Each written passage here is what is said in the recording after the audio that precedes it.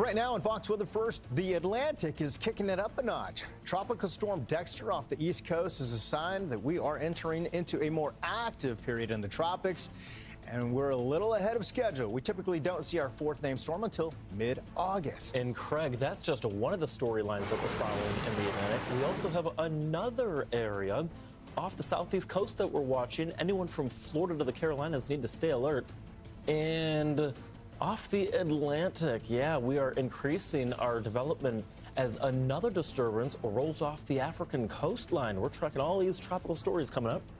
Plus, the flood threat does grow due to tropical downpours across the southeast, aside from Dexter. Not even related, not completely anyhow. We've already had some flooding, turned deadly yesterday. We're going to talk about how much more we can expect and when we finally get relief. Fox Weather First begins right now.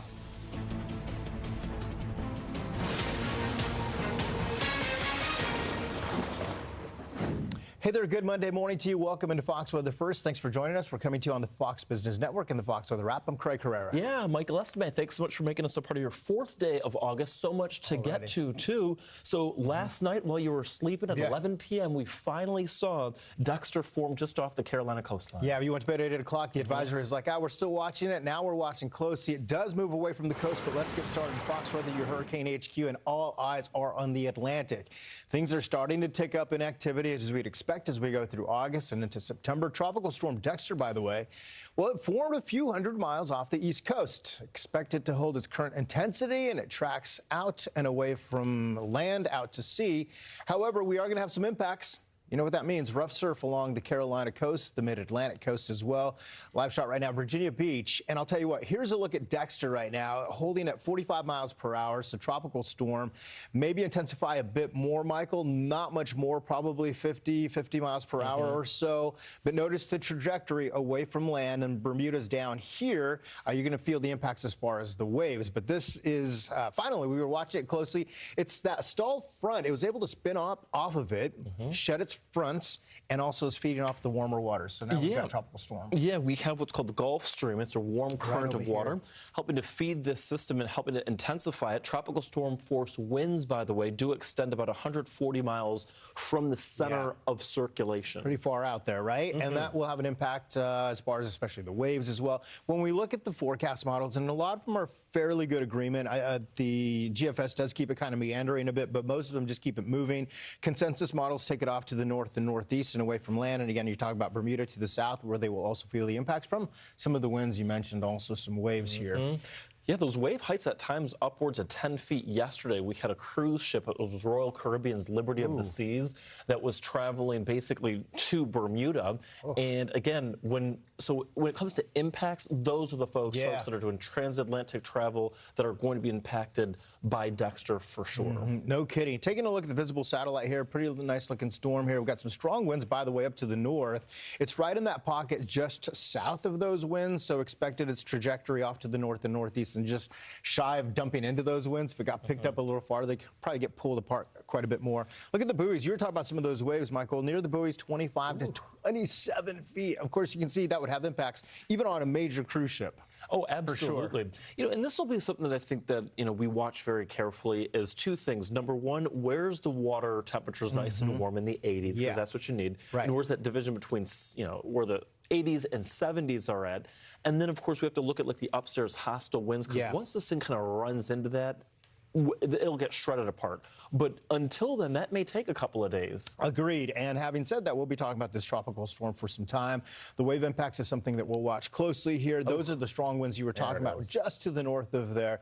So we'll watch closely with you on this. Dexter, of course, the next name that's been on the list, and we watch the tropics because we aren't done just yet. Yeah, there's a lot that we're tracking, not just with Dexter, but also off the southeast coast once again. Yeah, it's really interesting to see. Meanwhile, along the southeast coast, Florida and the Carolinas, well, we're watching another area of development. So friends and family from Folly Beach, South Carolina, over toward beautiful Jacksonville Beach. We call it the first coast in northeast Florida.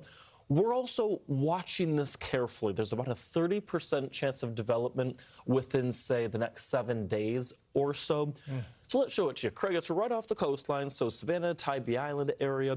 And what's interesting about this is that the actual impetus or wave, the little area of low pressure, actually hasn't even moved into this region just yet, but we're expecting for it to start to, it'll form, and then by the time we get to mid to late this week, it'll cruise right into that area that we're watching, and at that point it'll be met up with, again, all of those conditions that could be a little more favorable for a little bit of development. At this point, not expecting a whole lot. And a good point to note, it's getting pushed underneath that area of high pressure, the Bermuda High to the north, because you're like, wait a second, why is it getting closer to the land? It's always those steering mechanisms you watch closely here.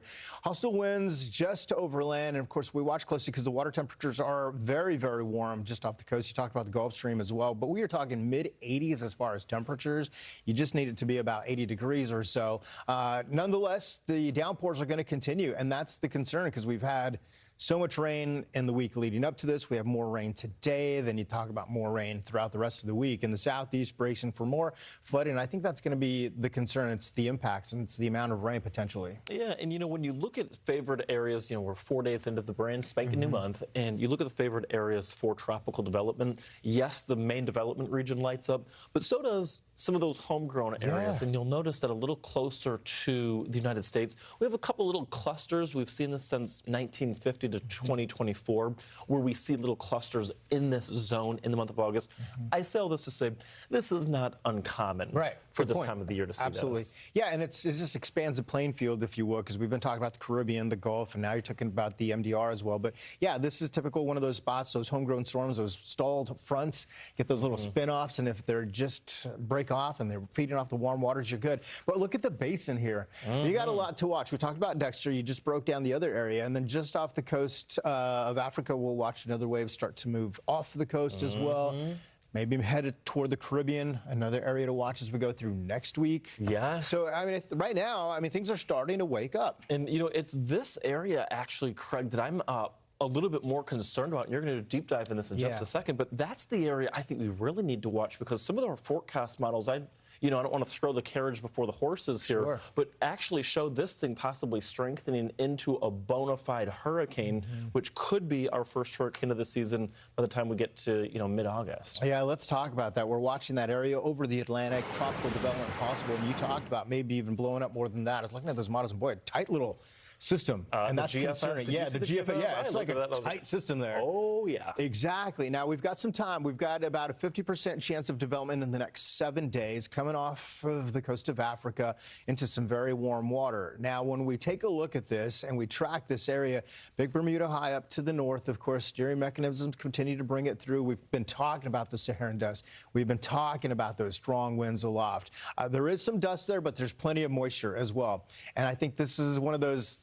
Does the moisture went out? Probably. When you look at some of the models here, there's a good indication for that. And here's a look at the possibilities from GFS and the European. You talked about it going closer to the Caribbean. Look at that. And again, these are just models, and then it starts to fan out, of course, with uncertainty, gets into those stronger winds aloft, and we see what happens. But now we're looking out toward the 12th. So eyes to the tropics, to that wave right there, Michael, because I think that as we watch closely, especially closer to the Windward Islands, portions of the Caribbean, we have to see what happens. Watch what happens with area of high pressure. It weakens, and then you basically open up the alley, if you will, for more open space for anything that forms to go into those pockets. It kind of opens up the playing field rather than having a big bubble that they get steered away from. Kind of opens it up a bit. Yeah, absolutely. It's our big Bermuda High. It almost kind of segments into two separate pieces, and so there's a trajectory, and there's a forecast model and a couple of forecast models that show that it could take that squeeze play in between the two, or it could take a more southerly track, which again would bring it closer to the Lesser Antilles. Meanwhile, off the coast of West Africa, there's multiple Craig, waves of action and energy.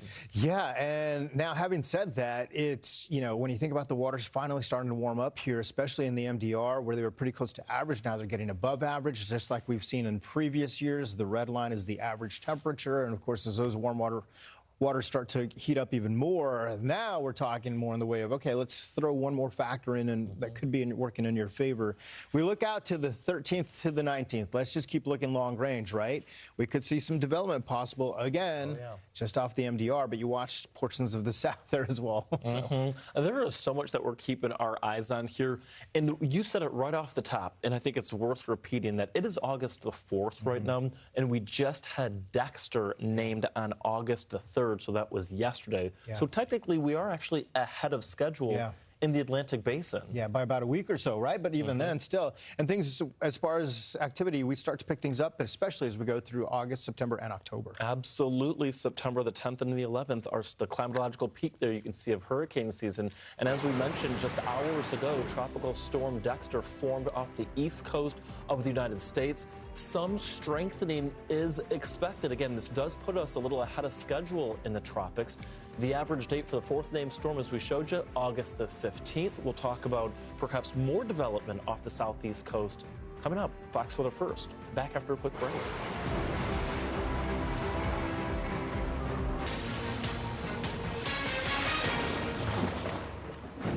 Hey there, good Monday morning to you. Thank you for spending part of it with us. Welcome to Fox Weather First. I'm Craig Herrera. Yeah, I'm Michael Estime. Of course, on average, the Atlantic sees 14 named storms. Dexter just added to that list. Yeah, no kidding. We're watching it closely. Fox Weather's your Hurricane HQ, and Dexter becoming a tropical storm, getting its indication last night with the 11 p.m. information that came in out of the National Hurricane Center. It is 255 miles northwest of Bermuda.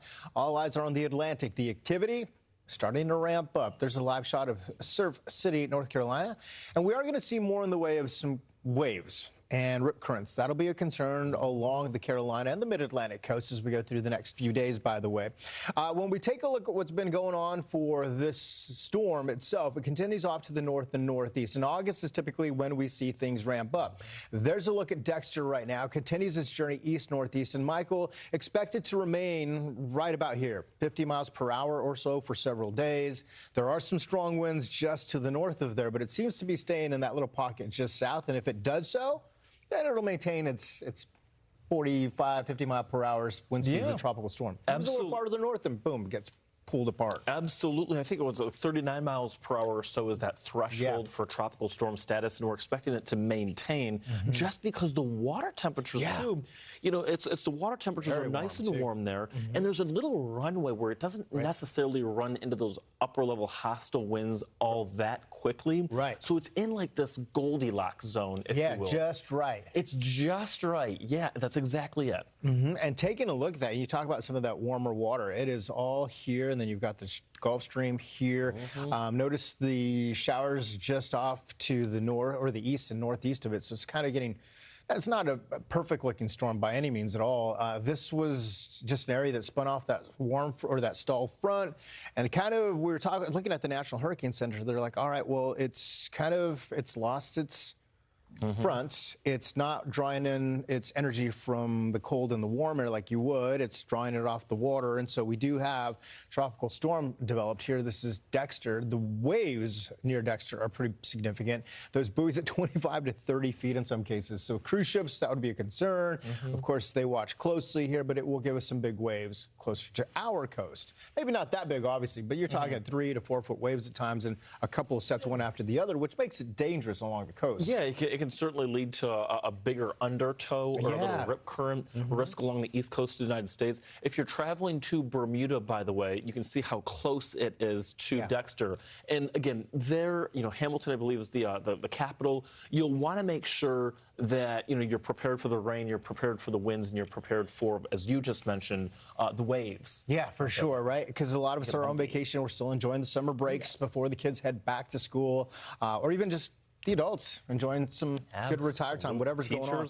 Teachers, for sure, right? Look at that. You talk about the Goldilocks. There's the wind, strong winds to the north, strong winds to the south. It is just in that sweet spot where it's got the chance to keep going. And as long as it stays there, then we're good. And we'll watch that closely with you because it's just starting to pick up. No, that's exactly it, too. So sweet Goldilocks zone there. There's another zone, though, that we're tracking, too. Meanwhile, along the southeast coast, Florida and, of course, the Carolinas, man. No break. Seeing it once again. You are looking live right now in beautiful Savannah, Georgia. And, of course, they have those gorgeous riverboats there right on what's called the Savannah River that you can see. 72 degrees right now. But here's the problem, though, is that we have another area that we're watching. This one forming very close to where Dexter just formed at the 11 o'clock advisory from the National Hurricane Center last night. So this is the area that we're going to watch, and we're going to do a quick little deep dive into. Craig's going to be talking about this one that could become something real interesting here real quickly. But before we get there, that area to watch just off the southeast coast of the United States, you can see what is going to happen. It's right along that stationary boundary right here, kind of like Dexter, forming off that stationary boundary. Another area of low pressure begins to form by mid this upcoming week. It kind of works toward the west a little bit. It gets into that, again, perhaps another little Goldilocks zone where there's just enough moisture, and you can see that moisture, that ribbon of green on your screen. And that then could become our next system. Yeah, and it's a concern because this area has already received widespread 1 to 3 inches of rain, a couple of spots up to 5. You add another 2 to 5 inches of rain, that's going to be a concern for more flooding. As far as development, 30% chance in the next 7 days, regardless, as we often tell you here at Fox Weather, with every single system, it's about the impacts. And in this case, it's going to be the flooding rains. A lot of warm water to work with, Michael, and I'll tell you what, with the not only the warmer waters, but in the atmosphere as well, lots of moisture to squeeze out, it'll be a concern. And whenever you get the breaks, it's a good time to make sure you clean the gutters out. Do what you can to just make sure your yard is ready, the storm drains are ready, because with this much rain, and we still have months to go with the hurricane season. Another system comes through, it could just keep adding up and adding up. Yeah, you know, Fox Weather's Brandy Campbell was actually live for us in Savannah all weekend long, and she was sending in photos and her reports of just monster flooding in Savannah this weekend. So now by midweek, we have another system that we're tracking. This could really add insult to injury if it does end up bringing in more water into places like Savannah, Tybee Island, Brunswick, Georgia as well. And again, this is not uncommon, Craig, for this time of the year. You look at all of the storms that we've seen in the month of August since 1950, and again, you can see a couple little clusters real close to the coastline. Yeah, and of course, you don't have a lot of time to prepare, so it's not. You don't want to wait for this to get a name. You just want to prepare for the flooding. When we look at the Atlantic named storms, Erin is next, and you know, Dexter coming on about maybe like a week earlier than we typically see. But you know, it's still once we start going, we get going. We sure do, and of course we'll watch this one very carefully. Let's talk about the other one you mentioned there, Michael, this large area that we're watching possible development over the next 7 days as well. Look at this. We are lit up out there, and we've got a number of areas to watch, the Eastern Pacific and the Atlantic as well. Sea surface temperatures are going up. We're going into the time of year when things really get active for us. So let's get started with what we have been watching closely. 50% chance of development in the next 7 days as we watch another wave come off the coast of Africa. Now, having said that, we have been dealing with a lot in the way of the wind and also the dust. The dust is still there, Michael, but there's a little more moisture to work with, and the water's down on the surface. Below those waters, they're deeper, and they're getting warmer as well. So a lot does work in its favor. And you and I were talking about this earlier. Boy, some computer models have this nice, tight, compact system. It's still early to tell, but nonetheless, we want to watch because a lot of this in the line would be the Caribbean islands first. Yeah, that's exactly it. This will kind of flow right along what we call the main development region. You're looking at two of our more traditional models. This is the GFS and, of course, what we call the Euro or the ECMWF. And look at those clusters. All those little L's that are in the lighter red indicate where there's different pinpoints on where they're expecting to see, you know, where that area of low pressure could be. The darker of the red is the GFS. And all of that kind of flowing generally from east toward the west. Yeah, and then we look, so here's your date up here on the upper left-hand corner, August 4th, big Bermuda high. Do we start to see a bit of a split in this kind of the weekends? And if it does so, then instead of having one big bubble that would redirect those storms in basically the same general direction, you kind of open the playing field here for a few options on what if something develops, whatever happens here, as far as where it could go. Now we're looking out to the 10th, right? And we talk about some weakness in the steering patterns. That's also a concern, too, because if it sits out there a little bit longer and there's not much in the way of steering patterns, then it has a little more time to work. So there's a lot that we got to watch with this. Yeah, that's exactly it. And this, as you mentioned before, some of our forecast models actually showing this strengthening significantly. So could this become Erin, which is our next named storm after Dexter on the list? It surely could. But it's not just that. No. When you look further into the future, now we're looking, mid-August here, the 10th. There's multiple waves. Yeah. Multiple waves, and they keep coming off like we expect. But like we said, now we're starting to lose the dust. Yeah. So that will play into it. The waters are getting, I guess, warmer, if you will, especially in the main development region. But, of course, we look to the Caribbean and close to home as well because the sea surface temperatures are well above average. Yeah. Now, as the tropics are alive, we're also going to check out activity in the Pacific as well as the Atlantic basin as well, right? Fox Weather, your Hurricane HQ in the Pacific has been busy all season.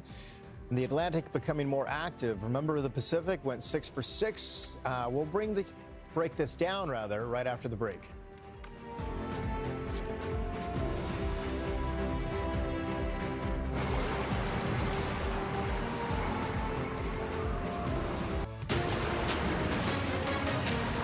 Good morning. Welcome back to Fox Weather First. I'm Michael Estime alongside Craig Herrera. Well, Tropical Storm Dexter expected to bring some rough surf to parts of the East Coast. So if you're thinking about making it a beach weekend or a beach week, I should say, along the East Coast of the United States, watch out because you could see some scenes like this in spots.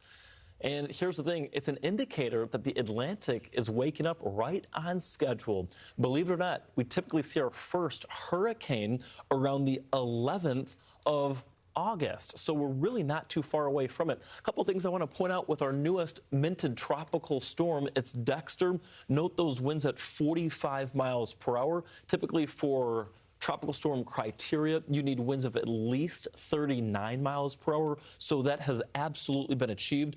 Another thing I want to point out is notice right here within the past say hour or so, we've seen really an explosion, an uptick, if you will, in that bright red coloring on what we call our infrared satellite imagery, just meaning that those showers and thunderstorms rotating around the core of Dexter are really beginning to show signs of perhaps some strengthening. So I wouldn't be too surprised if that 45-mile-per-hour wind was actually elevated to that 50-mile-per-hour wind that we're forecasting sooner than later.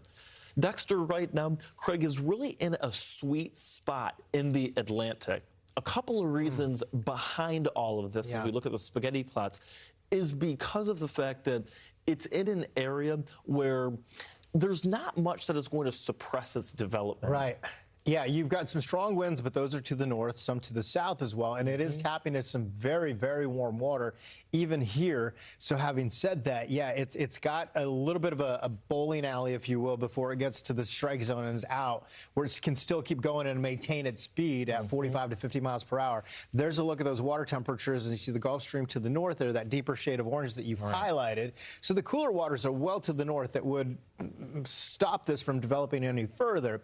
The strong winds that you mentioned, those are just to the north as well. So it's almost just like it's running parallel to those winds right there. Look how fast those winds are. That would just pull it apart like cotton candy if it moved farther north, but it's moving east-northeast. Right, that's exactly it. So if it were in this zone, if this thing were to interact with these really strong winds, it would, excuse the analogy, but it would decapitate the system. Yeah, that's a good way to put it. And then you decapitate, there's no more. Yeah, that's exactly, it'd be like a chicken with its head cut off, right? And the thing is, though, it is going to be in this sweet spot right here. So there's nothing that's going to really impede or slow this thing down. And it's the reason why, if you notice here, we have 45 to 50 mile per hour wind tracks through the week. Well, meantime, let's also talk about the Eastern Pacific, right? Because now we have Tropical Depression 8E. Developing near Baja, California. There, look at the waves in Honolulu, Hawaii on the 16th, Oaxaca, Mexico from June 18th. Big waves are going to be the story for many of us along the Hawaiian Islands and portions of Mexico. This now 8E, the showers and thunderstorms you were mentioning as you were just talking about Dexter, those have become a little more organized within the past 12 hours or so. You can see a couple little flare-ups there right around that area of low pressure. Having said that, we'll watch closely. It is expected to find a pocket where it's not going to deal with much in the way of wind shear. It does have some warmer water to work with, and we could see this strengthen perhaps into a very weak Category 1. Either way, it'll be a strong, high-end tropical storm here. There's Cabo San Lucas, by the way, for the past 6 hours. You can see a little more activity with those blow-ups, with the reds, especially on those last few loops there, Michael. So where does this go? Well, north of Hawaii. What does that mean? More waves like we're showing you on the left side of your screen. Yeah, more waves and of rain. course more wind too. Yeah, and I think rain, yeah, and wind too. Yeah, I think the wind threat really is going to be perhaps one of those messages that we need to kind of pay closer attention to, just because that can spread wildfires, and we've already seen red flag warnings this weekend for parts of the 8 Hawaiian islands, and of course the Hawaiian islands actually comprised of over 135 islands itself. But either way, you look at the forecast model and look at how close this thing gets. Yeah, there's going to get some rain out of this. So those are the winds you were talking about leading up to that. It will be an easterly wind, so it's those trade winds. Yeah, exactly. It's not it's the other side of the islands, like the Lahaina's. They tend to dry out because they do get those winds. You don't have the influence of the more moisture, I guess, on the other side of the islands. And then, Michael, to your point, we've got a wave upon wave. Look at all of these that keep coming through. Also a conga line going on in the eastern Pacific for more in the way of wave energy and at times a little bit of rain for places like Hawaii. Now, here it is, 8E. It is in that pocket right now where it's got some very warm waters before it enters the cooler waters, the kryptonite, if you will, for the storm. But again, we could see some intensification over the next 24 hours or so. Yeah, a lot that we're keeping our eyes on, of course, in the eastern and central Pacific. Meantime. Welcome back into Weather Command. We're keeping a watch on Dexter. That is the most recently named storm just yesterday evening as it drifts away from the southeast coast, so no implications there. But the central Atlantic, referred to as the main development region, is showing signs of life. And really not surprising as we inch closer to the peak of hurricane season. I mean, honestly, August is when things really start to take a turn on the more active side, with climatological peak being September 10th. Although last year, September 10th was eerily quiet. So things can change, and each year is a little bit different than the last. But nonetheless, here's Dexter for you. Again, that was named at 11 o'clock Eastern time yesterday. We have an area to watch lingering just off of the southeastern coast. But it's this area to watch that has a lot of meteorologists buzzing, not only on X, but, here in the Fox Forecast Center, wondering what is going to happen with this. It's a wave that is just now emerging off the coast of Africa, but already has a 50% chance of development over the next 7 days. So, Steven, I mean, all of the models have this. And I think that's the most important thing to get across here. They all say yes, but they differ on where. Yeah, that's going to be the big question. I mean, the area that we're watching, that area to watch, it's in the water. This disturbance, this wave,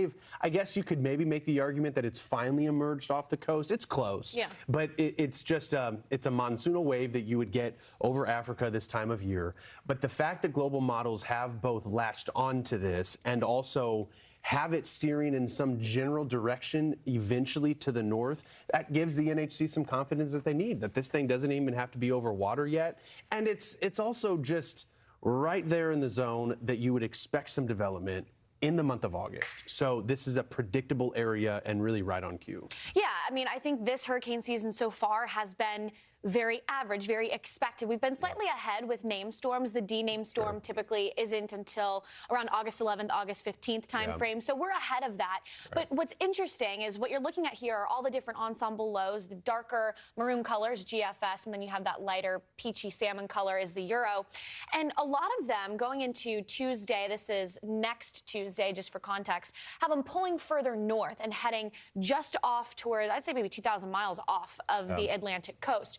But what's been interesting is this morning, kind of running through some of the other models, they have it with this southerly track going right over the lesser and greater Antilles and potentially impacting Florida. Now, too early to say anywhere needs to be on alert, but it's hurricane season. It's time to make those preps, So at least this is a nod to time to be prepared. And there's also a possibility that we might have a couple of different waves that we watch. The one that's coming off the coast of Africa right now, if that thing gets turned out towards sea, might be another one just on its heels that tries to emerge. This is a zone that has begun to wake up and it will continue to stir. So I think we keep tabs on it. There's that development possible.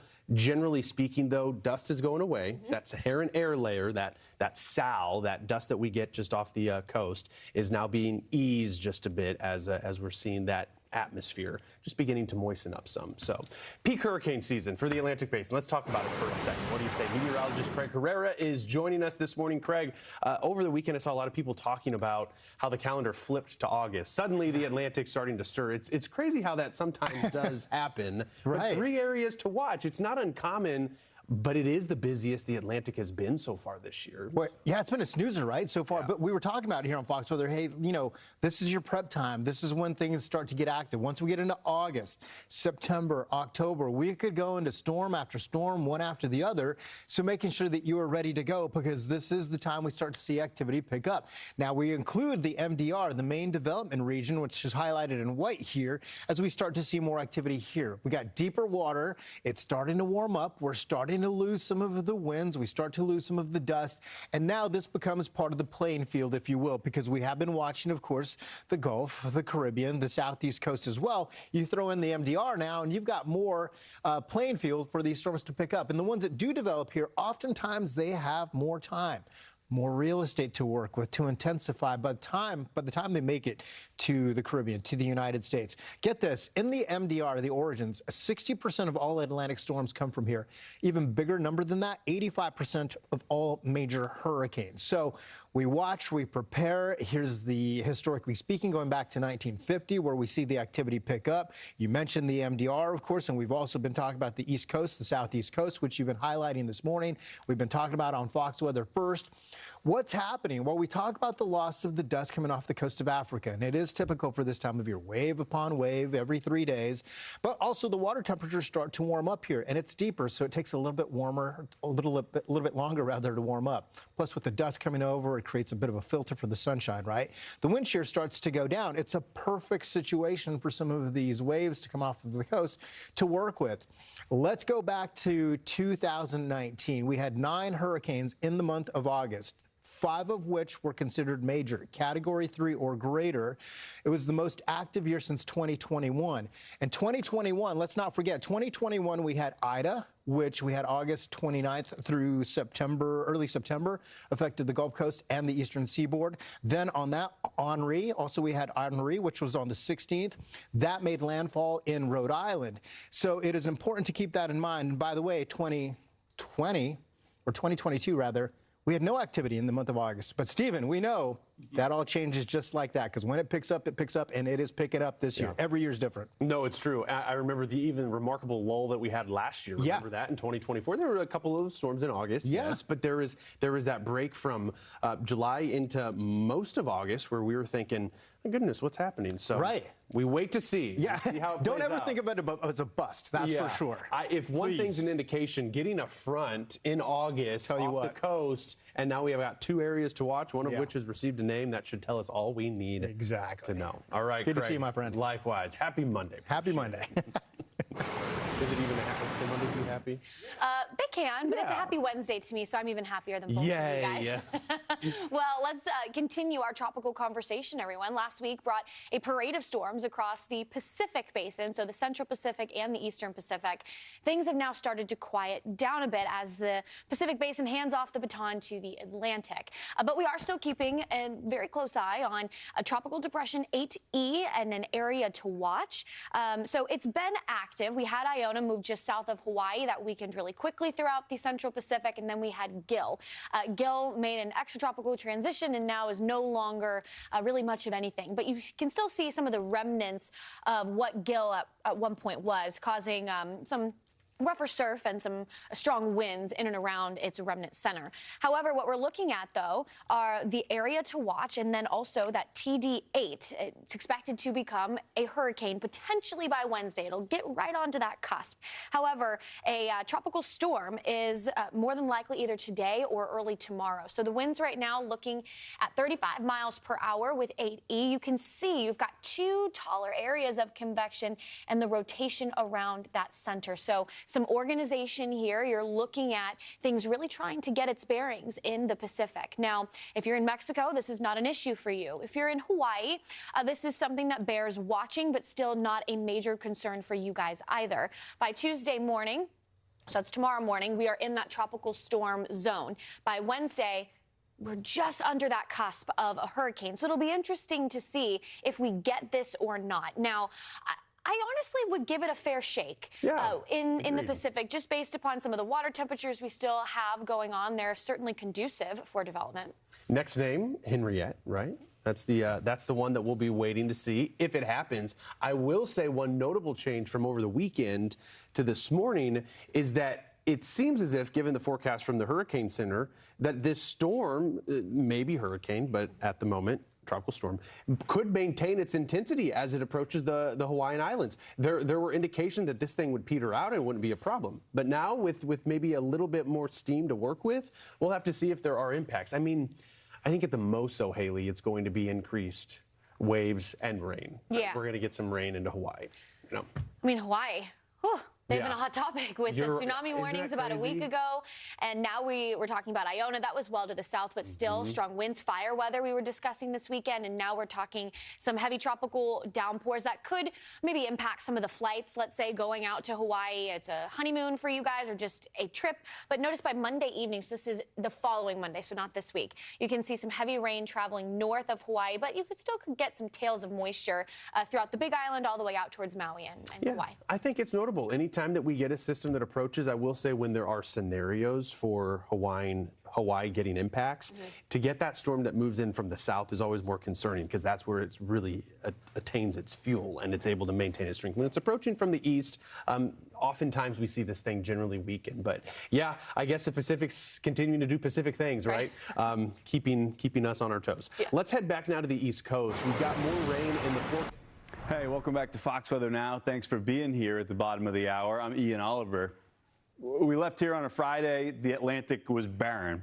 The whole thing, truly. Now there's a tropical storm in Dexter, a lemon and an orange. Two other areas to watch from the National Hurricane Center. An interesting thing. So Dexter becomes the fourth named storm of the season. It may not be long until we're talking about the fifth one, and it could be either of those two spots to watch. So let's talk about it. Fox Weather is your hurricane HQ, and the basin, it's coming alive as we move into August. Now, that's right on schedule. We're not sure if this is the uptick, but this is a process, and boy, does this tell us a little something about what to expect moving forward. So you do have Dexter. That's moving out to sea. We just got that new update coming in from the National Hurricane Center. That was, 30 minutes back now. Several hundred miles, few hundred miles north of Bermuda and several hundred miles offshore of the East Coast. The two other areas to watch, though, this is where things get interesting, and it's the two ways that we can produce tropical systems at this point in the season. First, a quick update with the latest on Dexter. Low-end tropical storm. Its motion has accelerated, and that's everything to do with the very obvious signs of wind shear on this system impacting the storm. You can see the whole western half, that whole hemisphere of the storm is devoid of convection. It's naked, we call it. Right side of the storm, you've got that bubbling that you can see on the visible satellite. That's still new thunderstorm activity initiating. It's just the tops of these are getting blown off to the north and east, and you can see that all up in through here by strong winds aloft. So this is not a scenario where the system can stay vertically stacked and become symmetrical. It's just not the type of atmospheric solution, even though the water below it, which is what's been driving all of this, is very warm. It's warmer than average, and that's been fueling the intensity of this system. That was why you could see in the forecast zone that cone from the NHC, this zone in through here. This doesn't really weaken. Its structure will most certainly change, and what's going on under the hood of the storm, it'll become more like a system you see in the northern latitudes. That doesn't mean it's getting weaker, though. It's just the energy being distributed in a different way. But right on the heels of all this, you're saying, wait a minute, this is, if you unplugged over the weekend, you're like, that's what we were just looking at that produced Dexter. This is, in a sense, a little bit of a do-over in a very similar weather pattern. You've got the boundary, which has convergence along it, lift, warm sea surface temperatures. Boundary hangs out over warm water long enough, and an area of low pressure forms. And if that area of low pressure stays over warm water long enough, it starts developing tropical characteristics. That process might play out again. And you notice this into Thursday. There's high pressure off to the north. Old boundary is still there. Low pressure forms. There's a decent amount of atmospheric moisture. That's helping to enhance the problems we have in place across the southeast. And the net result of all of it is something that looks similar. Now, there is uncertainty with where this goes. You have a dip in the jet stream, actually a pretty potent trough. This is come Friday, the end of the week. And there's another upper level low here, which has an influence on what happens. That actually goes west and brings enhanced rain to Florida. But this whole pocket in through here, unlike we have what's going on with Dexter right now, which those strong winds are aloft, it's something comparable to what Dexter is dealing with, increasingly so. This pocket of lighter winds may allow it to organize. So that would be the potential for this to develop into Erin. That's the next name on the list. Typically, we're looking at about 80 degrees for the threshold for a tropical system to develop. Sure, these are up into the low 80s, even some mid 80s. Look at that. As you get over the Gulf Stream, that's very ripe for a tropical system. And from Thursday to Sunday, this doesn't include, you're saying, where's all the rain in the southeast? This is just from Thursday to Sunday. We may see enhanced rain right in a familiar spot right there in the Carolina coastline. As I mentioned, Erin, the next name on the list. Don't be surprised if you hear Fernand, as that is the F name storm, and we'll see in what sequence these develop, if they develop.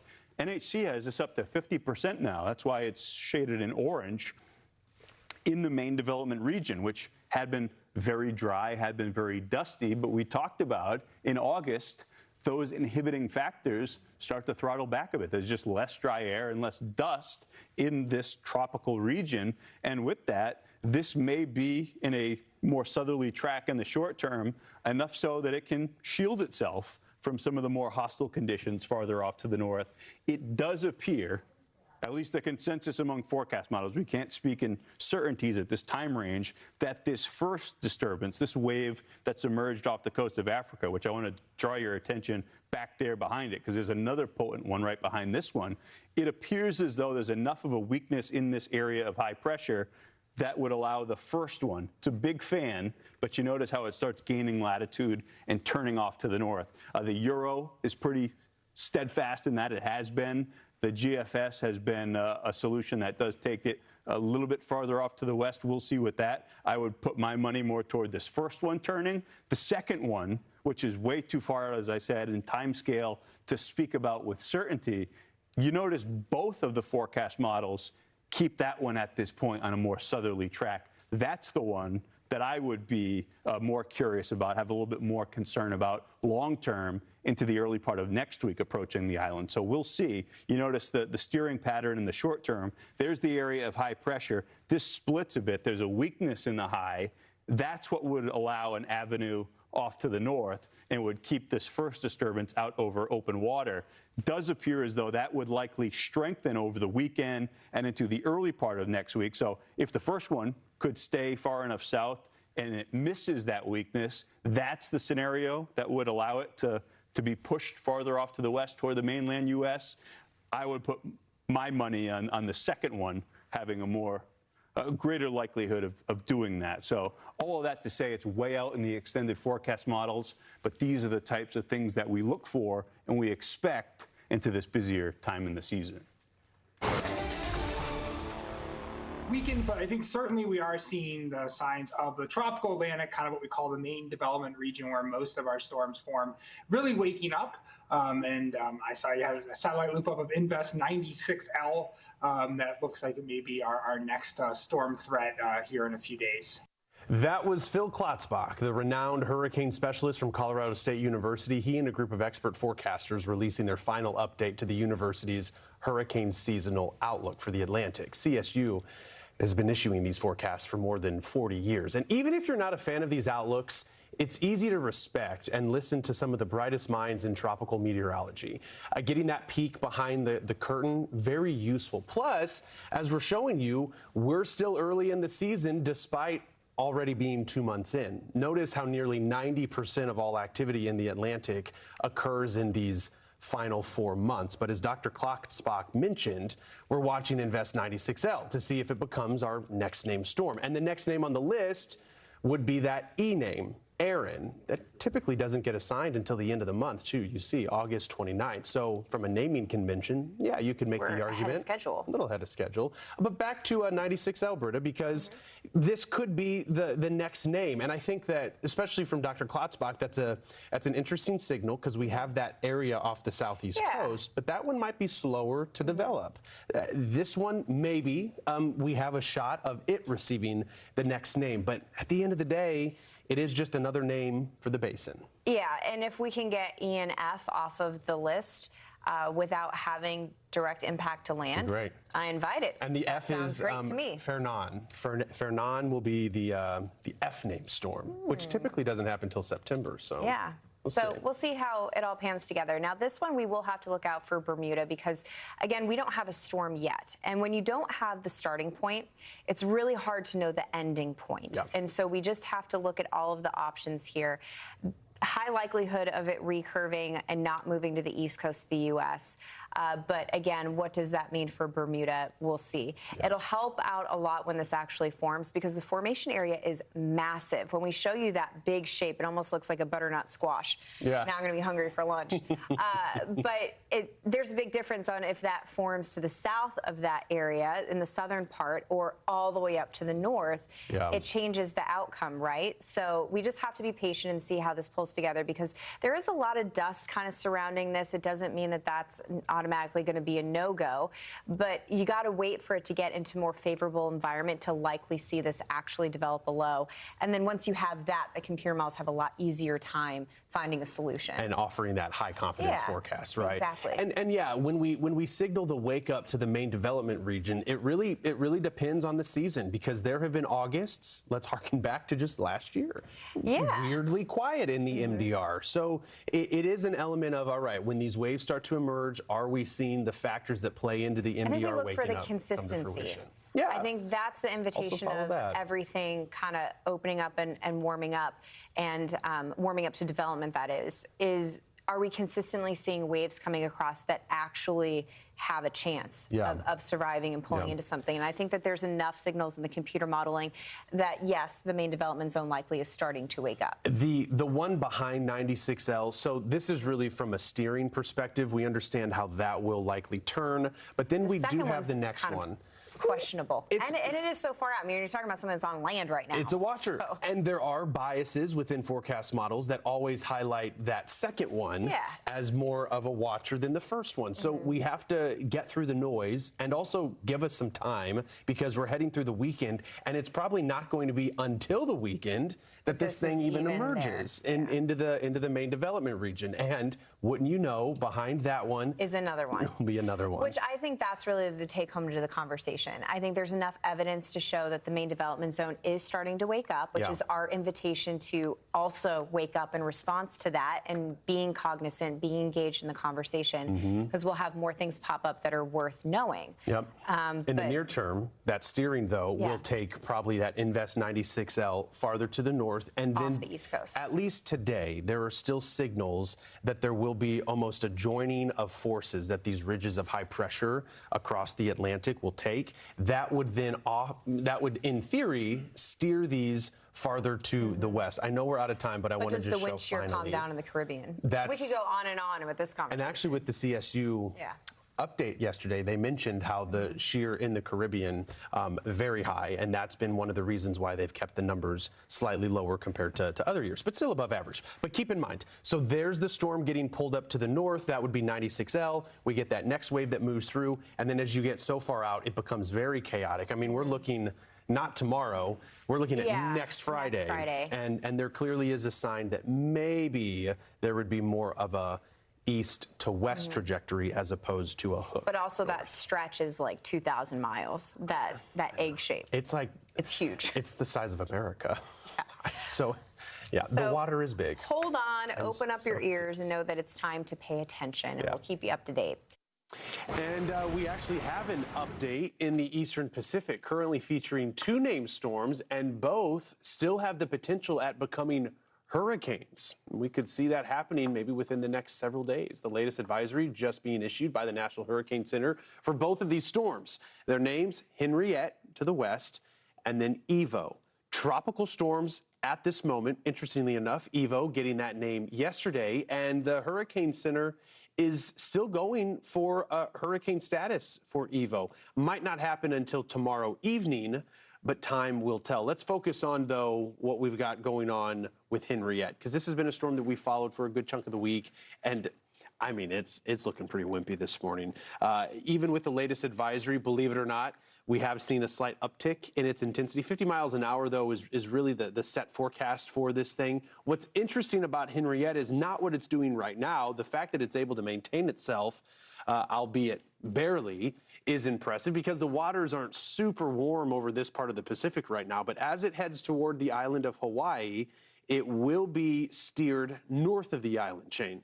Probably going to feel some impacts over the islands, but look at the intensity. This is what's so unique about it, especially if you ask me. I mean, by Monday, the Hurricane Center is saying that Henriette could become a hurricane, and this is going to be even north of Hawaii. The waters north of Hawaii are much warmer than where we have Henriette setting right now. We'll show you those waters here in a little bit. We also have Evo. Now, Evo is still barely a tropical storm, but hanging on. There's been a couple of wobbles, or a notable wobble that the Hurricane Center had mentioned in their discussion that just came out, to the north. So that has shoved this track a little farther to the north, which is a little more concerning for the tip of the Baja, Cabo, but for the most part, it looks like most of the impacts, and we're already seeing that, will be along the western shores of the mainland of Mexico, where we have seen some pretty significant rain. Now, notice the intensity. We have these timestamps between Friday morning and Saturday morning. It's Saturday evening, Saturday in the afternoon hours, where we expect Evo to become a hurricane. But the NHC also noting that because the storm itself, the core of Evo, is smaller and compact, those fluctuations in intensity can be a bit more exaggerated, so it's possible that it won't reach hurricane status. It's also possible that it could strengthen pretty quickly. They're already calling for significant strengthening, but there's a time limit here with Evo. Notice how the waters get much cooler as it moves away from the Mexican mainland and then into the open waters of the Pacific. But yeah, here's Henriette's track. Wild to see how this is going to play out. I should also mention that Evo is expected to become post-tropical as we head toward the weekend and into next week. But Henriette's something to pay attention to. We'll still be talking about it as we head into the weekend. Well, before we head to break, you ever wonder what happens when a tropical storm and wildfire smoke meet up in our atmosphere? Satellite enthusiasts, they've been loving this. Take a look at the imagery from the North Atlantic. It shows wildfire smoke from wildfires burning in Western Canada that wrapped into the circulation of what was Tropical Storm Dexter earlier this week. After the break, we'll have the latest on Dexter, and there is a pretty important update to the storm, or what was once a storm. Weather Command will be right back.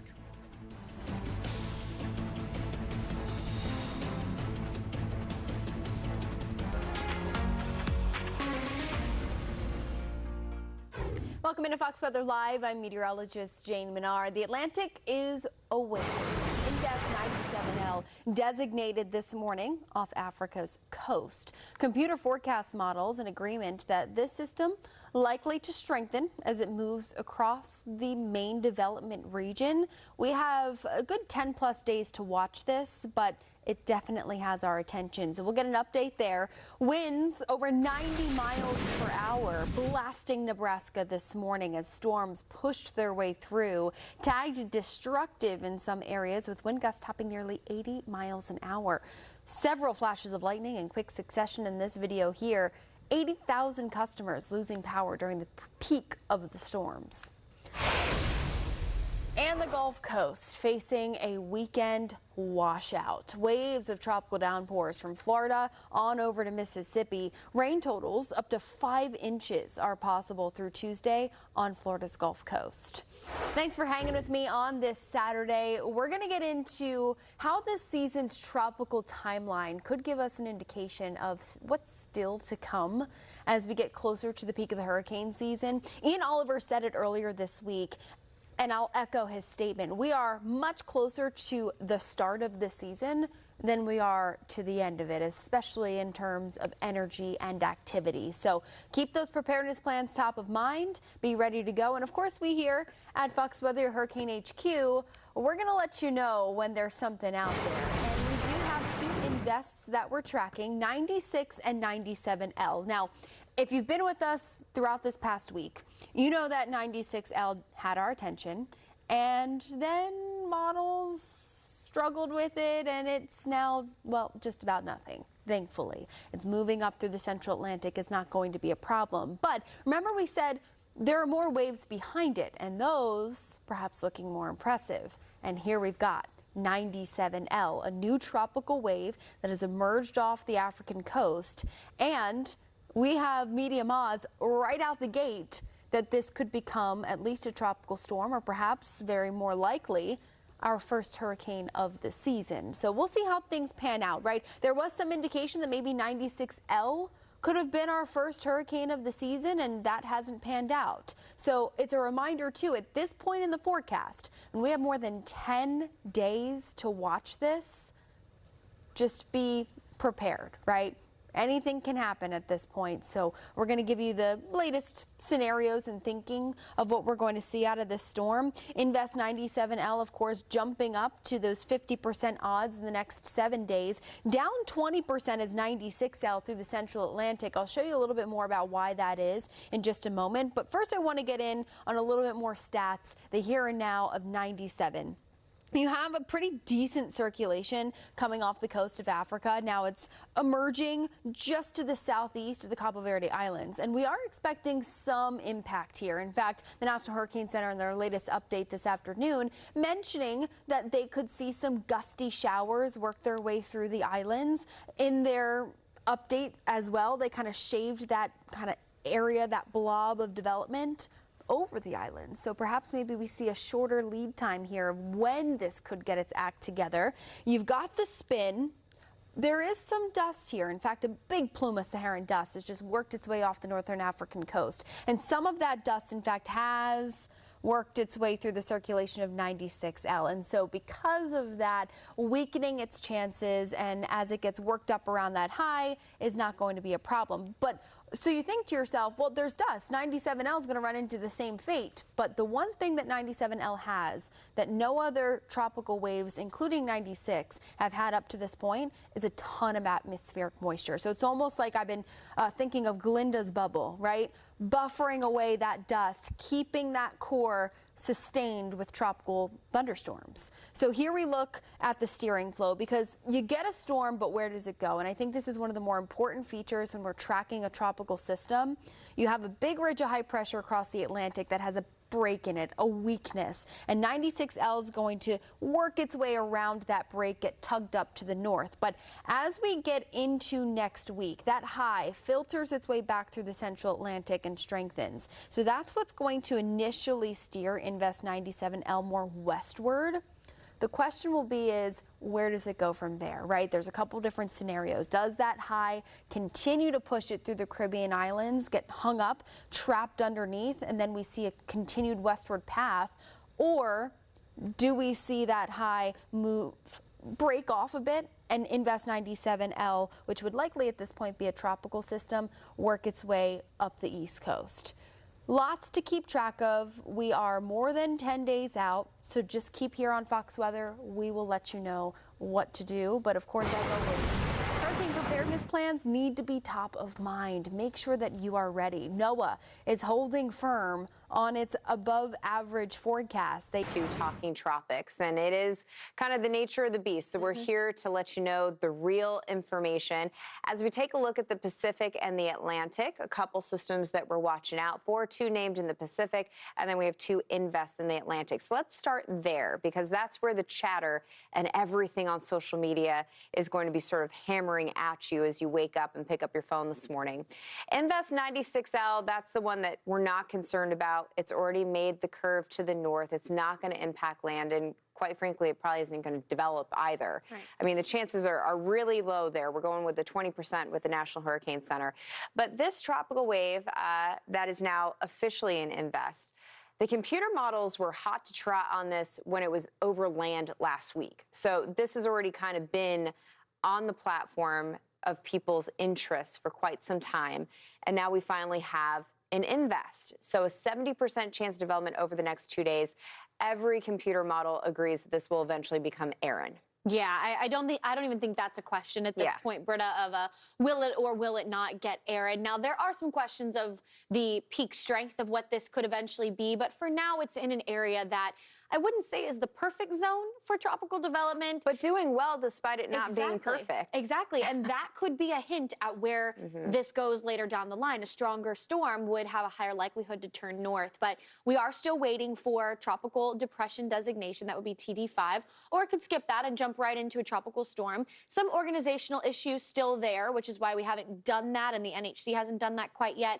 But the wind speed, 30 miles per hour, that's getting close to that 39, 40 threshold. Yeah, it certainly is. It's the organization part that we're really waiting on, and it's battling dry air and wind shear. So those are two things that are not very conducive for tropical storm development. But given that the conditions are not that great, it is looking pretty good. We do have available moisture just with the thunderstorm development, and that's something that will continue to grow as the thunderstorms continue to grow, so that kind of fights against the dry air. The wind shear has to resolve itself, and that's just moving positions, which eventually, as it continues working out towards the west, there's more of a buffer zone here away from the strong winds, so that's something that will eventually resolve itself over the next couple days.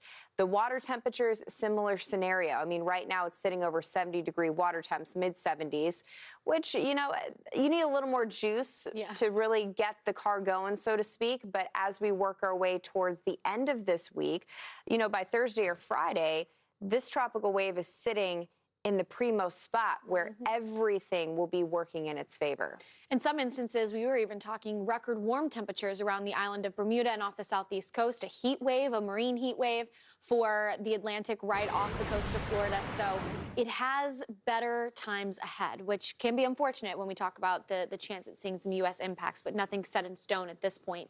What is set in stone, though, is its track out towards the west. We know for a fact it will be moving along the main development region over the next 4 or 5 days. Once we get into that Friday, Saturday time zone, so we jump into the weekend, that's where we have the uncertainty. However, each and every day that goes by, we get more and more certain of what will happen next weekend. It's just a matter of time here, and we don't have a named storm yet. And typically when you have that named storm, fully formed circulation, models have a much better grasp on just exactly what they're dealing with. I mean, computer models are right now trying to pick where the storm is. So when it actually forms, it has a finite position to start everything off, and that just makes the end solution that more clear. The question isn't what's going to be happening over the next 4 or 5 days. It's really what happens this weekend. It's the recurve, and that has to do with what is happening with this ridge of high pressure. Is there a weakness which allows for that recurve to the north quicker, but also the strength of whatever this is. The stronger the system, the quicker it's going to curve to the north. The weaker the system, the more it continues on this westerly track, which would get it closer to the Caribbean islands. And as you pause the clock here, Haley, this Friday, August 15th, if you just take the different solutions within that circle, you're talking about almost 1,000 miles of an error. So that really stresses the importance of waiting, watching, and letting this evolve. The good thing is we don't see a huge disparity between, well, GFS says it's one way, and then the Euro says it's 100 Nobody's saying it's going into the Caribbean. Right, which is good, because the Caribbean is very warm, and with a system that is expected to be fully formed at that point, if it moved into what we call the Caribbean graveyard, it could still withstand a lot of those conditions. So at this point, though, it does look like it'll track north of the Lesser Antilles. We have a couple other tropical waves, too, that some of these models are hinting at. So it's just a sign of activity once again for the Atlantic. And as far as the environment, we went through the wind shear, the dust, and the water temps further out towards the coast of Africa. But as it gets a little further west, low wind shear, high moisture, and I expect that moisture content to be even more so because this thing will turn into its own machine even more than it already is and just have this dense moisture pocket with it. And then the warm waters, and that is going to be one of the bigger kickers here of how quickly this thing could potentially intensify. couple zones of where we could be talking tropical storm, showing some chances of that within the next, I'd say, 2-day window. I feel like that's the 70% window that the National Hurricane Center highlighting. And this is the better 90% shot down the road. Yeah. So, which, I mean, that positioning we're talking about Thursday and Friday of this week. So this is going to be a story that we literally talk about every day to give you the update. This is the concerning part, is just the potential here for a strong system. So of course we want it to stay over open water. So far it looks like it likely will, but one that we have to watch very, very closely. You are joining us here on Weather Command. It's a new week, and we've got clear focus on the tropical Atlantic. We are continuing to monitor the tropics after Invest 97L was designated over the weekend off the coast of Africa. We continue to watch for updates from the National Hurricane Center. Not much of a change, but still a strong chance that this tropical wave will become our next named storm. We're still waiting on it to become a tropical depression, but it's that storm that gets the name. And if it does get a name, we'll just keep an eye out for what would be Tropical Storm Erin. The big question, though, of course, right, is our interest here in the U.S. and what we have. To be quite honest, it's way too early. It's way too early to know in the long range. Stephen, you called it a slow burn because anything that develops in this part of the Atlantic, in the main development region, it is thousands of miles away. Yeah, right. So we have a long time to watch. However, it means we can continue to monitor and watch the forecasts as they should adjust. Yeah, really, and I hate to say, you can't put anything off the table right now, and that's simply because of where this storm, this Invest, is located. I mean, with it being so far away from the U.S., as we work out in time, the highest confidence that we have is that this thing's going to continue on its westward journey. It's going to interact with hostile winds. It's going to interact with favorable winds. It's going to interact with some dust. It will also interact with no dust. There are a lot of factors to consider, and it's too early to indicate how strong this thing could be. I think confidently we call this likely our first hurricane of the season. Yeah. Eventually. Yeah. I think there's a lot of confidence in that regard when you just consider the overall setup in the atmosphere. But there's so much to be determined in terms of where it would go. This is a look. We're fast forwarding to Saturday, this coming Saturday, August 16th. You have the American GFS model as well as the European model with that higher confidence that it will end up north, likely, of the Lesser Antilles in towards the Caribbean, and likely even from the National Hurricane Center that by then it will be a tropical storm. Right. But then beyond that, things just get real murky. Real murky. And where we end up seeing the spread, you could look at one particular model and say, well, the GFS is saying this, the Euro's saying this. What we have here, it's the ensemble members. So it's one run, it's the GFS or it's the European, depending on which color L you're looking at. Yeah. But the initial variables tweak just a little bit. And so with a slight change, it's not so slight that it's just the flap of the butterfly's wings, but you kind of get the drift, right? You get one little change. What could that do to this possible tropical storm or even hurricane? And the variables are so widespread. I mean, you have some heading toward Florida. You have some staying well out to sea and going to wrap around this ridge of high pressure. Yeah, and a lot of that, the direction it ultimately takes, is how strong it is. And a stronger storm is more susceptible to the steering aloft and will more than likely veer off to the north sooner. A weaker storm is not going to fall victim to whatever is being steered overhead and could more likely head further west longer. But I mean, there's just at this point too much to rule out. The system hasn't even properly developed and organized. So there's a lot of uncertainty when you have a lack of development in the system to really pinpoint, and then just long range. I know. It's remarkable because when we talk about these forecasts, even looking at what Friday's temperatures could be in the Northeast, it's still a question, will New York City hit 90? And we're tracking this tropical entity that yet has to even, get named. So things become less confident as we head out, but there is certainly a signal that this thing will be trending and generally heading in the westward direction. That would be closer to land. So we wait and watch. We wait and watch. And this is Monday, by the way, or this is potentially still just north of the Caribbean, maybe getting closer to the eastern seaboard, but this is a week away, 7 days away. This is a slow burn.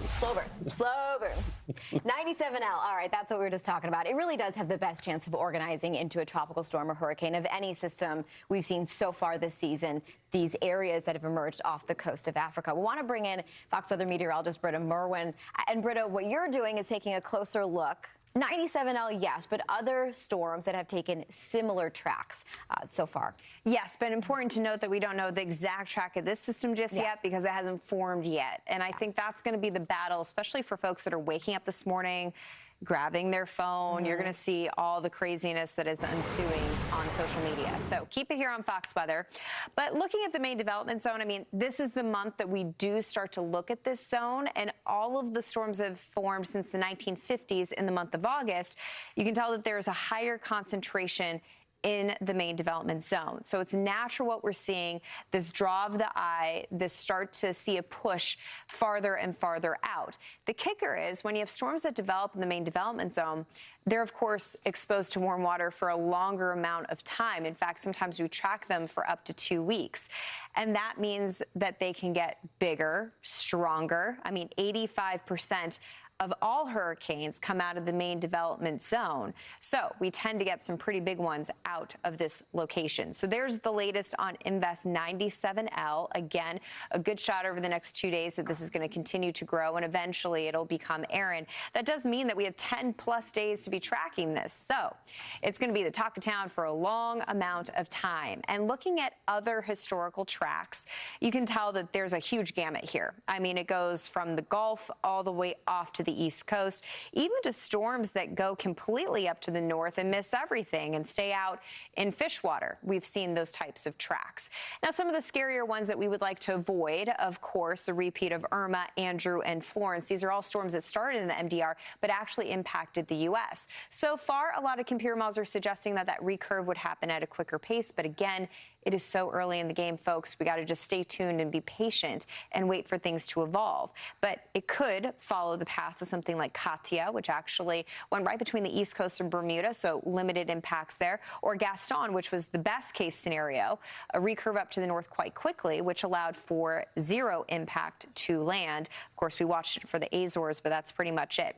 So this time of year, everything is kind of at the helm. You can get a lot of different solutions, but the most important thing to keep in mind is that without a start point, Marissa, you can't find an end point. So we all just need to kind of sit in it and be, patient. But it is difficult when you take a look at a tropical wave like this that has so much chatter about it. I mean, the computer models pegged this when it was still on land last week. A lot of variation at that point, of course, and a lot of scary screen grabs being shared on social media. But, when you have something that is looking so confident as a hurricane and possibly a big hurricane this early on in the game, it does command your attention and command the audience, so to speak. Yeah, I mean, you have one, the people that are just interested in enthusiasts, and you have two, people that live in these coastal areas. Yeah, that really want to know. That really want to know, and I get it. The fact that we even had eyes on this wave before it even emerged and the potential for development shows and speaks to just the incredible resources and modeling data that we currently have. But not everything is going to be as precise as you want it to be this far. We just have to wait. Yes, but I will say, I mean, I think we can all agree that this is going to become Erin. So yes, we got that going for us, at least enough scientific data to support that. And we'll see how things pull together. Yeah, we'll be watching. Britta, thank you. Of course. Remember when the Pacific was red hot, named storms in both the central and eastern Pacific? Well, this morning we have 2. And maybe we're beginning to see the Pacific quiet down just a bit. There's Tropical Depression Evo, and we also have Hurricane Henriette. Henrietta hurricane became one on Sunday as it moved away from Hawaii. If you are a tropical enthusiast, this is the one that should have you talking today next to the water cooler or whatever it is that we talk next to these days. Henriette has reached an incredible feat. We used the stat, Marissa, last week, since you were departed. I will bring it to you. Yes, please do. North of Hawaii, if a storm approached from the east, not the south, so it came in from the east, only 9 in recorded history have achieved hurricane status north of Hawaii. Wow. It isn't a very unique league. I think it's fascinating because typically we're not dealing with warm waters or waters warm enough to support a hurricane north of Hawaii. But anomalously, they are warm this season and they're near that threshold. So still, I think that the ultimate forecast has been throttled back a little bit. I think at the peak intensity, this thing was forecast to become a 105-mile-an-hour hurricane. Still a Cat 2 is the forecast as it pulls away from Hawaii. It's It's still doing its thing. I mean, they still expect it, Henriette, to strengthen even a little bit more because sea surface temperatures are reasonable to allow it. Eventually, it will venture into the colder, more intense wind shear environment. But until then, this was very, very interesting to me. I Very agree. fascinating. To see it become a hurricane, watching the Central Pacific, and really no impact to land. Yeah. It's just been one to watch. Yeah, and you see where those water temperatures are. These are not departures. These are actual water temperatures. A little closer to the equator, it's clearly warmer. But you get that tongue of some warmer water around and just north of Hawaii, and you get this interesting development. It's funny because you look at that little L, we can say tropical depression Evo and call it seen because that's all it's going to be. It doesn't have much life left. It's actually looking pretty pathetic on satellite this morning, but that has moved into some very cool waters that are at least cool by hurricane and tropical storm strengthening standards. So there's just not much left to it. It's going to be drifting off to the west. Yeah, Evo is going to be an afterthought Yeah. by the time we end today. And it already is. It's really nothing to sweat. I think it just also speaks to the overall story that's been told out of the Eastern Pacific so far this season. And it's been one that has been incredibly active. It's allowed for many named storms. And the fact that we are already on the I name is also pretty interesting. Yeah, because September 4th would be the average time that we get that J name storm. But when we look at the calendar, just a reminder, we're less than a month away from September 4th. So isn't that wild? It is. It's been August 11th. You know what? And this is the thing. This has been, you could say, it's been a pretty active season for the Eastern Pacific, but you had no land interaction, which is harder to do overall in that basin. But two very different stories, an active season versus a landfalling season. Okay, Eastern Pacific climatology, August 11th, that's today. That is today. We should be on our G name.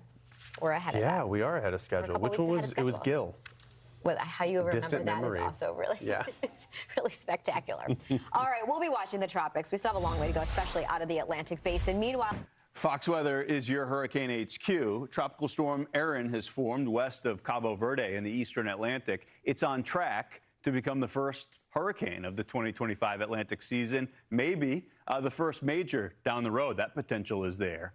All of this is right on schedule as the peak of the hurricane season approaches. And if you're not prepared yet, now is the time. That includes reviewing your home insurance before a storm threatens your area. And one key detail many people may overlook is the deadline to file a claim. A Florida woman filed her claim more than 3 years after Hurricane Irma, but it was denied for being too late. She took it to court, but both the circuit and appellate judges sided with the insurer. So what should you be checking in on your policy right now? What do you need to know about it? Let's get some answers. We're joined now by Scott Martin. He is the Chief Investment Officer at Kingsview Partners. Scott, great to have you back with us. You just heard the one example.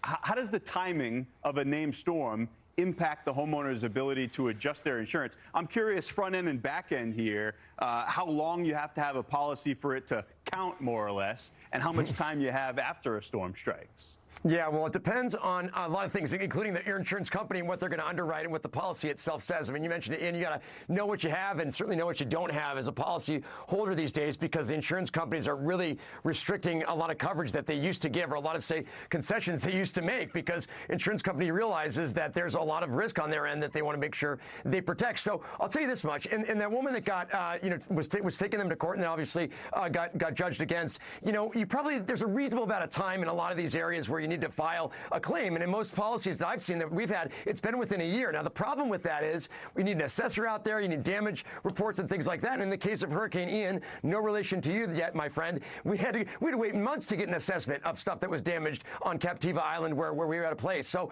there's a certain amount of time that needs to go by until you probably can get everything gathered. But anything over a year or so is typically an amount where an insurance company will contest the claim, or you're going to have issues filing the claim because there's other damage that could have occurred since that certain portion of the damage could be attributed to, say, a hurricane or a thing that you're actually claiming for. Yeah, that's a great point, Scott. A lot of folks are saying, sure, get me an assessor out here tomorrow, but we know it doesn't work like that. I just had an example of that. A buddy of mine down in Tampa, he had flooding from Helene, and he was waiting to get an insurance assessor to his house. He gets hit by Milton and floods again, and then there's all kinds of confusion in the claims process. Wanted to ask you about that.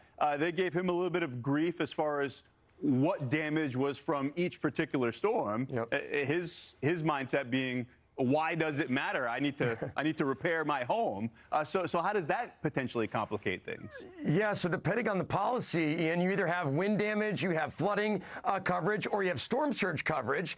And even on the wind damage, that's not that simple. I mean, you have different kinds of wind damage and stuff that's part of a deductible that part of it may not be. So that's another thing, too, that you've got to see deductible rates that come into play because there are only a certain deductibles based on each storm or each event. So in the case of your buddy, maybe they couldn't attribute what the damage was per storm, so therefore there might have been problems with the deductible he would have to pay. And then the flooding thing, too, is weird because you think you have flood insurance, but you don't have storm surge insurance. So then what happens is you get water all over your home or your basement or whatever, and that's listed or documented as maybe storm surge, not flooding from heavy rain, and that doesn't get covered in the policy. So there are a litany of things that went wrong, even for us, with Hurricane Ian, and I know many others with Hurricane Milton and so forth, that the insurance companies are, I guess one part of it, I understand, they're trying to cover their you-know-whats, but in other parts, a lot of folks don't realize what they have and don't have, and therefore your storm comes and you're devastated as it is emotionally by losing things in your home, but then you find out on the back end that you don't have the money to pay for it because the insurance company is leaving you high and dry. Right. It's a horrible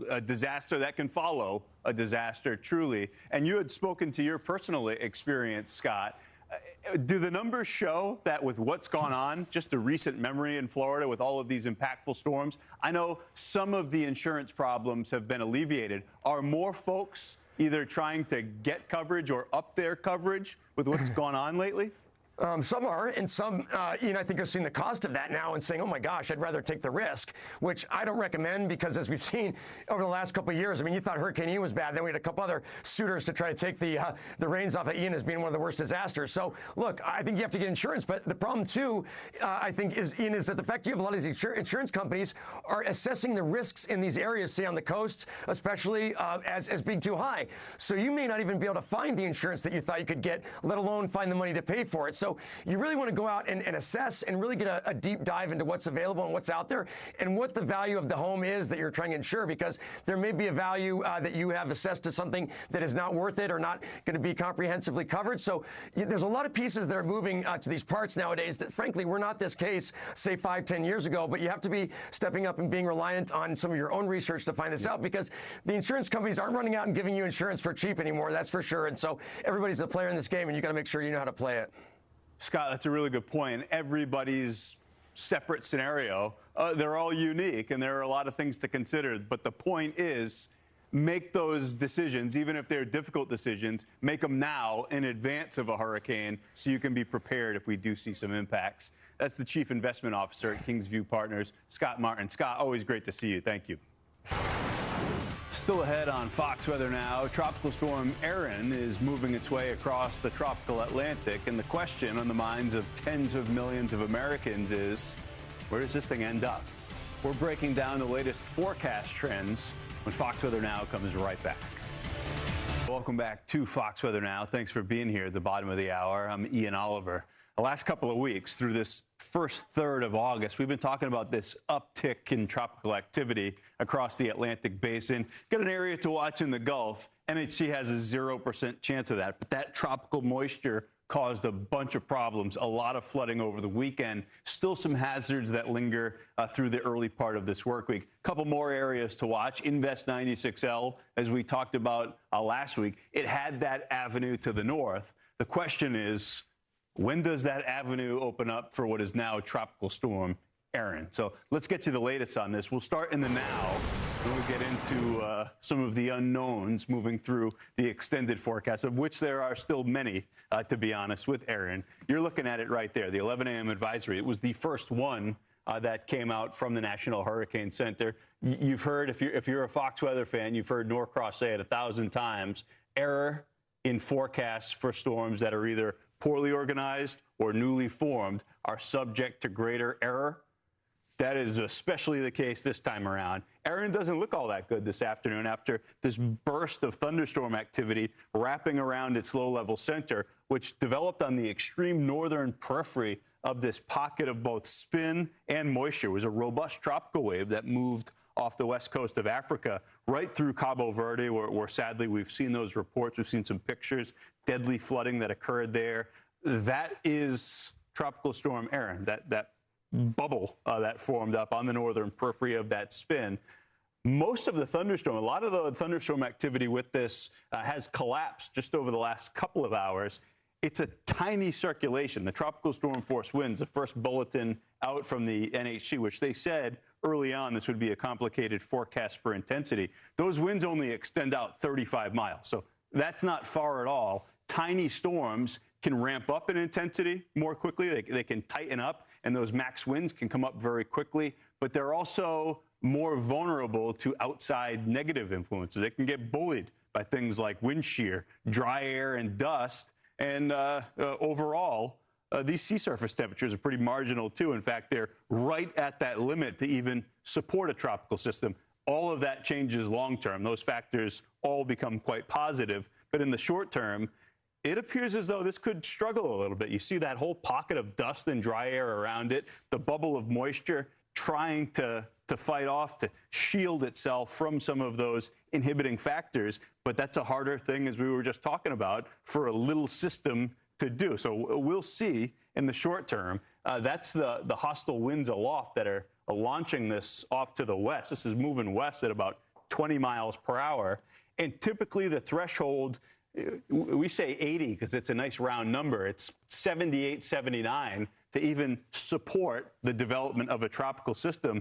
That's more or less where Erin is hanging out for the time being, and that's where in the short term it'll be. It isn't until we head into the middle part of this week, yeah, all of a sudden this is moving off to the west, and it finds itself over some much warmer sea surface temperatures, warm, deep water that will help the intensity of this ramp up and quickly. The question being, though, how quickly does it get there? What kind of shape is it in as it does? There's the forecast from NHC, this initial cone, which, keep in mind, as I said, it's the first one that they issued. And oftentimes that first one is going to need a little bit more adjustment, both with the cone of where it's heading and with the intensity at these intervals. It's a tough forecast to produce with a brand new storm. They had that at 60 miles per hour, maximum sustained winds. First thing tomorrow, we'll see. But toward the end of this forecast path, north of the Caribbean, this is up toeing the line. It's actually explicitly forecast right here to get there. It's a major hurricane at that point, Category 3. So this is forecast to become our first hurricane of the Atlantic Basin, the 2025 season.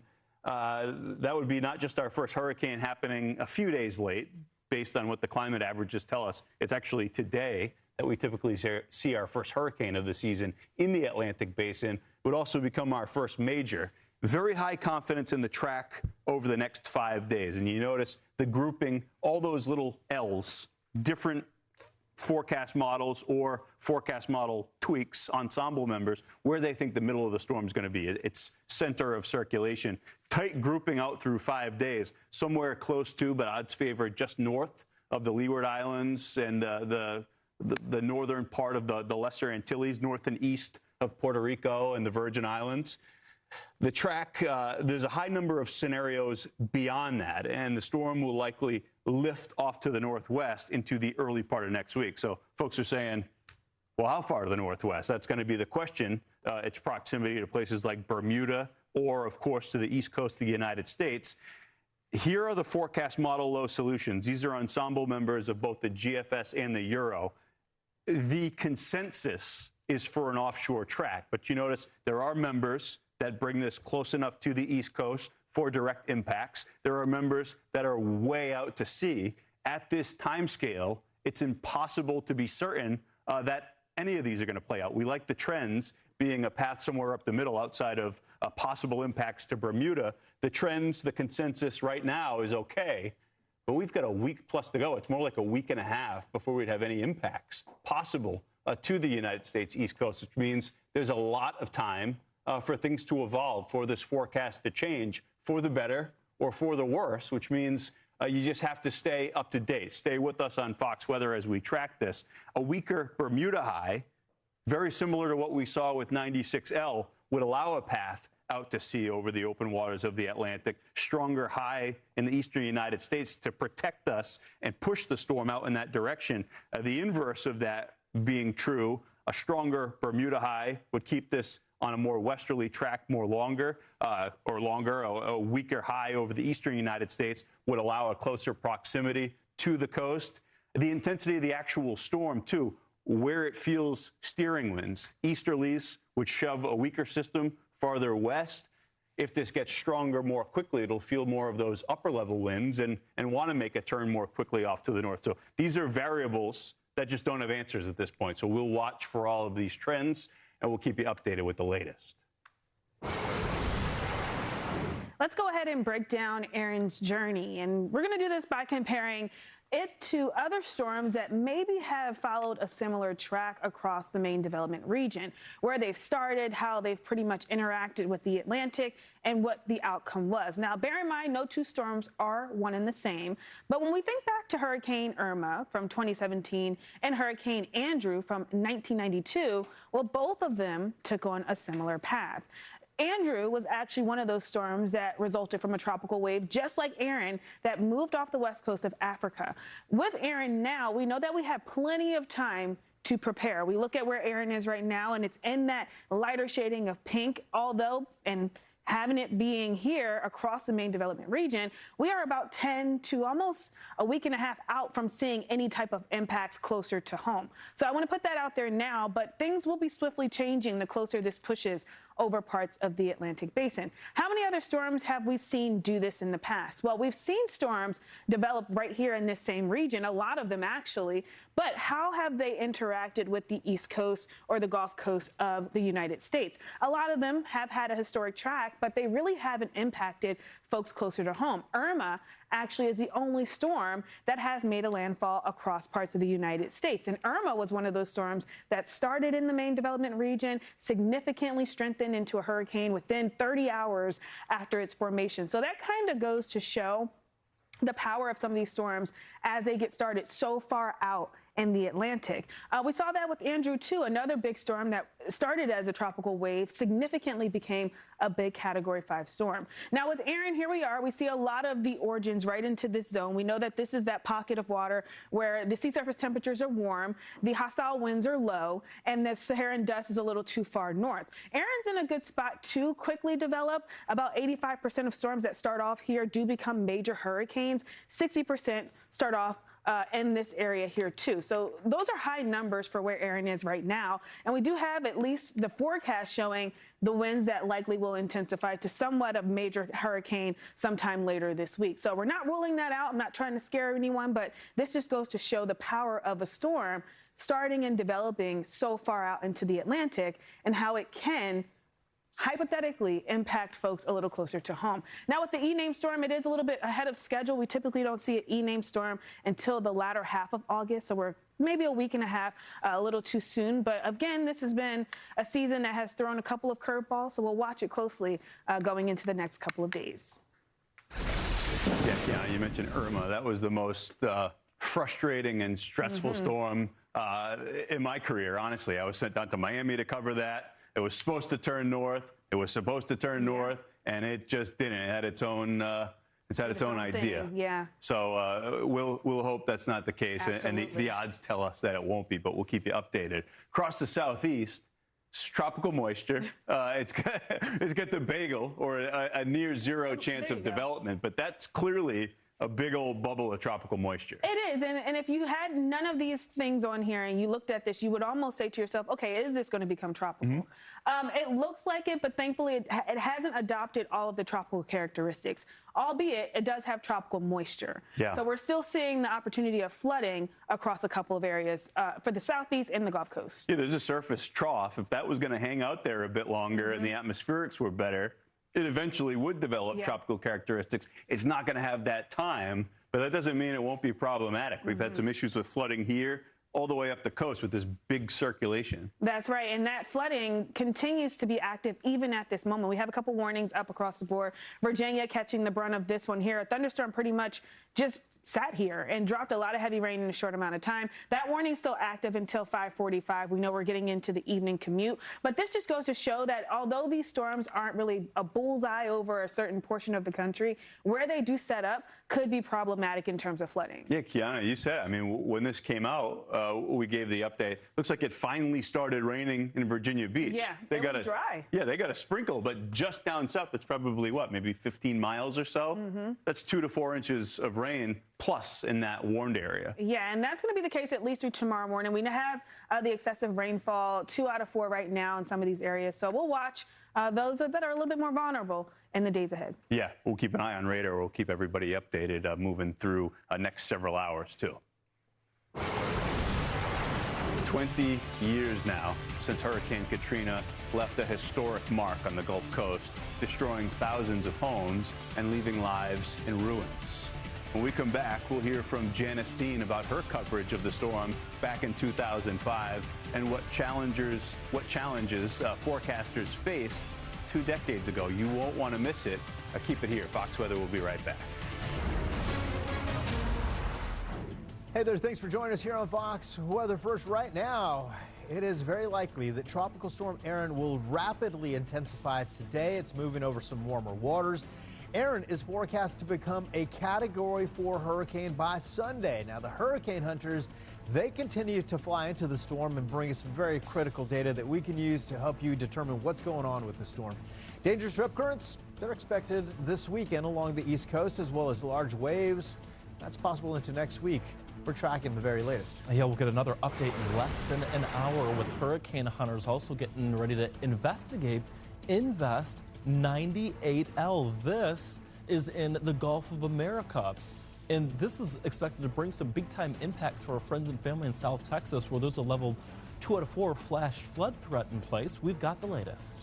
And more storms across the northern plains and upper Midwest. That's going to bring the renewed flash flood threat to areas that are soaked. We are headed into this afternoon with more severe storms having impacts on cities potentially like the Twin Cities. We'll talk about how much rain could fall and when we could get a bit of a break. Fox Weather First continues right now.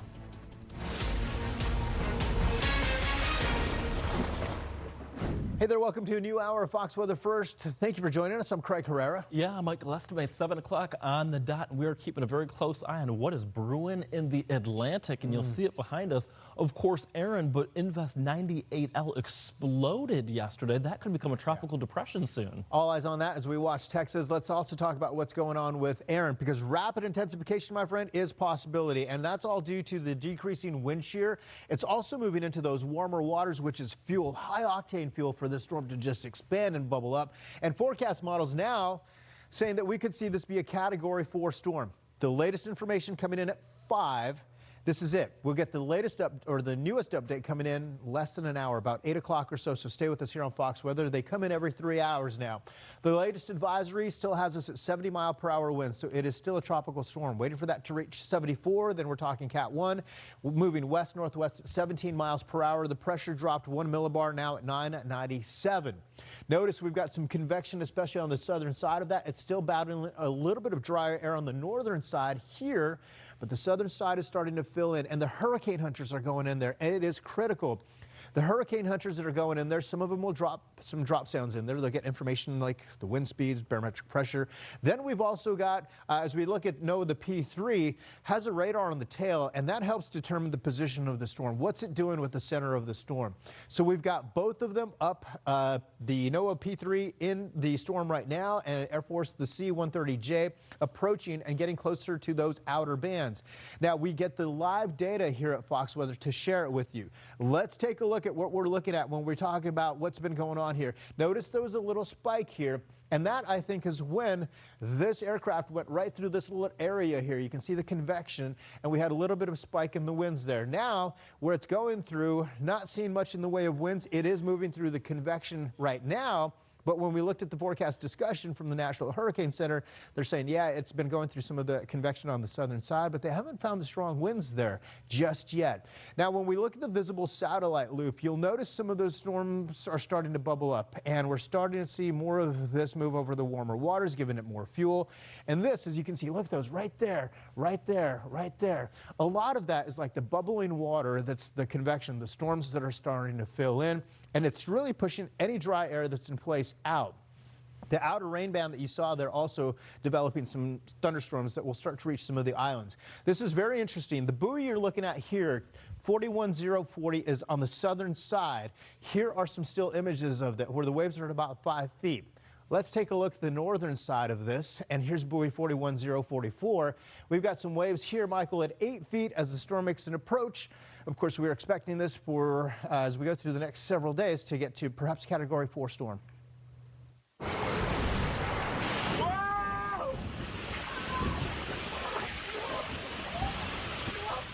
Now, this was a view from Hurricane Ernesto that you'll remember that impacted parts of St. Kitts. This was back in August 2024, and here's the thing. We're expecting for some of our northern Lesser Antilles Islands, so we're thinking the Leeward Island chain, that does include not just the U.S. Virgin Islands, but the British Virgin Islands, to be impacted by Erin. And you can see it right here. When you take the population, and let's say it's right here, again, is the Leeward Islands, doesn't seem like a huge chunk of real estate, but guess what? 700,000 people live where I just boxed that area.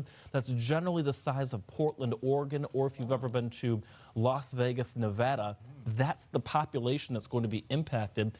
And Craig, we're expecting the Leeward Islands here to be impacted as soon as tomorrow morning. You head to Puerto Rico. By the time we get to Sunday morning, we'll see some impacts, albeit indirect impacts there. And then the DR, you think about places like Punta Cana in the Dominican Republic, we're expecting there to be not just rain, but winds and waves, especially on perhaps the southern side of these islands. Yeah, we were talking with a representative from the U.S. Virgin Islands yesterday, and they're talking about they were preparing for this, making sure everything was ready. And certainly when you talk about this storm moving close to those islands, it has everything working in its favor right now. There's not a lot of wind shear, so it's able to tower up a little bit taller and start to build, which we're watching fill in live right here on Fox Weather. Moisture is starting to fill in as well. The darker shades of brown, they're well out. So what it's surrounded with is plenty of moisture. How about the fuel? It is in the mid-80s in some cases, so that's the high octane. And now that we have these tropical storm watches in place, it's the reason the National Hurricane Center will give us these advisories every 3 hours. And again, the next advisory coming in about, let's say, less than an hour. We'll bring it to you as soon as we get that. Yeah, 130-mile-per-hour winds as this thing crisscrosses dangerously close to the Turks and Caicos Island, a very popular vacation destination, especially Grand Turk Island itself. Here's the thing. When you look at just the window of the winds, both tropical storm force winds and then hurricane force winds, this is hurricane force. Look at how close this gets to places like Puerto Rico. There is a chance that perhaps on some of the outer bands, parts of the northern and western side of the island, unfortunately that's where San Juan is located, there's a chance that we could see some hurricane force winds around Puerto Rico, especially in this quadrant. We'll have to watch that very carefully in the days to come. No kidding. And we also have Fox Weather Hurricane Specialist Brian Norcross. He's going to weigh in just a couple of hours. That's at 9 a.m. Eastern. He's going to be on Weather Command with Stephen and Marissa, so stick around for that. You don't want to miss that.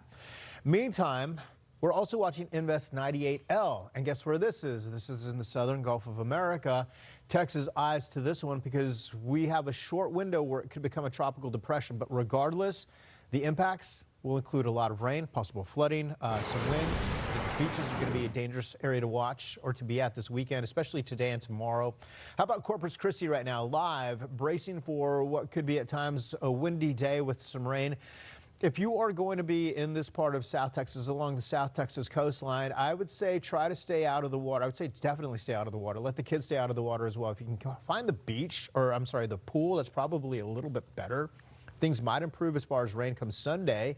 The system is fast moving, which is good. However, man, the rip currents and the waves are going to be rough. So we just talked about Erin. Now let's highlight what's going on here and notice that 50% chance for possible development, Michael. Again, it's very close to land, so if anything does happen, a tropical depression perhaps, it'll be a short-lived system.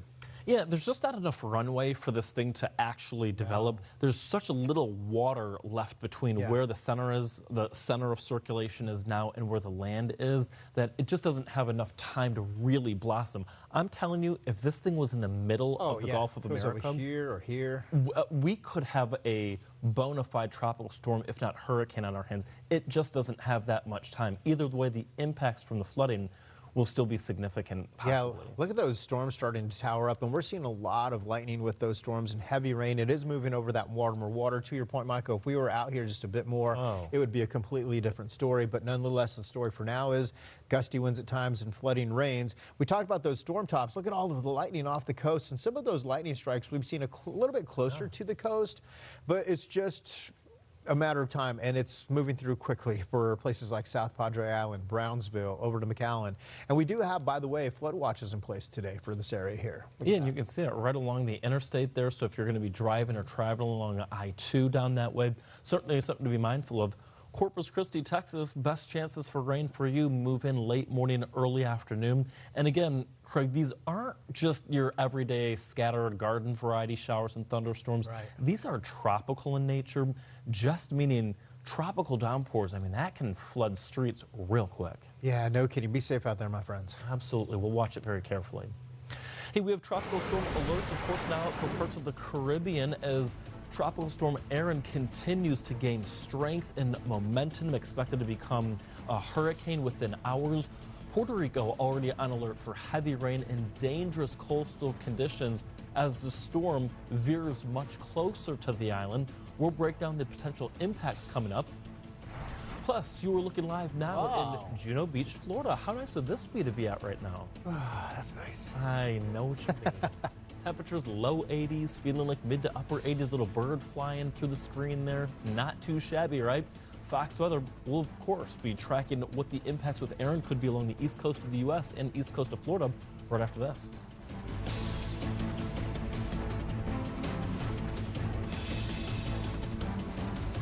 Welcome to a new hour on Fox Weather. You're watching Weather Command. I'm Stephen Morgan. Yeah, good morning. I'm Marissa Torres. Thanks for joining us on this Friday.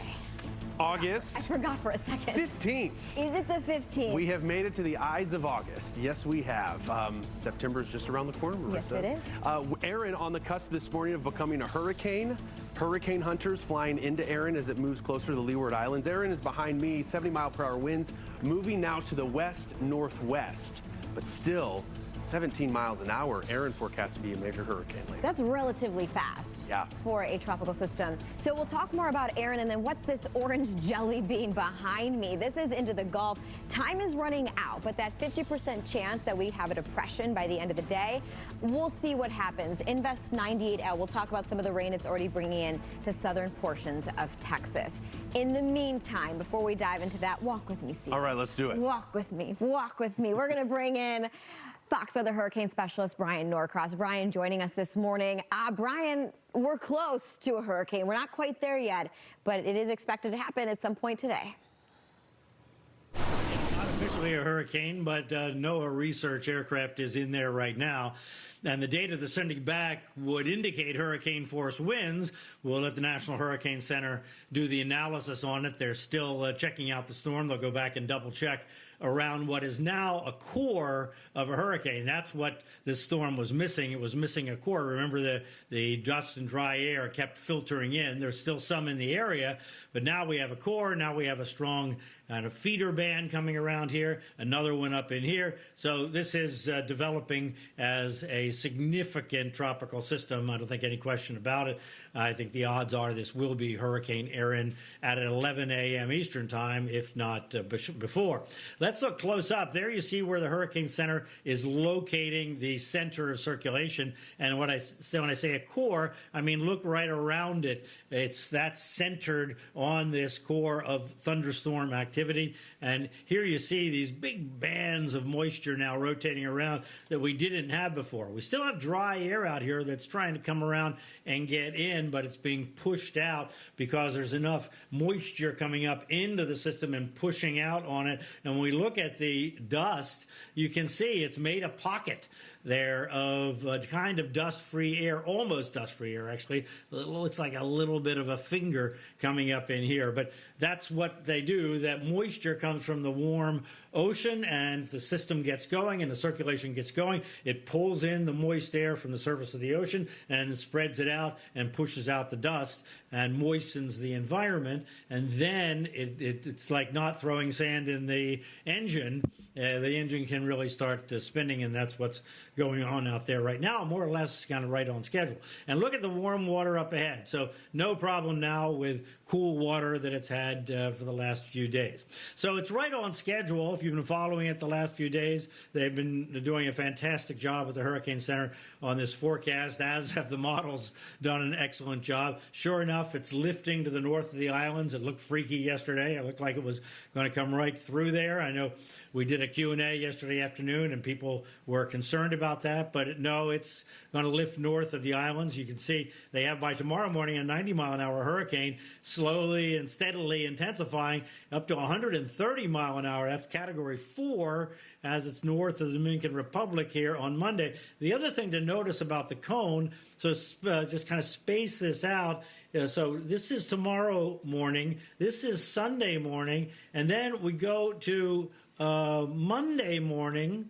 So Sunday morning and Monday morning, and then Tuesday morning. Notice in here, the space between these is much less. So it's going to slow down when it gets up in here and starts making this turn going north. And we'll talk more about what that turn going north means in just a second. But first, let's mention what's going on for the islands. Here's the close-up of the cone and the islands. Notice they have a tropical storm watch up. The governments here of these various northeastern Caribbean islands put up a tropical storm watch yesterday on the idea that the edge effects could produce tropical storm force winds over those islands. The National Hurricane Center, who's responsible for Puerto Rico and the Virgin Islands, has not put up a tropical storm watch, and I'll show you why I think that might be the case. Look at the wind speed probabilities. And what you notice here is the yellows are a higher probability than the light green is a higher probability than the dark green. And if you notice, the yellows come closer to these northeastern Caribbean islands, and as the storm is beginning to turn to the north, you don't quite get to the Virgin Islands and Puerto Rico here. So they may be evaluating at the Hurricane Center whether they want to put up the tropical storm watches. I'm sure it's right on the edge of their thresholds for putting up that watch, and because it's not a wind issue here, although there will be wind gusts over the islands, is more a rain issue. And here I can show you, this is actually the wind, but what I want you to notice is the structure of the storm. Notice it comes down and has this kind of tail of wind here where you see the darker winds. So as this storm moves this way, that tail will bring moisture in from the south and wind in from the south. And that's why the concern in Puerto Rico with the big mountain is on the south side and the east side, the windward side, where that wind is going to, the moisture feeding into the storm is going to run into the mountains. And that's true of all of the mountains that have higher terrain on the Virgin Islands, for example. So it's a close call whether you put up the tropical storm watch. They decided to do it there for the islands, and we'll see if the Hurricane Center may still decide to do it for Puerto Rico and the Virgin Islands, depending on how quickly the Erin intensifies and how strong it looks like it will be just to the north. But anyway, this is not going to be a direct hit. It's going to be a glancing blow, an edge effect in the islands as it goes by this weekend. Okay, now let's look at the end of the cone and what's going to happen next. And here you see the estimate is 120 mile an hour Category 3. Here, kind of a beam of Cape Canaveral or so. And the idea is that as it turns and moves north, the top winds will weaken, but the storm will expand in size. So the energy will spread out in size. So when we look at the forecast uncertainty compared to the cone, what do you see here? You see that by far most of these L's are in the cone there. We do have a few stragglers over here and one over here, but generally this is what the cone is telling us. This is what the uncertainty is in that time frame. But okay, now let's go forward in time beyond the time period of the cone. So here we are. Here's the time up here. Here's Wednesday. Notice things spread out, but what I want you to notice is they tend to spread out to the right, which puts some concern for Bermuda. The core of them is still right in here and well offshore. A couple of stragglers over here, but each one of these is down just more than a 1% chance. So we're talking, if you have three coming up this way, that's a 3%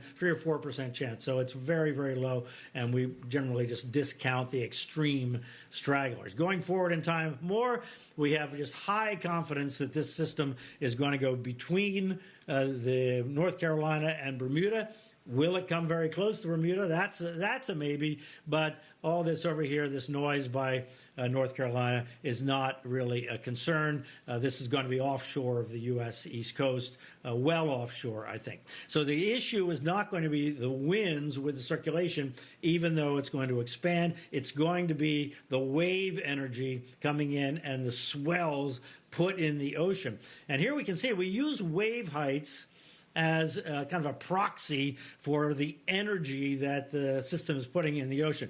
These wave heights are not crashing on the shore wave heights. These are, if you've ever been in a cruise ship, these are the waves out in the ocean, and how, from the peaks to the valleys, how big are they? And you can see the big ones are on the right side of the circulation here, but the energy spreads out. So here we are, again up here, Tuesday morning. Notice it starts, and notice the Bahamas. It's all along the other side of the Bahamas, so that kind of protects southeast Florida. The Bahama Bank, it's called, it always protects Miami, Fort Lauderdale, southern Palm Beach County from the swells. But Palm Beach County north in Florida, and then all the way up to Cape Hatteras, starting to get the energy on Tuesday morning. That's rip currents, strong ocean currents, dangerous waves, dangerous beach conditions, and waterways and so forth will be affected by this. Then let's go to Wednesday, and you can see the colors get brighter here. More energy from about Vero Beach in Florida on up to Cape Hatteras. That's on Wednesday morning. Through the day, this all moves north, of course, so they're probably going to have to close a bunch of beaches in here, and we'll see about Cape Hatteras and what they decide to do there in Dare County in terms of the amount of push of water and Highway 12 and so forth right along the coast. And then spreading north, and this is early Tuesday morning or Thursday morning, and unfortunately around high tide Thursday morning here from Long Island on down the Jersey Shore, the Delmarva, and on down to the north side of Cape Hatteras. This is going to be maximum energy if everything plays out on this timetable. So this is when you're really going to have to watch out here for water rise along the coast, but also battering waves, eroding waves, and so forth along the coast. And then by Thursday, it's pulling away, and there's still some effect here Thursday, but much less. So it looks like early Thursday is when this is going to peak right there. So that's what we're going to be concerned about for the U.S. East Coast. We have just a very minimal concern for any kind of direct impacts. All right, let's take one more look at the timing. So it starts on Sunday, but really picks up when we get into next week and spreads north, and then is gone by the weekend. So a lot of folks with their their weekend in August, the shore should be fine. All right, in the Gulf, there is a hurricane hunter out just to check this thing out.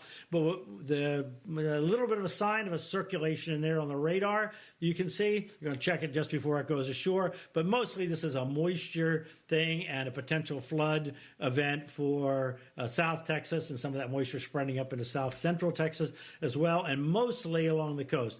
Highway 69C comes right down there on the west side of Brownsville, and that will be the issue. So down here in Cameron County, maybe the southern part of Hidalgo County, in the Rio Grande Valley, flood threat there. But this thing will just slowly dissipate as it moves inland later today.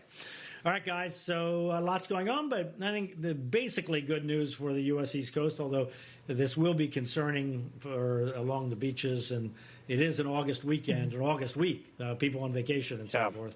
So that's really that issue. Yeah, a lot of folks still doing the beach thing. So, I mean, next week is going to be one to watch for the eastern seaboard. Brian, curious to know your thoughts on yesterday explicitly showing rapid intensification. The NHC has dialed that back. I know intensity forecasts are challenging, but we've also seen now that ceiling for peak intensity to rise. Does that speak to the slowing down of Erin, perhaps, as it's moving north of the islands before making that turn away from the Bahamas? What are your thoughts on that? Well, it still has a lot to intensify here. If it gets to be a 75-mile-an-hour storm, yeah, they've kind of slowed the ramp, right? But they've also brought it up here. Today, this could be an 80-mile-an-hour storm at at 11 o'clock here based on the hurricane hunters and how they analyze. Sometimes they get data in and they say, no, that's bogus data, although I don't see any sign of that just in my quick analysis here. So I think that all this is timing, right? Because the storm is over very warm water and there is some hostile wind that is forecast to affect it near the islands, and then that lets up. But the timing of that, how does that timing work with the fact that it gets picked up by the jet stream, and that tends to make it weaken and spread out in size. So you have these various things, some making it intensify, some making it spread out and distribute the energy, some keeping it a little bit on the weaker side. And so they have to fine-tune the forecast as that new data and new projections come in, every cycle. So this doesn't say anything to me besides the fact that when you're looking 3 or 4 or 5 days out, you always have, plus or minus uncertainty on all of these atmospheric factors and how they're going to come together. Hats off with their first advisory that we got earlier this week. They showed this thing strengthening into a major hurricane. So there's always been an indication that this thing was going to have that possibility of getting to the major status. Yeah, that northward spin. I'll tell you what, you look right now where it is on radar and on satellite. It's intimidating to see it getting closer to land, though it's still 500 miles away from the northern Leeward Islands. That northward turn is just so critical in terms of a best case scenario for so many people. So we watch and will continue to monitor Erin through the weekend, obviously, and for the eastern seaboard. But liking, of course, what we're seeing, Brian, as opposed to what it could have been. So thank you. All right. Exactly. Yeah, Hurricane Specialist Brian Norcross joining us this morning, and we'll be checking in with Brian on Fox Weather, not us personally, but Fox Weather with Brian throughout the day. Well, maybe throughout the weekend. Thanks, Brian. All right. See you later. Okay. And we're back here at the bottom of the hour on Weather Command. Erin, the 5th named storm of the season. It's feeling like it's progressing slowly, but things are going to pick up as we head in through the weekend. Erin is, in fact, the first hurricane for the Atlantic Basin this year, this season. On average, that happens on August 11th, which was Monday when we were talking about Erin, expected to become. I don't even think we had Erin then. No, it was close. It was close, though. Yeah. But I think when you also think about it from the perspective of September 1st is typically when we have our first major hurricane.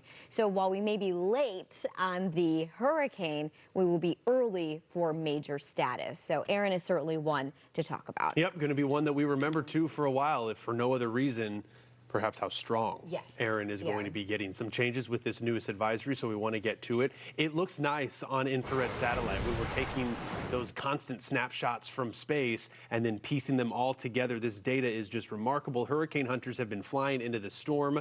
They have positioned their planes in St. Croix, which is the U.S. Virgin Islands, as well as Barbados, and they've been attacking this storm from both routes. And as they've made passes, there has been a notable general strengthening. This is very important, especially for the forecast for folks living in the northern Leeward Islands, for the Lesser Antilles and the Greater Antilles.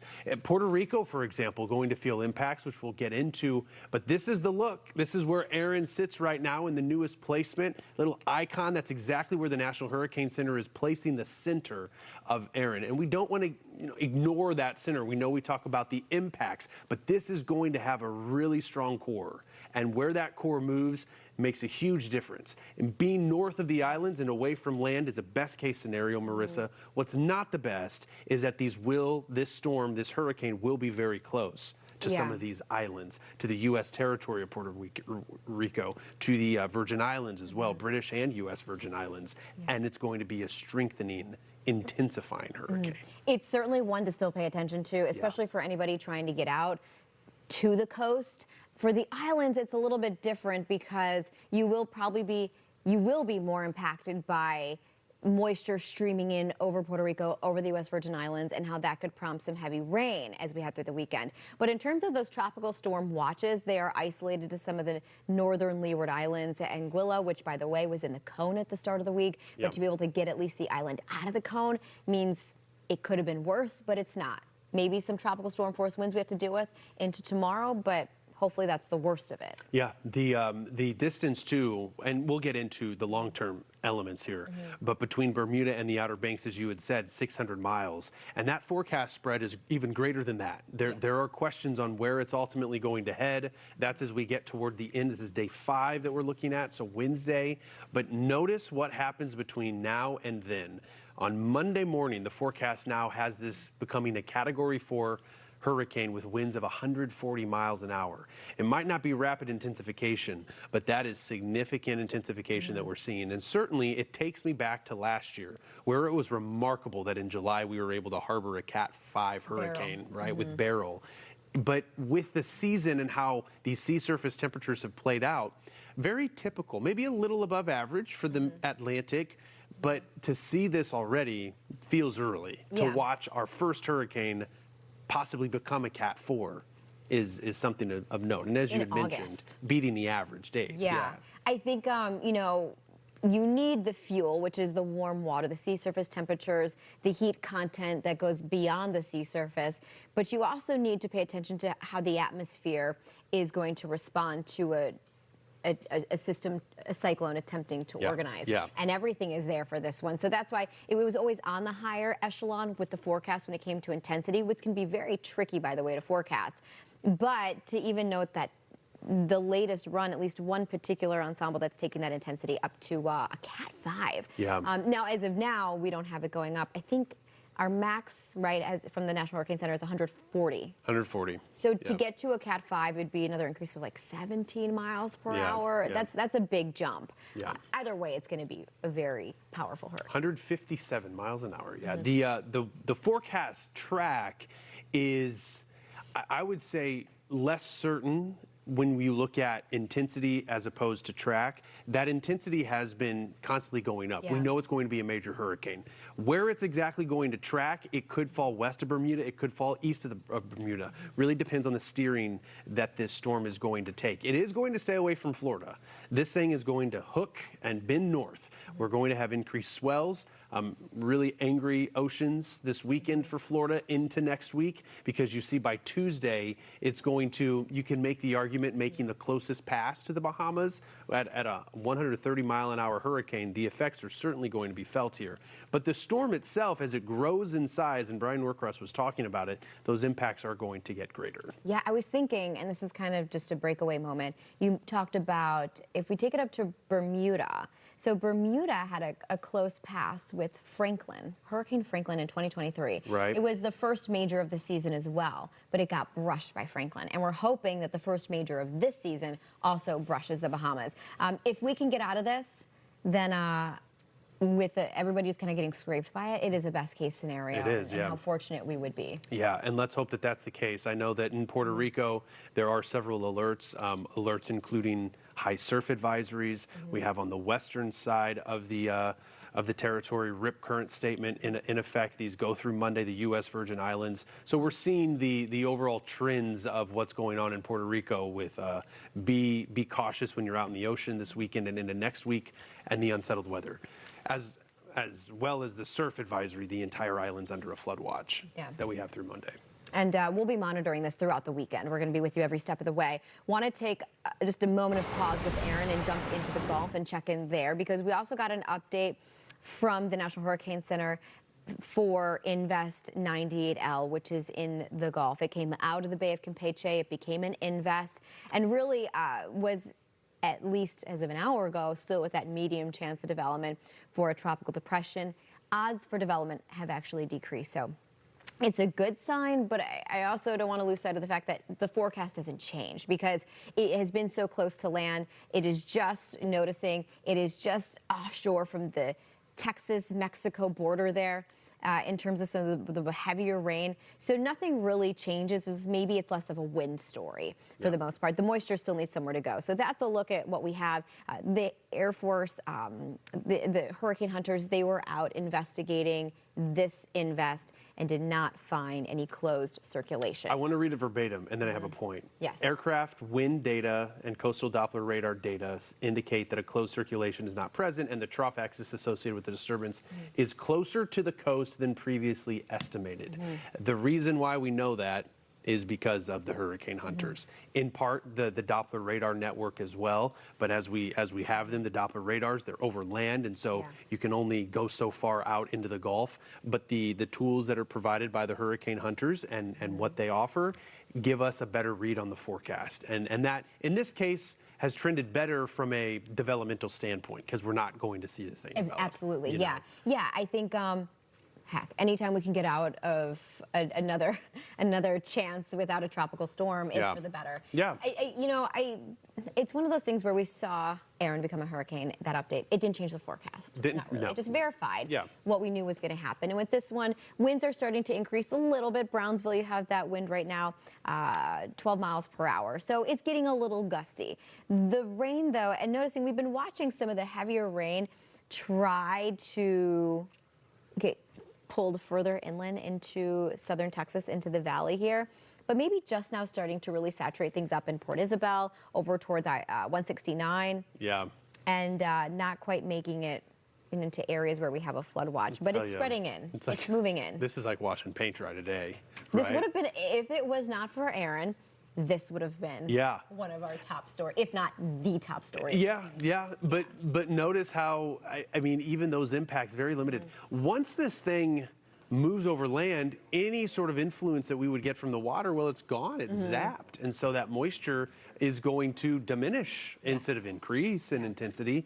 Windy conditions, though, Katie is there, and we were watching the wind, create rough surf, because those waves that we're seeing here, those are wind waves, right? That's how we're getting the surf up today.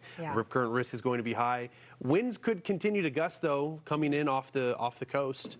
20, 30 miles an hour. You know, you brought up with Katie earlier, she was actually in Corpus Christi, or at least along the Gulf Coast, last season. Yeah, she was up in Galveston.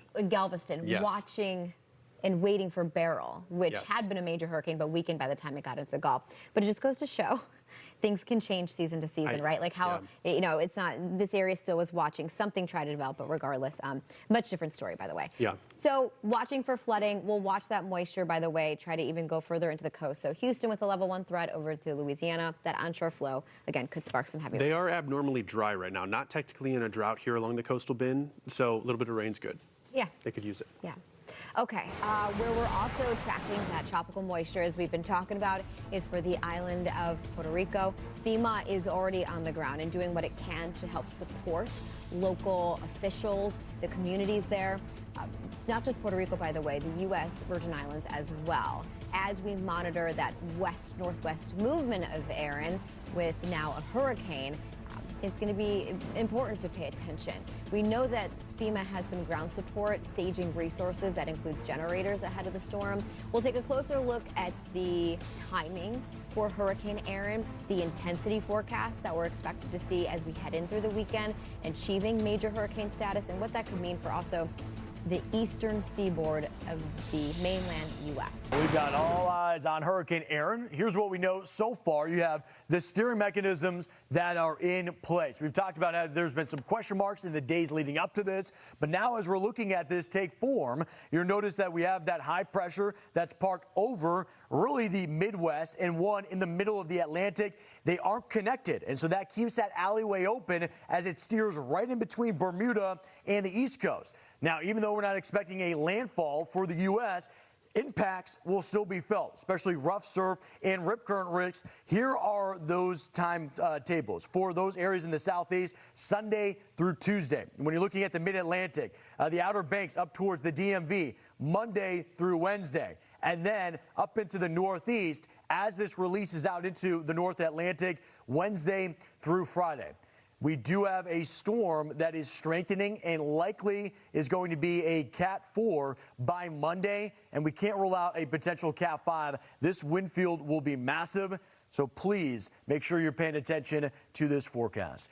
We have been asking you throughout the night to send any questions that you have about Erin. And you can keep those questions coming because all weekend long, we will be covering this. We've extended our coverage here at Fox Weather to cover the entire weekend. One way you can do it is by scanning that QR code. The other way, go to foxweather.com/connect. I say we're extending our coverage for the weekend, and we're bringing you special coverage next week. Katie was talking about what was happening in Texas. Robert is out in the Caribbean, and you'll see my mug right in the middle of the screen.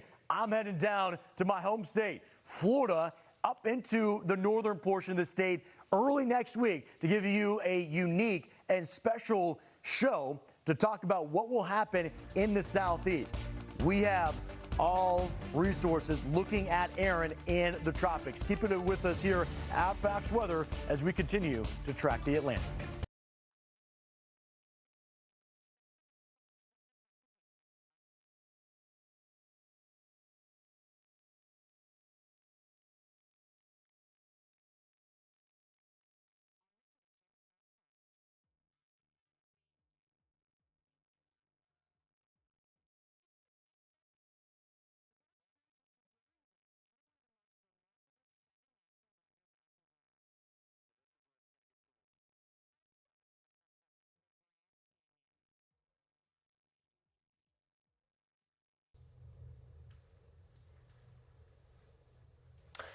And of course, we want to head on out to the U.S. Virgin Islands. This, of course, is where we find Fox Weather's Robert Ray. And Robert, just checking in with you. If you can hear me, give me a thumbs up. Here's the thing, Robert. As you know, we have what has been a rapidly intensifying hurricane. It is Erin that is just to your north. I'm curious how folks on the U.S. Virgin Islands are preparing.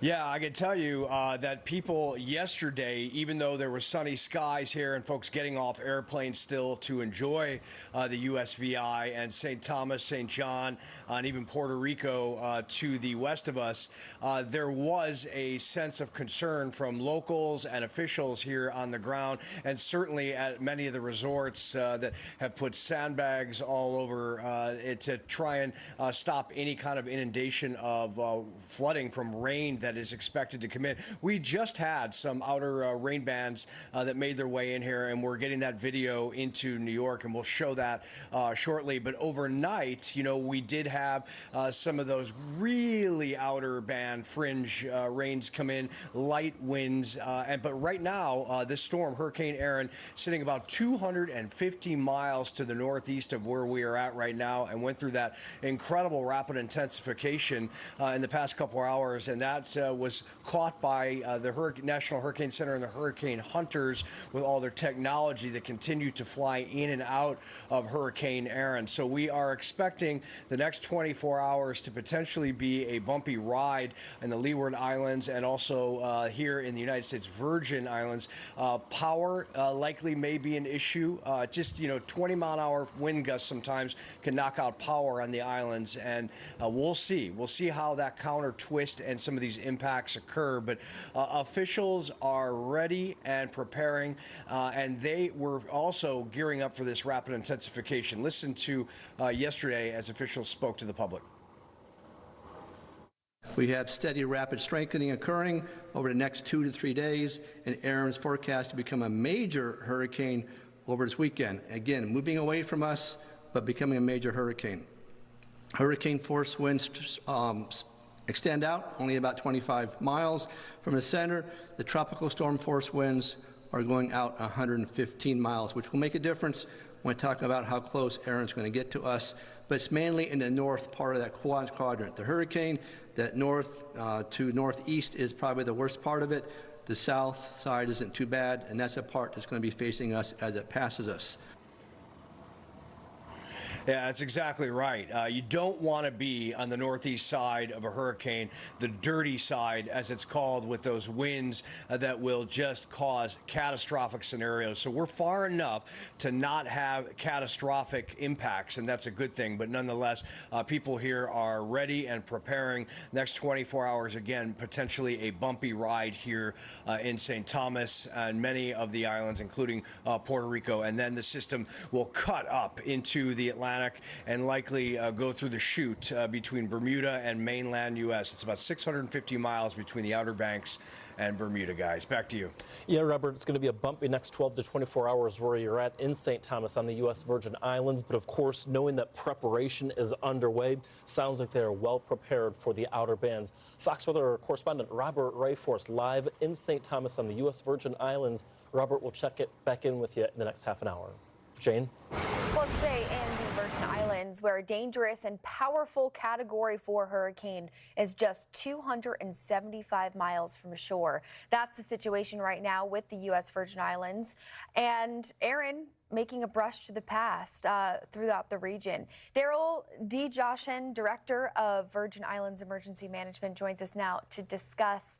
Daryl, thanks for coming on this morning. I know you've continued to give regular updates. You joined Fox Weather on Thursday. What has changed since then? Well, we are prepared, first of all. This is hurricane season, nothing new for us. Obviously, our tourists, we're watching out for them and communicating with them. But the U.S. Virgin Islands is ready. I'm on St. Croix this morning. St. Thomas and St. John are also ready.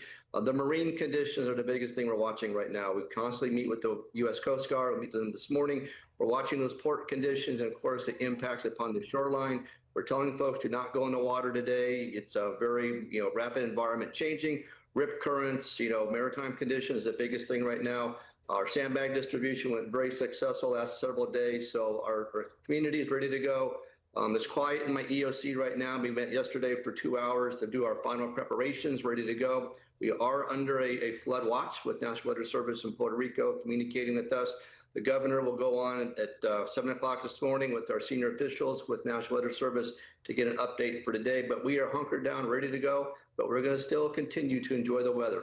Yeah, and in between some of those bands, it really can be quite beautiful. But you talk about the sandbag distribution, right? We've had a bit of lead time here. So going into this storm, what was that communication like for residents or even for tourists coming in on, how they can get those sandbags and prepare for this ultimate, storm brushing to the north?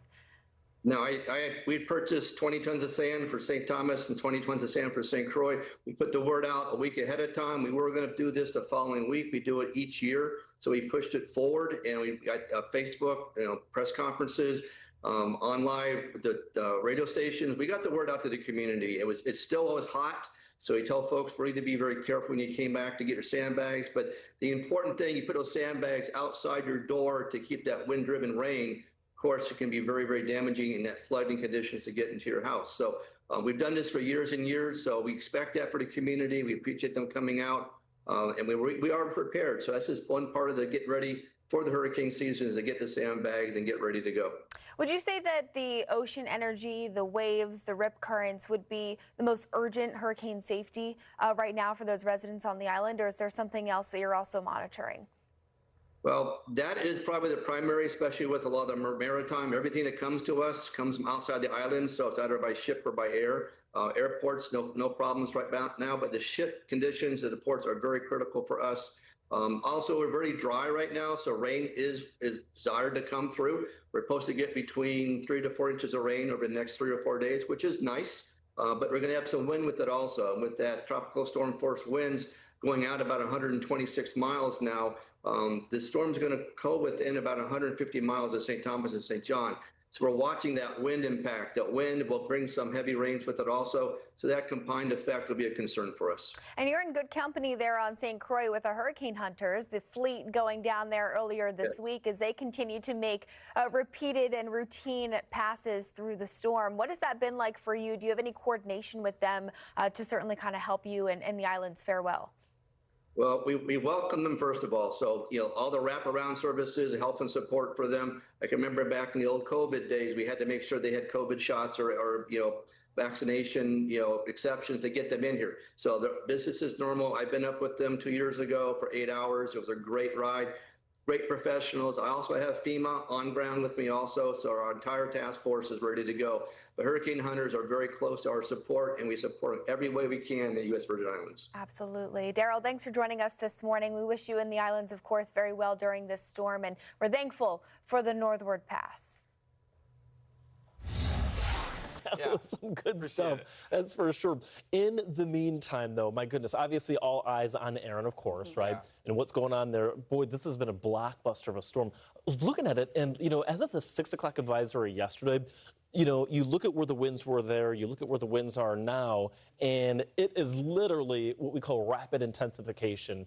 Bain, it's been incredible to see, but that's not the only thing on the map. No, that's not the only thing that we're watching for. We have a lot going on. I mean, this is when hurricane season really hits its peak, and this is because the MDR has all of the requirements that it needs to get these storms going. And, I mean, we have quite a few waves that are coming off the African coast that we're keeping an eye on. Yeah, we sure do. You can, of course, see Erin right here. It's a powerful Cat 4 just north of the U.S. Virgin Islands and northeast of Puerto Rico. But to Bain's point, there's a number of those little red squiggly lines right there, and that indicates the tropical waves, which could form into something. My goodness, you look at what's called the GFS model, or Global Forecast Systems model, like out in the next week or so, and it's going bonkers for sure with tropical activity. And you know what? When I always look at the GFS, I take it with a grain of salt. It's Absolutely. not my favorite, Mine either. but you know, with what's going on out there, we do have the potential to see something possibly popping up. So, you know, with Erin coming in, it's a good idea to start getting prepared and being ready for the season moving in. But I mean, you know, to your point, Michael, we also have a nice little flow of moisture coming in from Erin, which might help these storms pop up if they start to move off the coast. Yeah, and you know, that's exactly it. And you can see them right there. You know, to Bain's point is just because what Erin's really allowed to happen is kind of to thrust a lot of moisture into the atmosphere. Tropical systems love not just really warm water, but also when basically from the surface to, you know, many layers in the atmosphere, it's nice and moist. It's not dry and dusty. No, exactly. And you know what? You mentioned this, I think it was last week, describing it as almost like a slip and slide. When someone goes first and kind of gets it a little bit wetter for you, and that's kind of what happened with Erin. So I loved that analogy that you put out there, because it's exactly right. But on top of this, too, I mean, we have this development likely area highlighted in red, and that could be those waves that are going to start to be moving in. Yeah, and you know, to your point, Bain, it is what we call the main development region, or the quote MDR, kind of sandwiched in between Senegal and parts of the Cabo Verde Islands and, of course, the Lesser Antilles.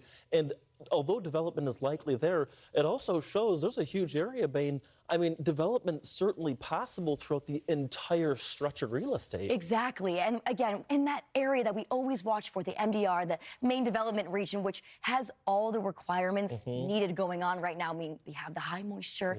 And of course, that low wind shear is also going to help those storms start to develop as we move throughout the next few days, weeks, and into the next few months. Yeah, and again, one thing that was kind of limiting things earlier in the season was just how much dust and dirt, if you will, Saharan dust, was actually being transported off of the African coastline. That dust is beginning to settle some. So again, it's just opening up that whole region by the time we get to late week and then next week for further development. Water temperatures are a little interesting just because, again, you'll see right here, they're a little cooler than what we would typically expect. But that certainly didn't stop Erin, especially when it headed towards some of the much more warmer waters of the Lesser Antilles. Exactly, and now we're headed towards even warmer waters to help fuel that storm. So we're keeping a very close eye on Erin, but I know you have a lot of questions out there. A lot of folks are wondering about Erin and multiple things when it comes to weather. So we're here to answer them. You can ask us anything here at Fox Weather. So you can just scan that QR code on your screen. Ask us anything. We're going to be answering those questions coming up after this break. We'll be right back. Good morning. Thank you so much for waking up with us right here on Fox Weather and on the Fox Business Network. I'm Michael Estime alongside Jane Menard, Nick Koser. Bain Fernand will soon be joined by Fox Weather hurricane specialist Brian Norcross here in just a moment as well. Guys, that new advisory just came in. Erin is now a 145-mile-per-hour powerful Category 4 storm. It is, and Erin continues to rapidly intensify this morning as a Category 4. So we want to get right to that new advisory, get to the latest information, bring in Fox Weather hurricane specialist Brian Norcross for his input on the latest developments. Brian, good morning. What a storm we have. It is. Mother Nature never ceases to amaze us on what can happen when exactly the right conditions come together. Hurricanes can really spin up if they're not very big. If you think about it, there's not as much air to get moving if the core isn't very big, and that's what we see going on this morning. There is the core of the storm. It's very symmetric around the center. We're going to look at it close up in a second, but let's get the numbers. 145 mile an hour sustained sustained winds. The hurricane hunters are flying through it right now. They measured about 160 miles per hour at their flight level. And then, so nominally, you take 10% off of that. That's where we end up with the 145 miles per hour, moving west-northwest at 20. But you notice it's wobbling, and I bet this concerned some people in the islands this morning. It kind of made a bend back down a little bit south, but the net of all this is continuing up this way. When storms intensify, indeed, they will tend to wobble, and 935 millibars and continuing to drop. So wouldn't be surprised to see that actually go down a little bit more as this continues on. Let's look at it close up here where you can really see the islands and you can see the eye. Look at that. It's just one of those pictures that you see of a hurricane in a book. This is what hurricanes look like. There's the core. It's really very, very small. If you look at the island of Puerto Rico, which you know isn't a huge island, it's a decent-sized island, but I mean this is a really small hurricane. And the news is that the strongest winds are very tightly contained within that overall envelope. Now, this storm is going to expand dramatically as we move forward in time, maybe 4 times to 5 times the size that it is right now eventually. But for now, it's small, so it's staying well to the north here of these islands. But you do see here these bands. See this strong band of thunderstorms here, and then we're going to have another one back over here. So these are going to come through the islands, and they are going to know there's a hurricane out there. Take a look here when we look at the radar, where it's in radar range out of San Juan now. Now, the radar is right about there in Puerto Rico on top of the mountain, so it's a long ride for the beam all the way out to the hurricane. So it's only seeing the very tops of it. That's why it doesn't look very strong out there. Same thing over here over the northern Leeward Islands. You see all these yellows and oranges popping up here. Well, what that tells you is they have to be super high in the atmosphere in order for the beam coming all the way from Puerto Rico to see them. So when those go over, there are real downpours going on these islands, and they have left up the tropical storm watch for a couple of these islands. And here the local governments there make that decision, or the controlling governments there make that decision. No watches for any kind of wind on the islands, but they are going to get downpours starting early today coming this way. But the bigger effect on the islands is going to be when this tail here that wraps up it comes over. So as the storm goes that way, this tail is coming this way too. It'll come through the Virgin Islands and Puerto Rico. That'll be tonight and tomorrow. So they have flood watches and so forth in effect. Here you can see on the widest view of the radar, there's a tail out here. You just can't see it very well because it's so far from the radar, but it's going to take a good while for all this to clear. All weekend long, this is going to affect the islands, Puerto Rico, the Virgin Islands, and the various other Caribbean islands. All right, why don't they have tropical storm watches up for the Puerto Rico and the Virgin Islands? You might wonder, with a Category 4 hurricane that close. Well, when they do the calculation of the wind, where are the strongest winds? This up here is where the strongest winds are. They're mostly north of the storm. And you see the odds of having tropical storm force winds in Puerto Rico are down in the 5 to 10% range. So they don't put up a watch for very low odds. But there will be gusts with those downpours. So you're going to know there's a big storm out there, but not the continuous wind that they put up watches for.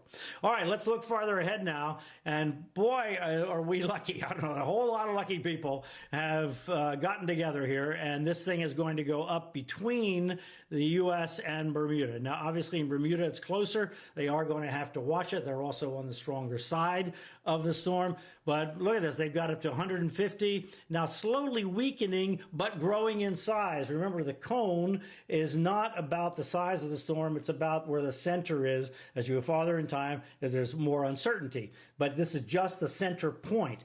The storm will get much larger in size as it goes. So you have a very large hurricane out in here. So it'll be likely that Bermuda's going to feel the effects. Whether they get the worst of it, it would have to go way to the right side of the cone for that to happen.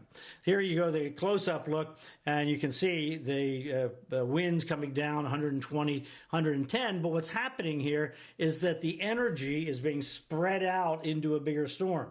Yes, the top winds are not as high, but this is really moving water. This is putting a tremendous amount of energy over a large area.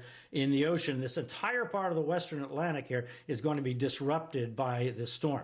And how certain are we of this, that this is not going to hang a left and affect the East Coast? Well, this is our uncertainty conglomeration of models. The L's here are the European and the American GFS model, give you the distribution of where they think the uncertainty is. Notice it's right where the cone is, and those two X's there, those are the two AI models, the European AI model and the Google DeepMind AI model. So we'll just track them as well as we track everything else. All right, here we go forward in time. Look up here in the upper left, there's Wednesday morning. So that started Tuesday morning. Wednesday morning, you see, now, almost all of this is in the cone. The cone is describing the uncertainty very well for this storm. So Bermuda has to watch. Notice no concern for the East Coast. One little one on the side here, but that's like a very small, tiny percentage, and we discount that. Notice it bends, and then by Friday, it's on moving out to sea. So this is just, we are so fortunate. This is like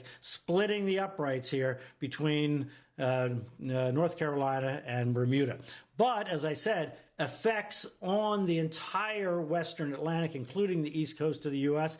Here we are. We're using this measurement of wave heights. Now, when we talk about waves, these are not crashing waves on the coast. These are waves out in the ocean. You know, if you're in a cruise ship or any kind of ship, you know the waves out there. All right, how high are those waves? Well, the model estimates that. There's where the core is down here. And so watch as we go forward in time. Here we are Tuesday morning, starting to get that energy on the southeast coast, including North Florida down to about Palm Beach County, just beginning Tuesday morning. And then when we get to Wednesday morning, now this is when we're going to have the maximum danger along the coast. Very large waves, eroding waves, strong currents, rip currents. Boating will not be recommended. Certainly beach going will be dangerous. From Cape Hatteras south, this will be on Wednesday. And there you can see, you can kind of make out that this got bigger. Even though the winds are getting lower, the amount of energy going into the ocean increases as the storm gets larger. All right, going forward in time, here we are Thursday morning. Now the energy is coming up into the northern part of Cape Hatteras, the Delmarva, the Jersey Shore, on up to Long Island and southern New England. So Thursday is going to be the peak day there. You'll notice it, I think, on Wednesday, but Thursday will be the peak day. And then we go forward in time, and you notice it lets up pretty quickly because now the energy is being deflected, well, to Atlantic Canada late in the week. Still, I think there'll be some water rise by Friday, but by the weekend, the beaches should be fine, boating should be fine, and things will be settling down. So the main effect on most of the coast, including the Bahamas, by the way, is going to be exactly this. It's going to be this energy, tremendous energy in the ocean and pushing into waterways, and beach and boating activities are going to be restricted because they will be dangerous when the peak of this comes on by.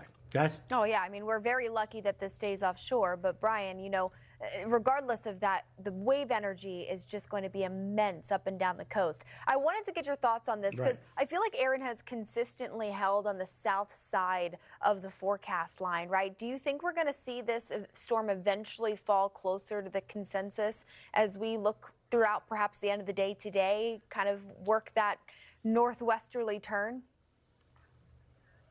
Well, I think there's very, very high confidence that the storm is not going to make direct landfall on land.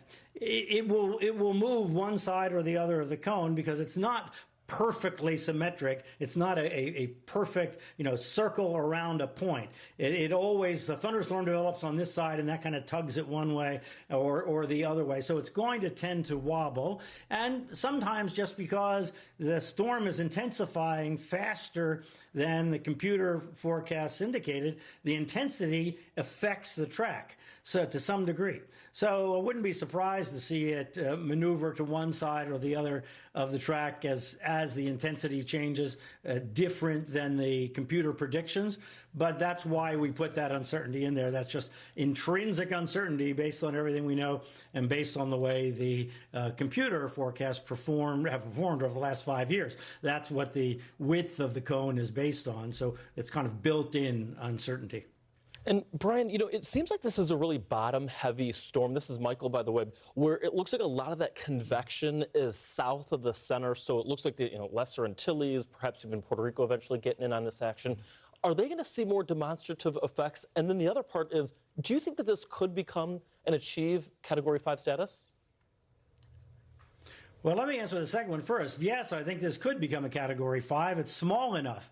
It usually takes a relatively small storm to reach Category 5. Now, the analysis of the various computer models is that the upper level winds are not going to be super pristine like they are right now. They're going to become a little bit more hostile. Not enough to tear it apart or anything, but just a little bit more. That might limit it. And this is why forecasting the difference between a Category 4 and a Category 5 is we don't have really the technology to do that with any certainty. As far as where the winds are, we do see these strong bands of winds on the southern side of the storm, but those are squalls and gusts. When the hurricane hunters fly through it, the strong winds are mostly on the north side and then just a little bit on the south side. As with all hurricanes moving 20 miles an hour, remember 20 miles an hour of that 145 is related to the forward speed of the storm. And so on the left side, that forward speed is actually detracting from the winds.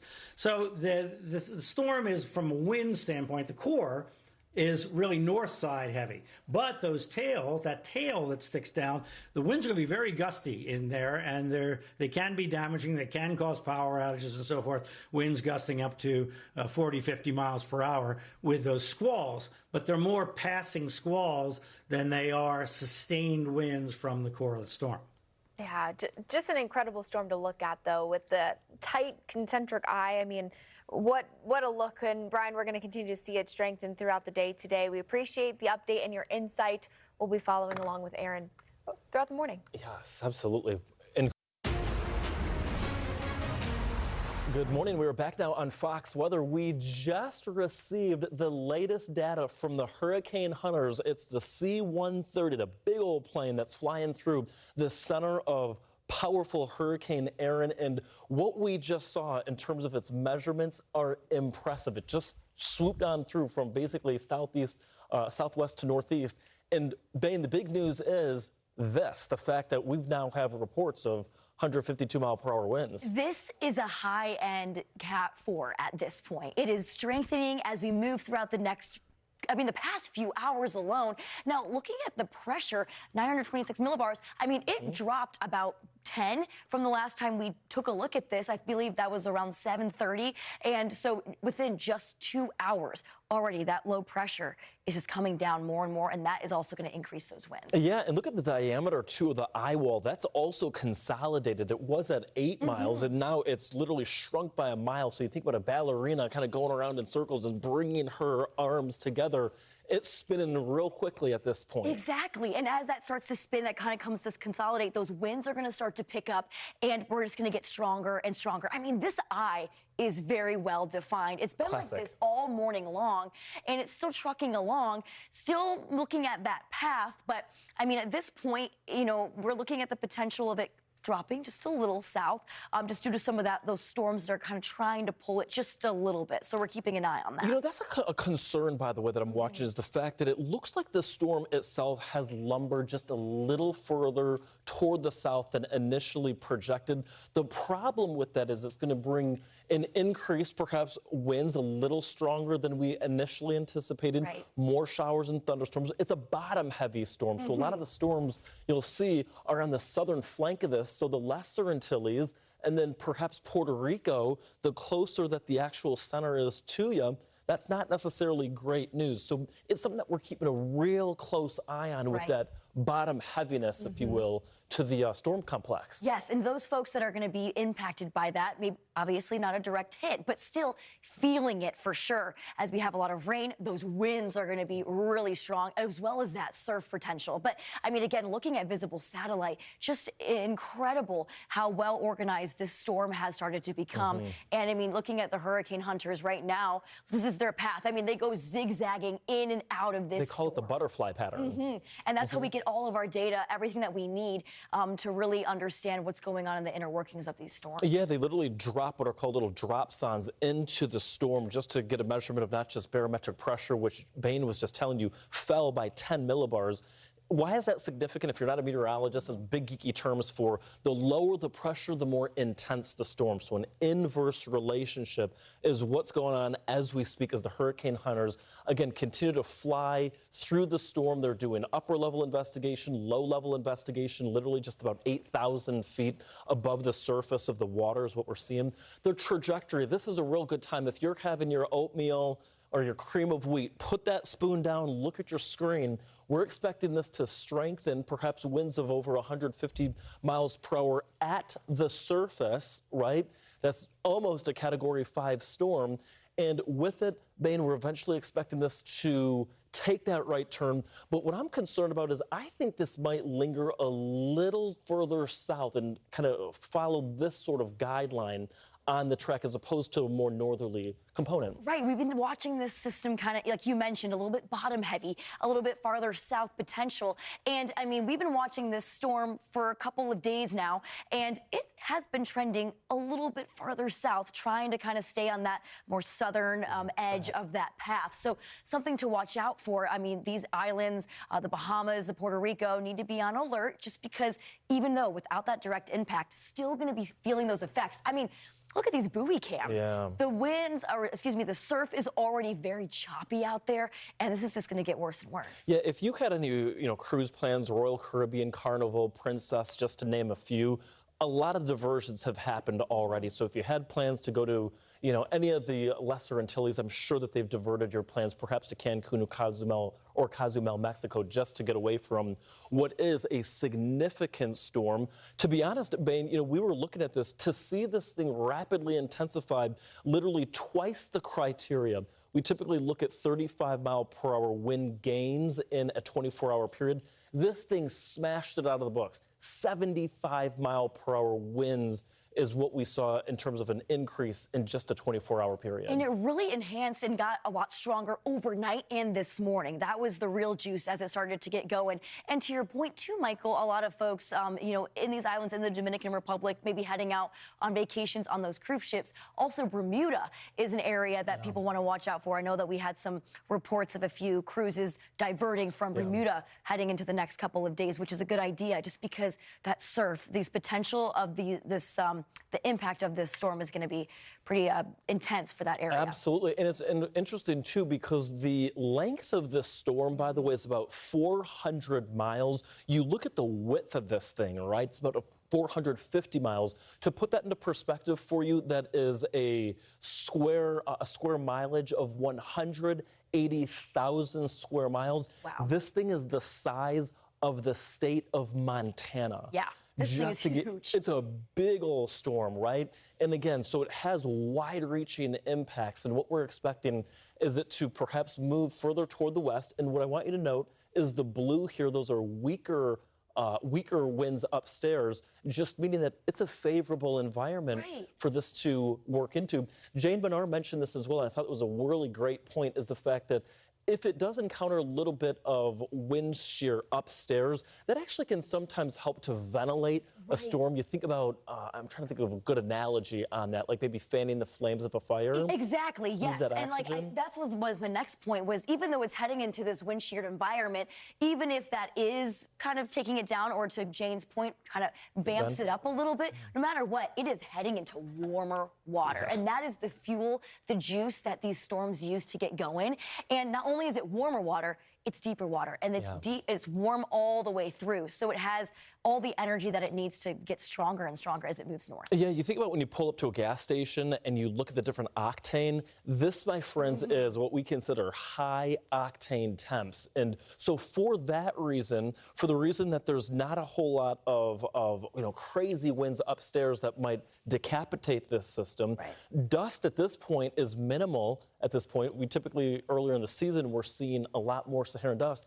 To me, all signs are go for this to continue to strengthen, and I just wouldn't be surprised. We have another update here coming up real soon, so you want to stick with us here on Fox Weather.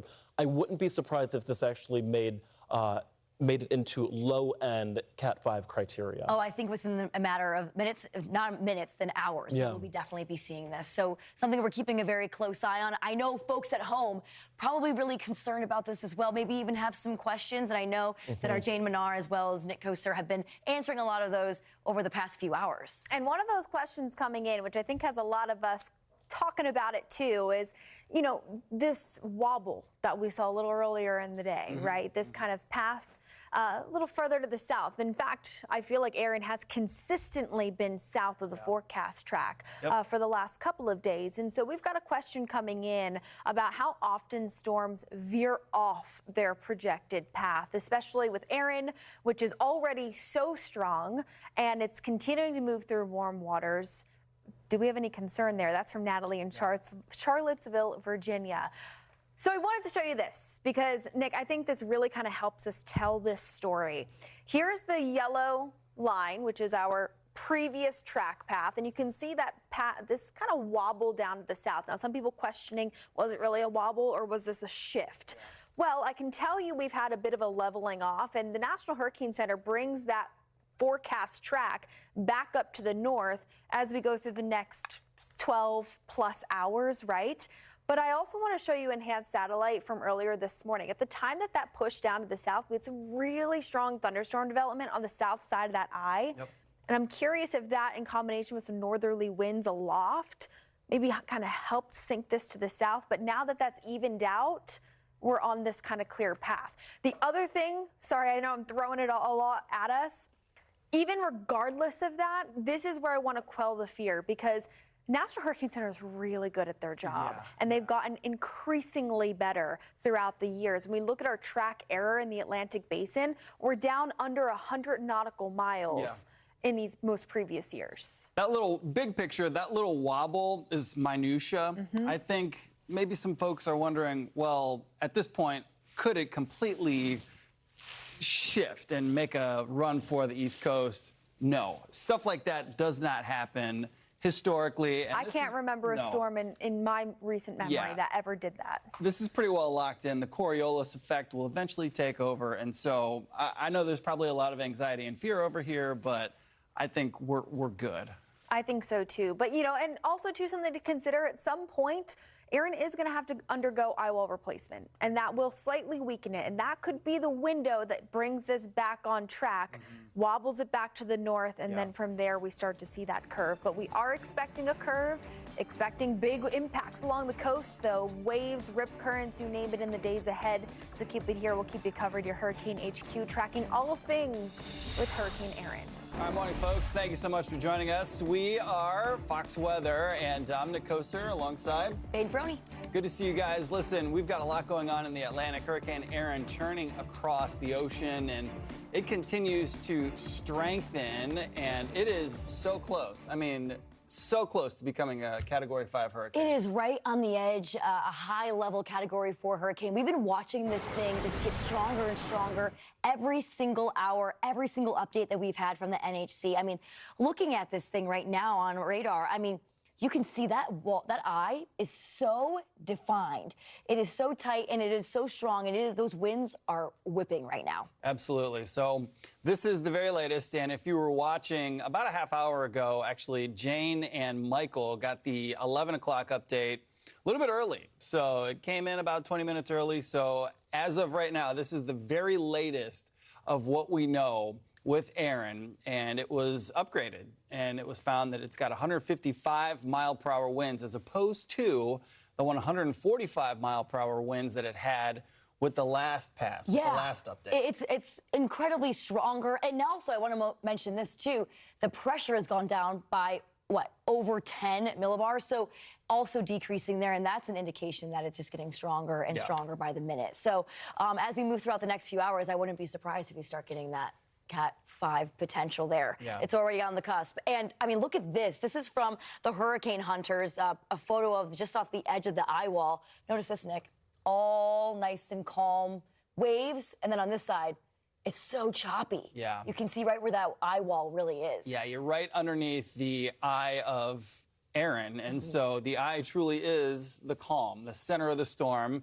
I've actually reported from the center of a hurricane, and it's eerily quiet, and that's reflected in the water down below it. You can actually see the clouds on the top right side of the screen that Bain's highlighting. That's essentially the side of the eye. And what a vantage point. I mean, so the stuff that the hurricane hunters not only record with their instrumentation, but also with their cameras, invaluable for us as meteorologists. And on top of this, too, there's been an indication from the last update that we've got from the National Hurricane Center is that there is that potential eye wall replacement cycle kind of going on, which what that is basically a new eye wall, ring of thunderstorms surrounding the already eye wall that's already there. And those storms continue to kind of form around it, and then eventually will take over. This can weaken a storm a little bit, but it still can re-enhance and re-strengthen as it continues to move on. So we might see that, maybe a little bit of a dying out slightly before it re-enhances and gets stronger. Yeah, so right now with 155 mile per hour winds, it is 2 mile per hour away from being a Category 5 storm. We'll see what happens with this eye wall replacement. Will it become a Cat 5?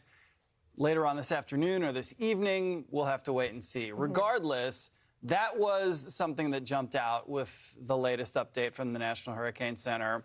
This also jumped out is the fact that, yeah, it looks like by at least tomorrow morning, we should have a Cat 5 on our hands with 160 mile per hour winds. And I will also note, too, it's kind of falling a little bit more on the southern end of what it once was, of where that original track, cone, that track is just falling just a little bit more south than originally forecasted. So we may be dealing with more of those impacts for our areas in the islands, the Bahamas, Puerto Rico. The good news is still not looking to a direct land impact, not going to be making landfall.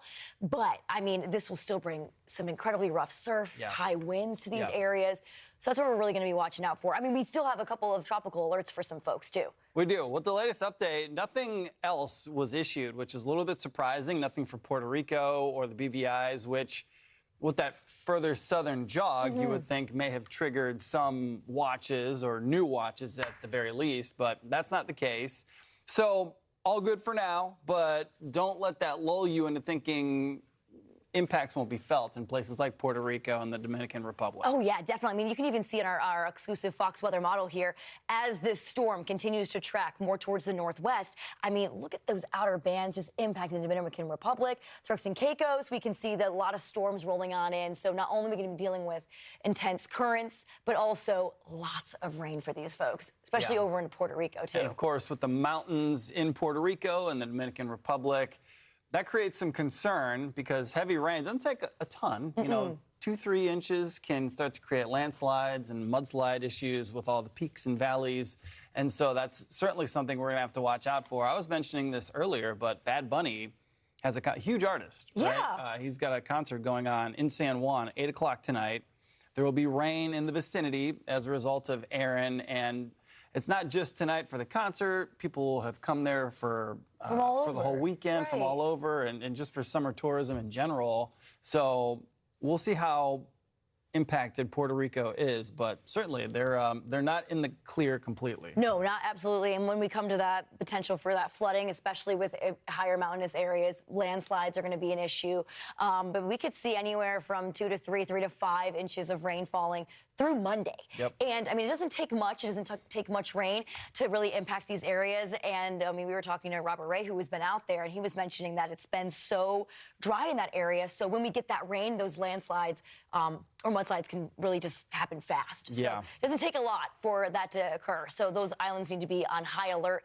And then also the potential for those wave heights really increasing, too. Yeah, and watch as we go through time how big the wind field gets. It's a fairly small storm right now, but it's going to move north and weaken, and as it weakens, it expands. And that is real. Think about the way that a hurricane interacts with ocean water is kind of like when you have a bowl of water and you take a blow dryer to the top of the water. Yeah, right. Right? You're going to see the ripple effect out ahead of it. That's essentially what's going on down below any hurricane, especially one as big as Erin. Oh, yeah, definitely. And this is going to continue to move up the coast. So areas like next week, mostly into the Carolinas, early next week, we'll be dealing with those waves, those rip currents. And then as we move more towards the end of the week, the northeastern part of the country will be dealing with that quite a bit. So keeping a very close eye on Erin in the coming hours and the coming days. Fox Weather's Robert Ray live for us on St. Thomas. It's the most populated of the U.S. Virgin Islands. And, you know, here's the good news, Robert, is the fact that folks down in the British Virgin Islands, the U.S. Virgin Islands, this isn't their first rodeo.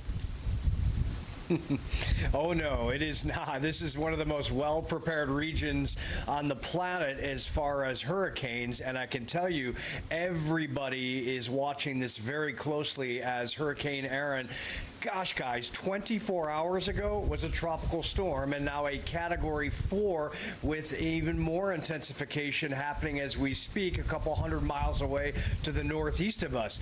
And yesterday, you know, if anyone flew into this great paradise, United States Virgin Islands, and got off the plane and looked around, they probably said, oh man, this is incredible. Welcome to vacation. The sunny blue skies, the beautiful turquoise waters, the green vegetation, the mountains, the pools, the water, the boats, everything that you think of when you think of coming to the Caribbean this time of year.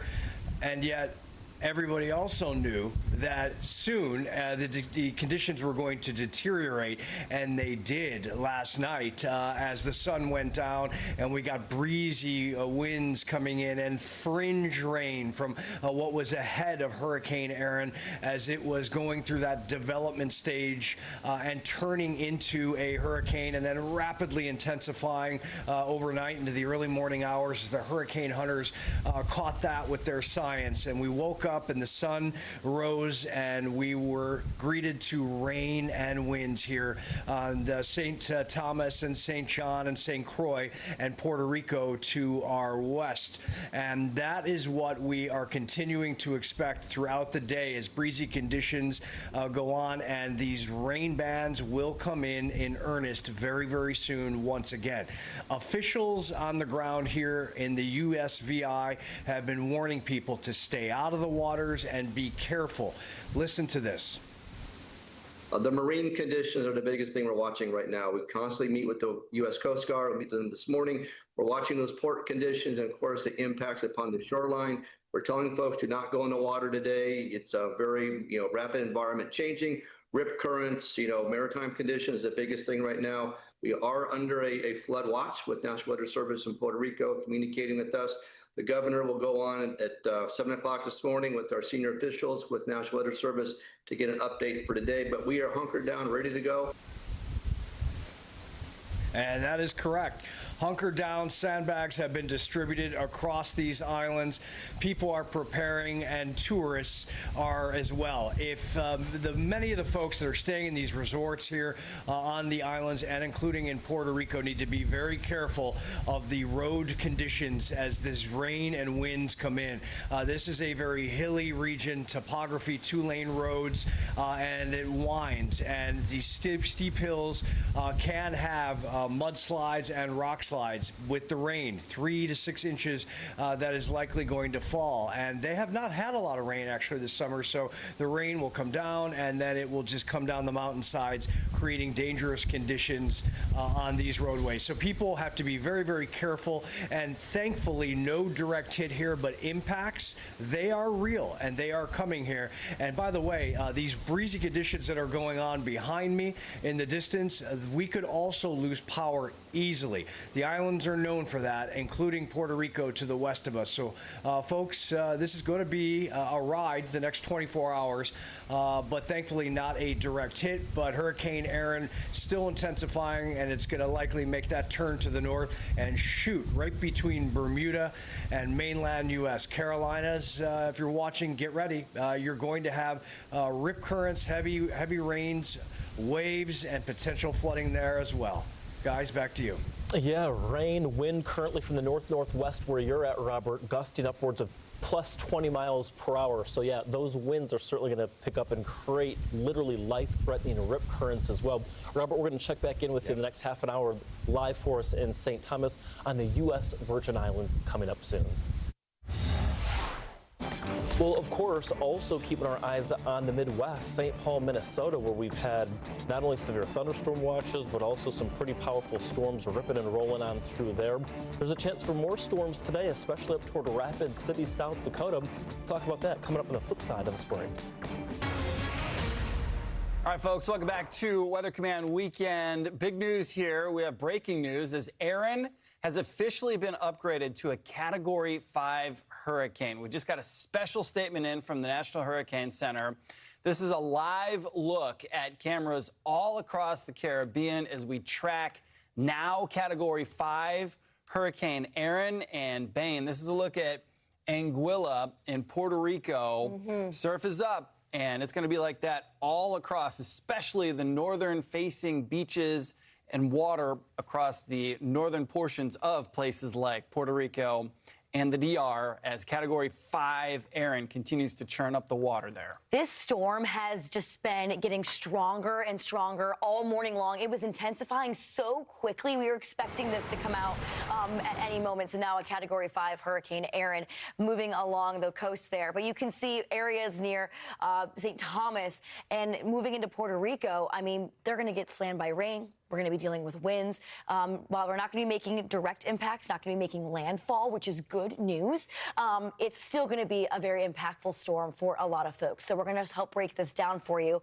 At the latest look of what's been going on here, this is the latest winds that we're seeing, 160-mile-per-hour winds coming out of this storm. I mean, Nick, look at that pressure going down by, what, almost 15 millibars within the past less than an hour was the last update we got. So, I mean, this storm has just been increasing by the minute and just getting stronger and stronger. Yeah, it's that inverse relationship. Pressure goes down, wind speed goes up. So to put this in context, the last update had this at 145-mile-per-hour winds. It's now at 160. And remember, anything at or above 157 miles per hour indicates Category 5 status. That is the highest echelon that you can get on the Saffir-Simpson scale when it comes to hurricane demarcation. So this is a top-end major Category 5 hurricane now, and it continues to push to the north and west. Like you mentioned, it's not going to be making any direct land impact, all indirect impacts. Having said that, folks will certainly be impacted by this with all of the wind and all of the high surf in and around the eye wall of Erin. Oh, definitely. And on top of this, also intense amount of rain that we're going to be dealing with, especially in those lower islands. But I want to mention the hurricane hunters. This is how we got this information. They went into the storm and were tracking all the wind speeds, the max winds coming out 165 miles per hour there, but NHC going with 160 miles per hour. With that pressure, I mean, it is so low, and that is that indication that this thing is just getting bigger and stronger. And on top of this, too, that eye becoming a little bit bigger in diameter. We had that eye wall replacement cycle, which is basically just when we have like a band of those stronger thunderstorms around the original eye. Kind of breaks it down. It weakens it usually, but obviously re-strengthened very, very quickly and was now able to make that Category 5 parameters for us there. And this is a look at the Hurricane Hunters track going into the storm, and getting all of that data is so incredibly important when it comes to this stuff. Flies through, they call that the butterfly pattern. They pass through the eye a couple times. They drop their instrumentation. They take pictures. And, yeah, they came back with the data that we just shared with you. So if you're just tuning in, Erin is now a Category 5 hurricane churning away in the Atlantic, and we're going to continue to monitor this as it is just continuing to grow and gain strength. This is a look at enhanced satellite. That eye is so well defined. Textbook, right? It's classic. And you had mentioned that you had been in the eye of a storm before, and being in that, it's quiet. It's kind of eerie just how quiet it can be in there. But this eye has now been reformed, and we were looking at photos earlier where you could really see the definition of where the eye was in the waters. I mean, we had calm waters on one side and then the rough surf on the other. Rough surf is going to be a major impact for a lot of folks, especially in the Bahamas, Puerto Rico, Turks and Caicos, and down farther south. I mean, looking at some of these buoy photos that we're getting off of these, is just, you can see that choppiness already as the storm continues to track more and more towards the southwest. Yep, so this is buoy 41043. I believe it's to the north of Puerto Rico. Yep, there it is. Well to the north. Yeah. It's got measurements of about 30-mile-per-hour winds, gusts of 34, and you see the waves there at about 11 feet. So obviously things are going to be rough going. If you have or you plan on any kind of cruise this week anywhere along the east side of the Atlantic, or the east coast of the United States or into the Caribbean, this is going to be a major player. Yeah, and we kind of spoke about this earlier, too, with those cruises.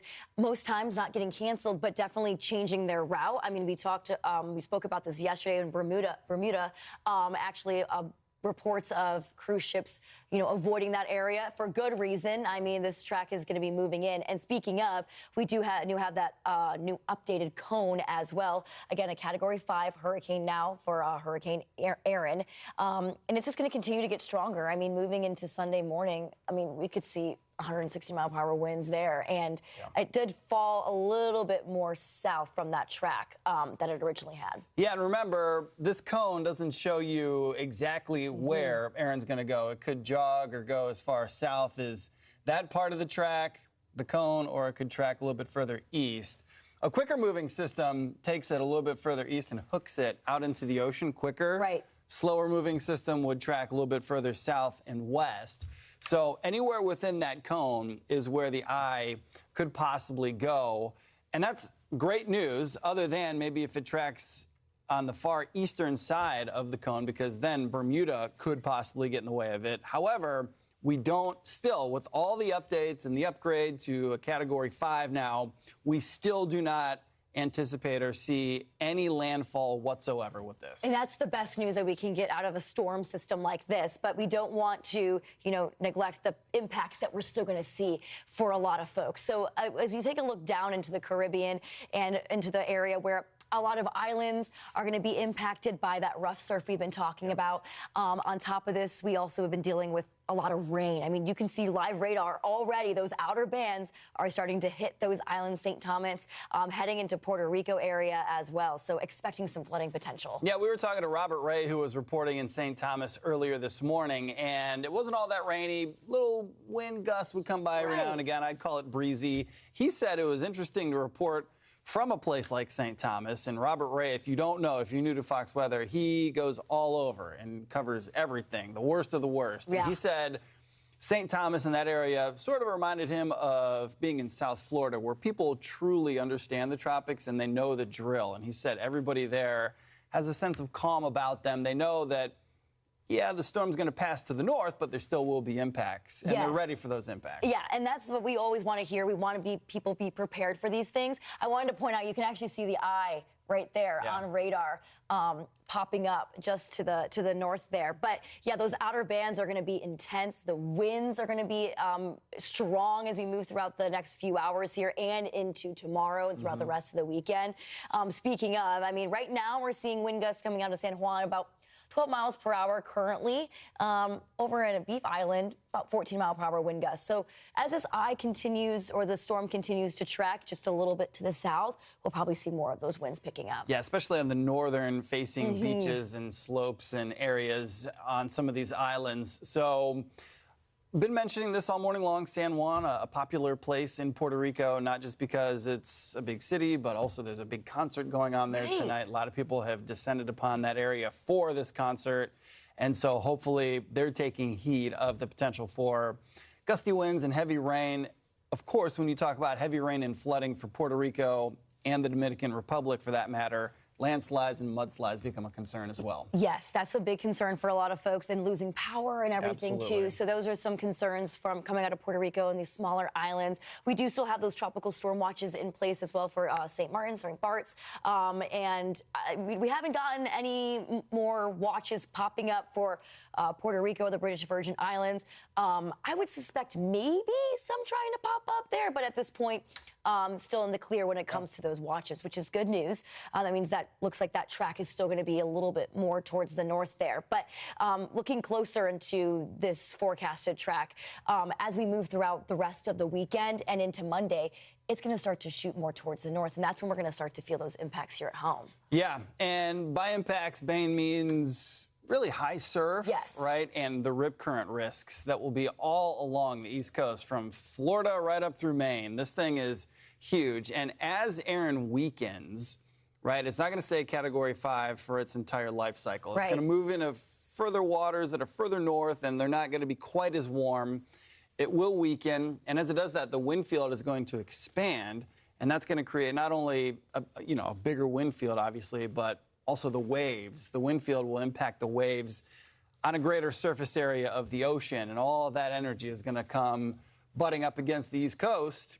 The beaches and some of the landscape there are going to possibly erode or just take on all of that high surf and wave energy. Definitely. And I want to go into what's going to happen here in the United States when we get to the next few days here. So again, this is going to be more so starting into the beginning of the week for us in the U.S., where we start to get high winds. Those rough surf, rip currents are going to be a serious problem too.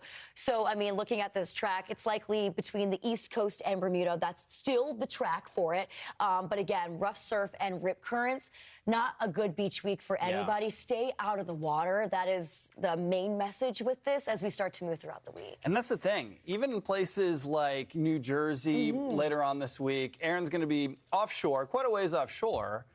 And it's going to be nice. It's going to be sunny 70s. You're going to want to go out to the beach. It's going to look very inviting, but that surf and the potential rip current risk is going to be there. So know that and don't get lulled into thinking that, oh, it'll just be a nice, quiet, chill day at the beach. Yes, definitely just want to be aware of that. And this is going to continue into the end of the week for those folks that are going to be up way into the Northeast. But I do want to mention this, as it starts to lift up and we start to see that kind of dying out. It still has a lot of warm water to work with.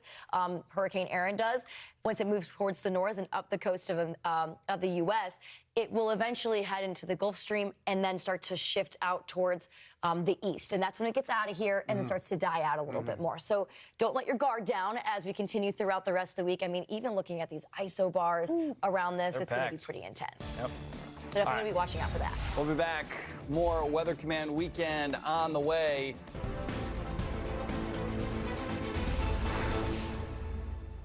Welcome into Fox Weather at Night. I'm Ari Sarsolari. It's great to have you guys along with us here on a Sunday. We've got a big storm, big powerful hurricane that's out in the Atlantic. It's just north of the Greater Antilles right now. We're talking about the DR, Haiti. It's starting to get northwest of Puerto Rico, which is good. The worst of it is over there, but we'll still have a few more impacts before it's completely done. Coming up in just a little bit, we're also going to talk to an actual meteorologist from Puerto Rico that is in Puerto Rico that has a lot of great local insight. That's going to be coming up in the next block, so hang tight for that. But here's where the storm is right now. And Hurricane Erin, boy, what a history this storm has had. You know, the last 2 days, Friday and Saturday was my weekend, okay? So we left this, Chris, you remember, what was it, Thursday night, we left it as almost a Category 1 hurricane, and then throughout the day, Friday, it did some strengthening, and then all of a sudden yesterday, boom, it went up to Category 5. Much stronger than expected, to be honest. It was forecast to become a Category 3 or 4. I think it was forecast to be a Category 4 storm, and then it just did one of these extreme rapid intensification types of deals. Somebody tweeted about this earlier. You got the tweet? It was something from social media there. Yeah, just throw it up whenever you find it. It's no rush on that. Producer Chris behind the scenes here. But what you notice here is that today, yeah, there it is. Jason Brand, he tweeted out, why should we trust the models for path if they can't even come close on intensity? You make a good point, okay? But I will say this, you're right about the fact that intensity forecasts are not that great. Like, we're just not quite there yet. It's not a perfect science. What I will say, though, is that, and I've noticed a humongous improvement in this even through my 20-year career, is that path forecasts with storms are actually really, really good. The cones have gotten thinner and thinner as, you know, the last couple of decades have gone on. Even just in the last 5 to 10 years, it's been a super noticeable difference. But yeah, we got some work to go on intensity forecasts, and every time there's a big whiff with one like this, there are a lot of researchers that are out there that are going to be looking at this very closely, and we'll get things improved. Don't worry, everything is improving exponentially as we go forward in time, but that's a really good question. So toward the end of this loop, what you notice is that you're starting to see an eye develop again. So what happened last night into this morning, remember yesterday, Saturday, we had the big Category 5 storm. We had the pinhole eye. It was just a picture-perfect looking storm. And then it started to lose some strength during the overnight last night and into today. And that's because it went through something called an eye wall replacement cycle, where, let me just pause this real quick so I can draw it a little bit. This is what happens when the inner eye wall, so that little pinhole eye wall that we had yesterday, it will break down, and it gets overtaken by a new eye wall that kind of starts outside of it, but then it gets smaller and smaller and becomes the new eye. But it takes a while. I mean, sometimes it can take, 12 to 18 hours or so for one of these to happen. If you look at what Erin looked like yesterday, Really impressive storm. I had to pull the satellite data from this because it is quite a sight to see. I mean, just a monster storm here. Picture perfect. Thunderstorms just perfectly around the center. Eye wall, or an eye, I should say, where you could see all the way down to the surface of the water. We got amazing images from the National Hurricane Center, the hurricane hunters. Look at this. This was a picture from right along the eye wall. You can actually see the eye wall on the right side of your screen here, and then, of course, the center of the eye, or at least part of the eye here. And look at the water. You can see all the violence right underneath the eye wall, where you can see all these huge waves, and then it's nice and quiet here where there's a lot of sinking air and you don't have the thunderstorms. It's just one of those, when you see it up close, you know, it really is something else. I mean, it's one thing to look at it on satellite and be like, wow, that's a pinhole eye. You can see all the way down to the surface. But I'm so jealous of these guys' jobs. I mean, I love my job, don't get me wrong. But being able to fly through those things, whew, I don't know if my stomach can handle it, but that's got to be amazing to see that stuff up close. Now, let's focus in on what the forecast, or actually before we do that, our hurricane expert Brian Norcross did talk a little bit about that whole eye wall replacement cycle thing that I was mentioning. He's got some really good insight on that in case you're curious about it. Listen in. When we look very, very close up on it, you can see what's happening. Look, here's the old eye in there. See those tall thunderstorms? Because the sun, remember, is in the east. The sun is coming from kind of Africa. And so we're really able to see the tall thunderstorms. But look what's happening is you have another band forming out here. And indeed, the hurricane hunters are finding that. They found hints of it yesterday, but now it's really underway. As they fly through it, they see two peaks of intensity flying into the center. Yesterday, you only really saw one. And what's going to happen is this inner one is going to kind of die out eventually, and this outer one is going to take over. Well, that's like the figure skaters expanding their arms, and guess what happens? The spinning slows down. Some really good insight there, and this is some video from St. Thomas over in the U.S. Virgin Islands. In just a minute, we'll send you out to Robert Ray, who's been out there, and he's got some great insight as far as how bad it was there. But let me just follow up on what Norcross was talking about there. That was a couple of hours ago when he was showing you the visible satellite. You saw in that video from him. That was a clip from him a couple hours ago on Weather Command Weekend, a little bit earlier on in the morning, and it was this part of the loop that he was on. Well, a lot of hours have passed since then, and he was talking about how, yes, eventually you get that new eye that starts to form, and look what happened, especially toward the end of this loop, right as the sun was about to go down. It took a while, but there it is. Let me zoom in on it. You can actually see the new eye. It hasn't completely cleared out yet, but that is it, and you can see how many hours it took to get there. You can see it pretty nicely actually on infrared satellite, but trust me, it's there, and I think it's going to clear out pretty soon. In fact, the forecast actually really strengthens the storm a little bit more. It's a 125 mile per hour storm right now, and it's forecast to make it up to 145 miles per hour. So that would be Category 4 once again. Now, who knows? Maybe it'll be an underestimation again. I don't think it's off the table that we could get a Category 5 storm, which would be 157 miles per hour or greater. But either way, it does start to lose some strength as it moves toward the northeast. But this part of the forecast here, I think, is really interesting because even though, you know, you look at these numbers, you say, oh, the numbers are going down. It's going to be a weaker storm as it moves forward in time, but it's going to expand. It's going to become a bigger storm. And when it comes to pushing water and energy up against the coast of a place like the east coast of the United States, the size of the storm actually really matters a lot too. It's not just about the wind speed. It's about the size of the storm. We see this often when we have like a landfalling storm with storm surge. It's not only just how strong the wind is, it's how large is the storm, how long is the wind going to be coming in from that direction. And so that really plays into things, and it can really be a big deal. And I think in this case, it is going to end up being a pretty big deal in certain spots. The forecast is such that the diameter of the storm is going to increase quite a bit. I know a lot of different ways to say that, but right now we've got about a 400-mile wide area of tropical storm force wind gusts, and that's going to expand to over 600 miles as it gets closer to the coast. Again, this is a lot of energy getting pushed up against the east coast of the U.S. We already have some evacuation orders that are in effect for parts of Hatteras Island. I believe it's Zone A. That they're going to start the evacuations on Monday morning, so that's tomorrow morning, and then there's some people that are going to go out on Tuesday morning as well, but those are mandatory evacuations. Those are the only ones that we've heard of so far, but You know, the reason for that is there really is going to be kind of a close pass here. Not like we're worried about the center of the storm coming ashore. The evacuations have nothing to do with that, but it has to do likely with some high water that we're going to experience. You know, I mean, you can call this storm surge, I suppose, to some degree. It's not like the middle of the storm is coming ashore, but, I mean, the ocean is going to be pushed up on land. The high tide cycles, when we get to those, the water is going to be way higher than usual. We'll likely have some beach erosion, and it's especially in these areas where you get the coast protruding a little bit, and that's why I think Hatteras Island and spots like that are going to be looking at some of the worst of it. You can see this. I think we'll probably see some wind gusts over 60 miles per hour. This is probably undercutting it a little bit, just based on the strength of the storm and how things look like they're going to pan out. Now, that's the forecast for the east coast of the U.S., and that's going to be all the way up the northeast coast as well. I think Nantucket could see some 90-plus mile per hour wind gusts, and that's going on now already. Not 60-plus mile per hour wind gusts in the southeast, but they're already starting to feel some of the effects of the storm. Let's go out to St. Thomas in the Virgin Islands, where we find Robert Ray, who's been weathering the storm.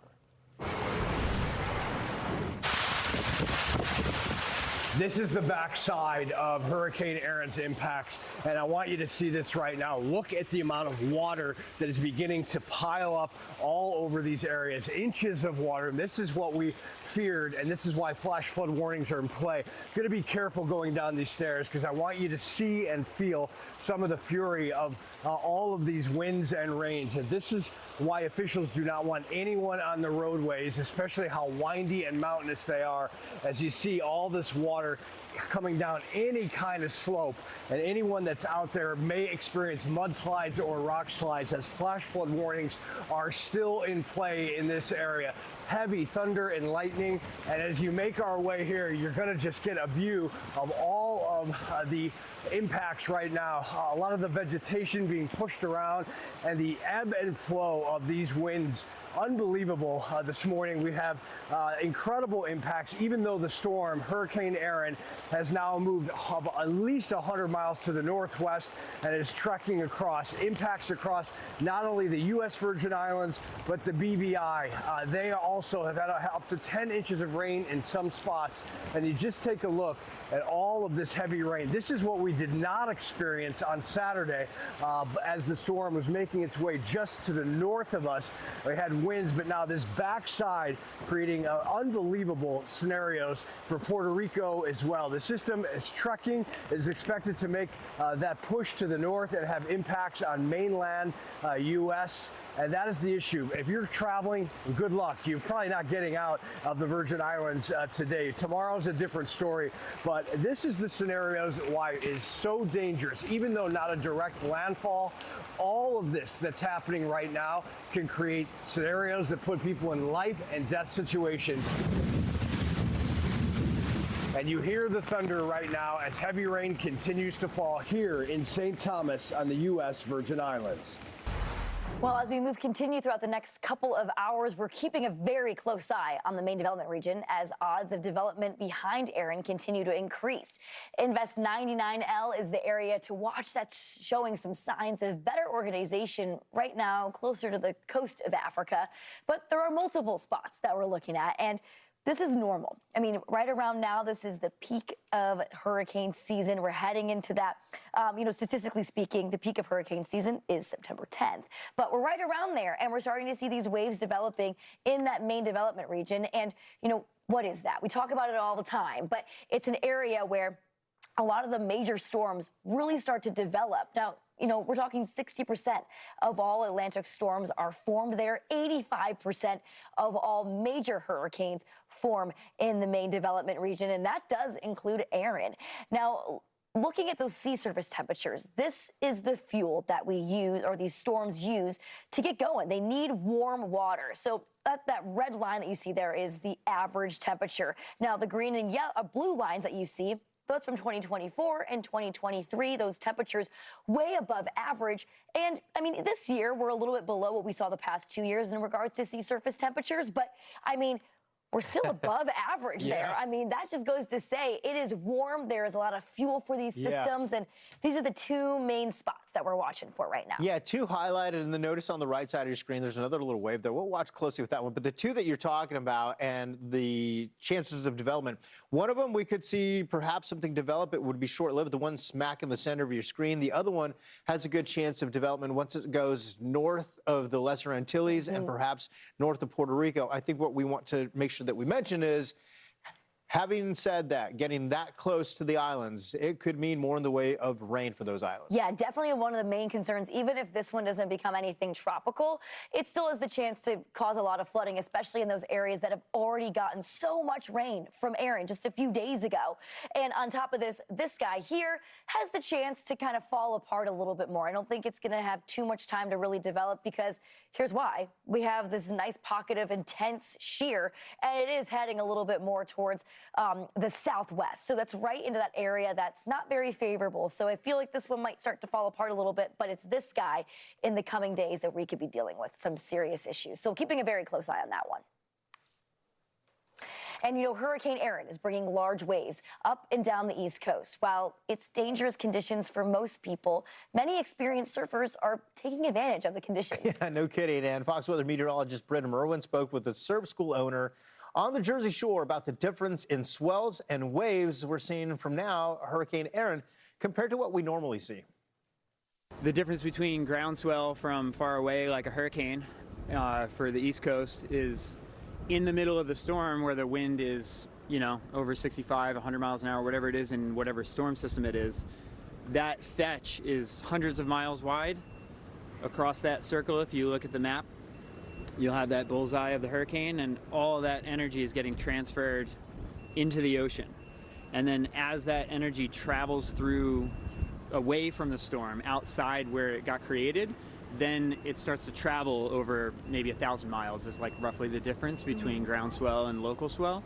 So you have these layered effects where you'll have local swell from the local conditions and then the ground swell that's traveling from far away. That's pretty interesting, that way that you have to think about this as like a surfer. I would never have, you know, been able to figure that out. So. And it's amazing how storms far, far away have huge impacts, and by the time they reach the earth, or the land rather, then there's big impacts there. So all of that wave energy that we're talking about moving through is creating also some dangerous rip currents, and that's the reason a lot of the beaches have been closed. Look at Florida, high rip current threat out there. It extends up and down the eastern seaboard, especially the southeast. We don't stop there. We go up into the mid-Atlantic. You're going to see a lot of dangerous rip currents all the way up into places like New Jersey, the Jersey Shore, Long Island, especially on the south-facing beaches. That'll be the concern for anybody who wants to go out, which is why a lot of the beaches have been closed. Yeah, and you know, for good reason. Obviously, you don't want anyone out there. You don't want anyone swimming if you're not a strong swimmer or, you know, a strong surfer in that way. But the good news is still trekking to move out of here and out towards sea, not making that direct landfall. And, you know, as it starts to move by this weekend, we'll finally have some of those waves dying out, rip currents dying out as well. But got to hang on for a couple more days. We got to be really aware. We are getting some of the winds there as well. So perhaps the winds and some of the rain bands that are reaching parts of the coast across North Carolina, it's keeping people away from the beaches, which is good news. They do have storm surge warnings as well. So not only are you dealing with rip currents in underneath the surface, but the water that's going above the normal line is also a major concern out there. We're going through a high tide, and guess what? We've got another one this evening. With the storm this close to land, it'll be a major concern this evening. Well, in the MDR, 2 more storms are just swirling behind Hurricane Erin. If any of these storms get named, the next name on the list would be Fernand. F-named storms are the second most retired letter in the Atlantic Basin, right behind the letter I. Craig, help us break down the recent F names and why they are retired. Yeah, Ben, it's interesting because I is later on in the season, right? Here we go with the F name, and a lot of people would remember one of them, Hurricane Floyd from 1999. Bain, we're going to go over 1999 and the years of the 2000s, but Floyd can actually be traced back to a tropical wave off the coast of Africa. That's what we've been talking about with Erin. Now, Floyd moved up and close to, let's give you some video of Floyd, rather. It was a large and intense hurricane. It pounded the Bahama Islands. It threatened Florida. Then it struck the coast of North Carolina. Guess what it did after that? It moved up the coast of the United States and into New England, and some of the rainfall was intense for the mid-Atlantic. Floyd was moving through an area that was already saturated. We actually had a lot of rain across the mid-Atlantic before Floyd got there. Just days later, then we had a whole bunch of flooding. They had 12 to 14 inches of rainfall across Maryland, Delaware, and New Jersey. There were 57 deaths that were directly attributed to Floyd, 56 of those in the United States and 1 in the Grand Bahama Island. Let's take a look at the other retired names, just going back to the 2000s. Here's what I want to talk about first. Fabian, we had this wave that also came off the coast of Africa. This is responsible for 7 deaths. And look at the amount of damage done. More than $300 million worth in damage. A man actually drowned in a rip current near Cape Hatteras on September 4th. Bermuda was hit hard. They had huge waves estimated at 20 to 30 feet high, battering on the shores of the island there. The reported storm surge, by the way, was near 10 feet. All right, the next one is going to be 2004. That's when we had Francis. Now, Francis is responsible for 7 deaths. We had $9 billion in damage. And look at the track with this one. The track also coming off the MDR, moved through and over the Bahamas and then to the east coast of Florida. Francis produced some notable storm surge along both coasts of the Atlantic and the Gulf Coast of Florida as it went over central Florida and went back into the Big Bend of Florida. The highest storm surge there was at almost 6 feet, at 5.89 feet above the sea levels there at St. Lucie Lock. All right, let's go to 2007. We had Felix, and Felix also had a direct impact on Central America. Felix is responsible for 130 deaths here in Central America. You think about the landfall that it made once it moved to Central America. This is the area that there's a lot of high terrain, a lot of moisture getting squeezed out of the area, and of course a lot of people had to deal with the flooding rains, the rains coming down the mountains, and that was a major concern there. So that's the reason that one was retired. Now we go back to 2018. Florence, boy, a lot of people still talk about this one. 22 deaths, $24 billion in damage with Florence. This one went right up, of course, right from the MDR, closer to the Carolina coast, and it was more of a direct impact, and that gave us some strong storm surge, as opposed to what we're seeing now with the parallel turn of Erin. This made a direct impact, and Florence caused so much damage with flooding, down trees. The storm surge was massive out there, and that was a big concern for us back in 2018. We now go to the most recent one, which is Fiona, back in 2022. Now, Fiona, this one is responsible for 7 deaths. How about the damage here? $3.09 billion in damages here. Went right over portions of the northern islands, right closer to the U.S. and the British Virgin Islands, then went over Puerto Rico, continued up toward Bermuda. Now, Fiona also got retired due to what we saw there as far as death and destruction. Fiona in 2022, well, how they retire these names is it comes from the World Meteorological Organization, the Hurricane Committee. They get together once this is done. They go over the official final reports. If the damage and the death toll is a lot, and of course you think about the sensitivity, they will retire the name. Fiona and Ian, both of that same year, were the retired letters in 2022. So the list of rotating names continues, and Fiona is going to be replaced with Farah in 2028. Hey there, welcome back to Fox Weather First. Hurricane Erin continues to move out away from the northeast, but it is still creating life-threatening conditions along the coast. How about this shot from Ocean City, Maryland, still feeling the effects of Erin? That high surf advisory, coastal flood warnings, they're in effect today. And Fox Weather correspondent Brandy Campbell is live in Ocean City for this morning. Brandy, how is it looking out there right now? Good morning to you guys. Today, weather-wise, it looks really good. We have blue skies, the sun is out, so that's one big difference from yesterday. But in terms of the impacts from Erin, obviously we are on the decline, but we're still seeing it. We have high tide that's approaching, in less than an hour, and we're standing on the backside of Ocean City on the island where you have the bay. You can see that behind me. And as we take a look down towards my feet at ground level, you can see where the water from the bay is just lapping over onto this little boardwalk right here. And then if we can turn around and take a quick little walk this way, You'll also see we do have some street flooding too. And I do want to note, we had a big high tide last night. It was the main one that we were keeping our eyes open for in terms of impact and flooding throughout the town. Take a look over here. You'll see some of the flooding. This doesn't amount to what we saw yesterday. We had about 2.4 feet of flooding above the normal high tide last night. Right now we're at about 1.6 feet of flooding above the normal high tide, and as we continue to walk up toward the street right here and we'll pan this way to the left, you can also see a little bit more. So we've seen a couple of streets that were flooded today as we approach high tide, but it's nothing like what we saw last night. People were stranded. We also took some video to show you guys a preview of what things looked like yesterday, starting on the beach with the high waves. Oh my goodness, they were monstrous. They were actually reaching the pier out on the front side of the island.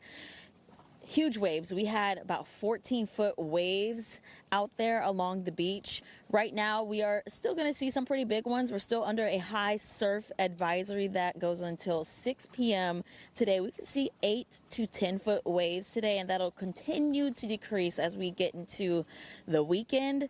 And you also want to be careful. I spoke with emergency management yesterday and also Beach Patrol, and they said today is going to be a day of concern because people are going to see the weather is better, but they do not want folks to get back into the ocean just yet because we still have that high rip current risk. And again, we're going to be keeping an eye out for the flooding. Just yesterday, we met so many people dealing with that issue. One was some ladies here for a bridal party, just trying to make it to dinner. Take a look at their little adventure through the water. Our Uber couldn't get us there after like 30 minutes or so. He tried a lot, but so now we're going to walk through the water. Did you expect to be dealing with this? No, not at all. We didn't expect the flooding or anything like that. We probably would have made reservations elsewhere or something closer to drier land. But I mean, we'll get to dinner and we'll make the best of it. Even if we have to take our shoes off and walk through knee-high water, we'll get there. All for the bride, right? All for the bride. She's already there waiting for us, so. All right, so yeah, I'm sure the bride really appreciated what they did last night for her, just walking through what looked like at least 2.5 feet of water just to get to dinner. I said, I hope that'll be the best meal that you guys have ever had. So quite a day yesterday. It even got pretty windy. We had one of the top wind gusts across the East Coast yesterday at 53 miles per hour. I know down in Nags Head, they had a 54 mile per hour wind gust, but a pretty impressive day, I would say, to say we did not have an actual landfall here, just a storm that's, you know, a few hundred miles off the coast from us. Guys? Yeah, Brandy, I'm curious, you know, seeing those images, I mean, the water coming up to those homes and everything. How far away were you when you saw all of that water from the ocean, to kind of give us a perspective of how far this surge was?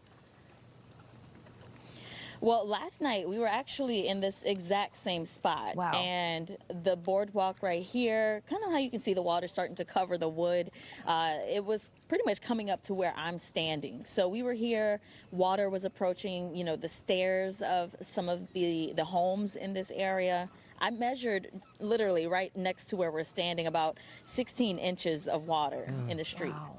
That's amazing. And Brandy, it's true. You know, this is one of those storms that's going to be known for the impacts it had at the coast, not because of the direct landfall, but we certainly felt them. And one that those women are going to remember for a long time, my friend. It's good to see you. That is Fox Weather correspondent Brandy Campbell in Ocean City, Maryland. Go enjoy the morning. We'll see you again in just a bit. All right.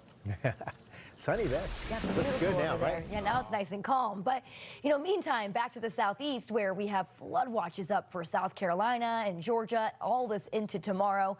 Bad news for coastal Carolinas, which are starting the cleanup after Erin's impacts, you know, lashed the coast. And we have more rain heading that way. So watching there, the other thing that we're watching, of course, is the tropics, right? And yeah. Haley, the tropics to me, you know, with Erin especially, it was such a big story for us, right? Here's where the remnants of Erin is right now. But we really got lucky with this system in specific, where it literally just kind of went in between the divides there.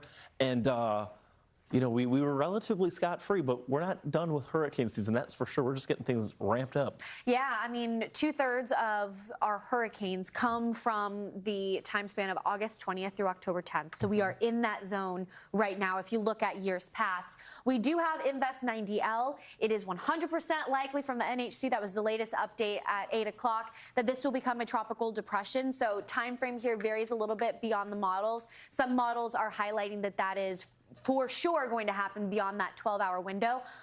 You and I both think that we could see that even within the next couple of hours, this becoming TD6. That would be the name of this, or it could get upgraded to Tropical Storm Fernand. Yeah, I mean, I'm kind of leaning on the fact that it could actually become a tropical storm, only because, you know, you look at where this is located, and yes, there's a little pocket of moisture, albeit limited. There's a pocket of moisture out this way. You know, you look at where the shear is. There's shear a little toward the north, a little toward the southeast, but right where it is right now, I'm kind of looking at this over and I'm thinking to myself, all right, if it does continue its trek toward the north, maybe it might encounter a little too much shear. But either way, though, I think it is in a zone, maybe not quite the Goldilocks zone. Right.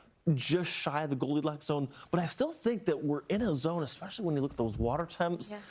We didn't see a whole lot of upwelling from Erin at all. That is the biggest thing that stuck out to me with Erin, truly. Yeah. You would expect with the Category 5 hurricane, you get some cooler water temps coming from the depths, but we didn't really see it. So this has a lot of warm water to work with, and we're already watching it start to consolidate around that center of low pressure. So it'll be interesting to see how this all transpires. There is a chance that this could become a hurricane. I think it's too early to say indefinitely that it will, but for right now, I think we can hedge our bets on a tropical storm. The hurricane hunters were initially only supposed to take off tomorrow, starting at midnight. Now they're taking off today at 2 p.m. So even the hurricane hunters, they're saying, all right, this is going to be something by 2 o'clock. So they'll make multiple passes. This particular mission with this C-130 is going to do the low-level investigation here. So we'll get a really good idea of what the wind speeds are doing. Yeah, I mean, if we don't get a named tropical system by the 11 o'clock advisory, I'm thinking 2 or the 5 p.m. maybe the ones that we'll have to watch out for. All right, real quick, want to talk about this cluster of showers and thunderstorms east of the Lesser Antilles. This is going to race toward the east as well, and there's given it about a 10 to 20% chance of development. We'll see what happens here. We'll keep you up to date on the latest. Another hour of Weather Command Weekend straight ahead on Fox Weather. We'll be right back. Right in the tropics, we've got a couple of storms, but we're not terribly worried about either of them. Let's actually start there because, yeah, the Hurricane Center has actually just dropped the chances a little bit on Invest 99L. That it will turn into something like a tropical depression or a tropical storm. We do have a tropical storm, Fernand. If you remember, several days ago, there were a couple of forecast models that were trying to show this coming a little bit closer to the U.S., but then, you know, they pretty quickly got the idea that it was going to turn off toward the north, and it did. And look at this. This is Bermuda right here. So this actually turned off toward the north, even east of Bermuda. So this was never going to be an issue for the eastern U.S. We got Invest 99L down here. A couple waves trying to come off the west coast of Africa. It is that time of year. But these are the only two storms that are on the board right now. Just some typical convection down here in the Gulf of America. You've got a cold front that's come off the eastern U.S. I suppose we could kind of watch this a little bit just to see if any kind of area of low pressure wants to develop along it. But forecast models aren't really too jazzed about that over the next few days. I think we're actually going to end out August pretty quiet as far as impacts in the U.S. from any tropical system. So let's start with Fernand. Here it is, 45-mile-per-hour storm right now. So this is a tropical storm. Again, it doesn't really look all that impressive, but keep in mind you're used to seeing these very impressive satellite images of Erin at points over the last week and a half or so. If you recall, around this time last weekend, Erin was a monster. Category 5 storm. I think it was Saturday, so I guess it was like 8 days ago at this point. I can't believe how fast time flies with that, Chris. It seems like just yesterday we had the Cat 5 Erin. But yeah, what ended up being an impactful storm to the east coast of the U.S. This one is not going to be. A few little side impacts to Bermuda, but this is nothing that they haven't seen over there. A little bit of a wind field here, but again, nothing compared to Erin. A little bit of a closer up look here. Yeah, you can see some divergence aloft. We've got some thunderstorms that are going on, but you do notice a bit of a spin.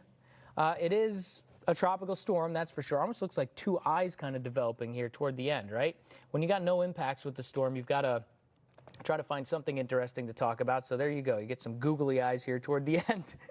I'm sure somebody on X is going to flag that. I know the last couple of storms that we had that with, what was it, Matthew in 2016, it looked like a skull. I think people that were saying Erin looked like some kind of face or skull. That was a little bit of a stretch, but I digress.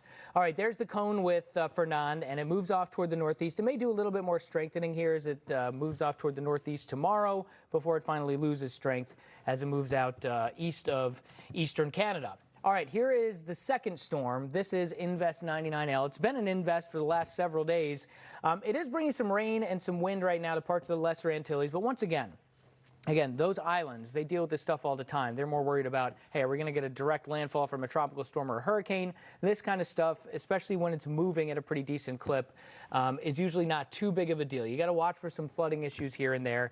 But yeah, there is a 30% chance that this develops into a tropical depression or a tropical storm. This one looked very healthy when it was coming off the west coast of Africa and looked pretty healthy at points as it was making the trek across the main development region out there in the Atlantic. And now it's looking a little bit less healthy, and that's because it's running into a lot of dust. There actually is a lot of Saharan dust around this part of the ocean right now, or I should say the air above the ocean, not actually in the ocean. And there's the radar. So we actually do have a radar site up on one of these islands so we can get a decent idea of some of the rain that's falling. And again, heaviest rain is off the coast, but you're going to get these little squalls coming in from east to west. And this should be about it with this storm. There's St. Lucia right now, so right now kind of in between showers. You can see maybe a little bit of rain in the distance there on the right side of the screen, kind of way back in the background. A little bit tough to tell, but man, that's a great shot. Who found that camera? Christchurch over in Barbados. Nice shot there, too. A little bit east of St. Lucia. That's the easternmost of the Lesser Antilles. So they're also in between a couple of showers. Actually, you can see Barbados right here, St. Lucia right here. So this was camera number 1. This was camera number 2 that we were looking at. And St. Lucia will have some showers rolling in.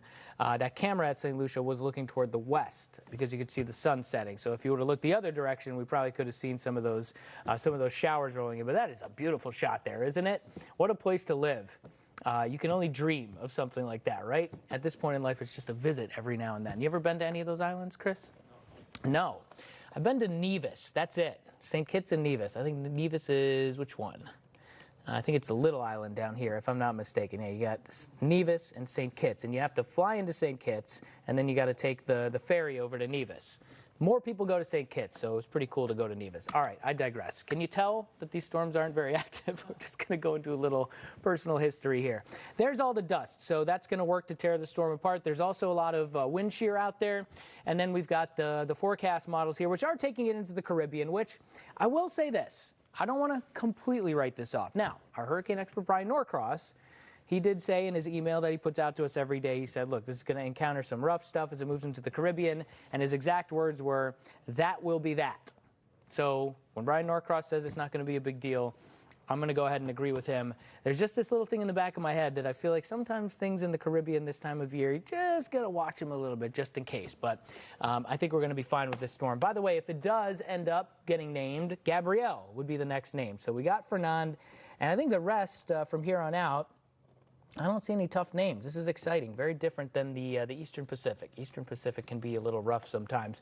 Just to remind you guys of where we're at here in the hurricane season, we're starting to get into the most active time of the year. And anytime you're between about mid-August and mid-October, and you can look ahead for the next couple of weeks and say, hey, I think it's going to be fairly quiet for the most part over this time period. That's a good thing. And I think for the next couple of weeks, things actually will be a little bit on the quiet side. Okay, so we talked about Tropical Storm Fernand. That is the 5th named Atlantic storm.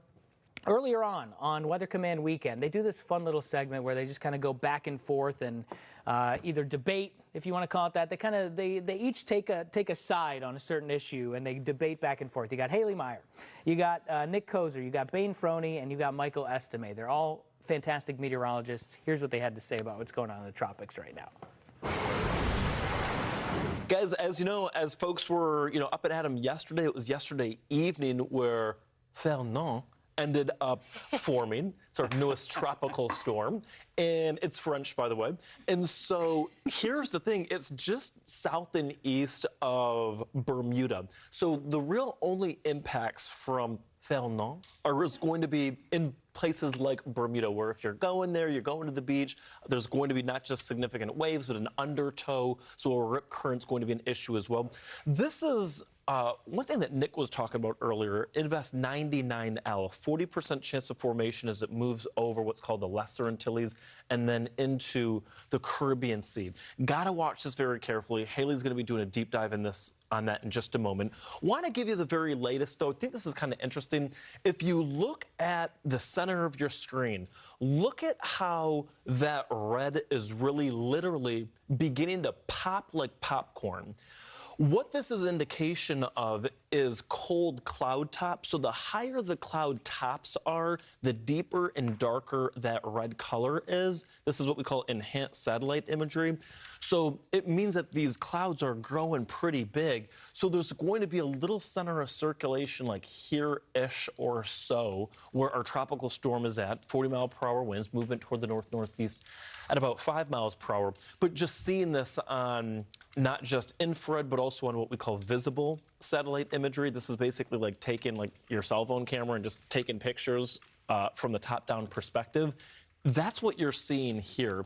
Haley, I'll bring you into the conversation here because what I think is interesting is the fact that there is still a pocket of warmth, I would say maybe between like here-ish or so, that as Fernand continues its track toward the north, in this region, I think we'll see some strengthening, because of the fact that we have nice warm water temps. There's a little bundle of moisture that this is working with, and there's not a whole lot of winds upstairs that are going to decapitate this thing in the short term. Yeah, it has the room, but it's a very short window. I mean, really for today, tomorrow, Tuesday morning, that is it. And then you'll start to watch the dry air interact with it. We've been talking throughout Weather Command Weekend this morning on a cold front that's going to bring some rain to the I-95 corridor this afternoon and this evening. That cold front meeting up with Fernand and going to drag it further north. So by and large, this is another great sign that we're going to get missed with some big impacts when it comes to the next name on our hurricane list. And we've been lucky so far. We've been extremely lucky so far. And,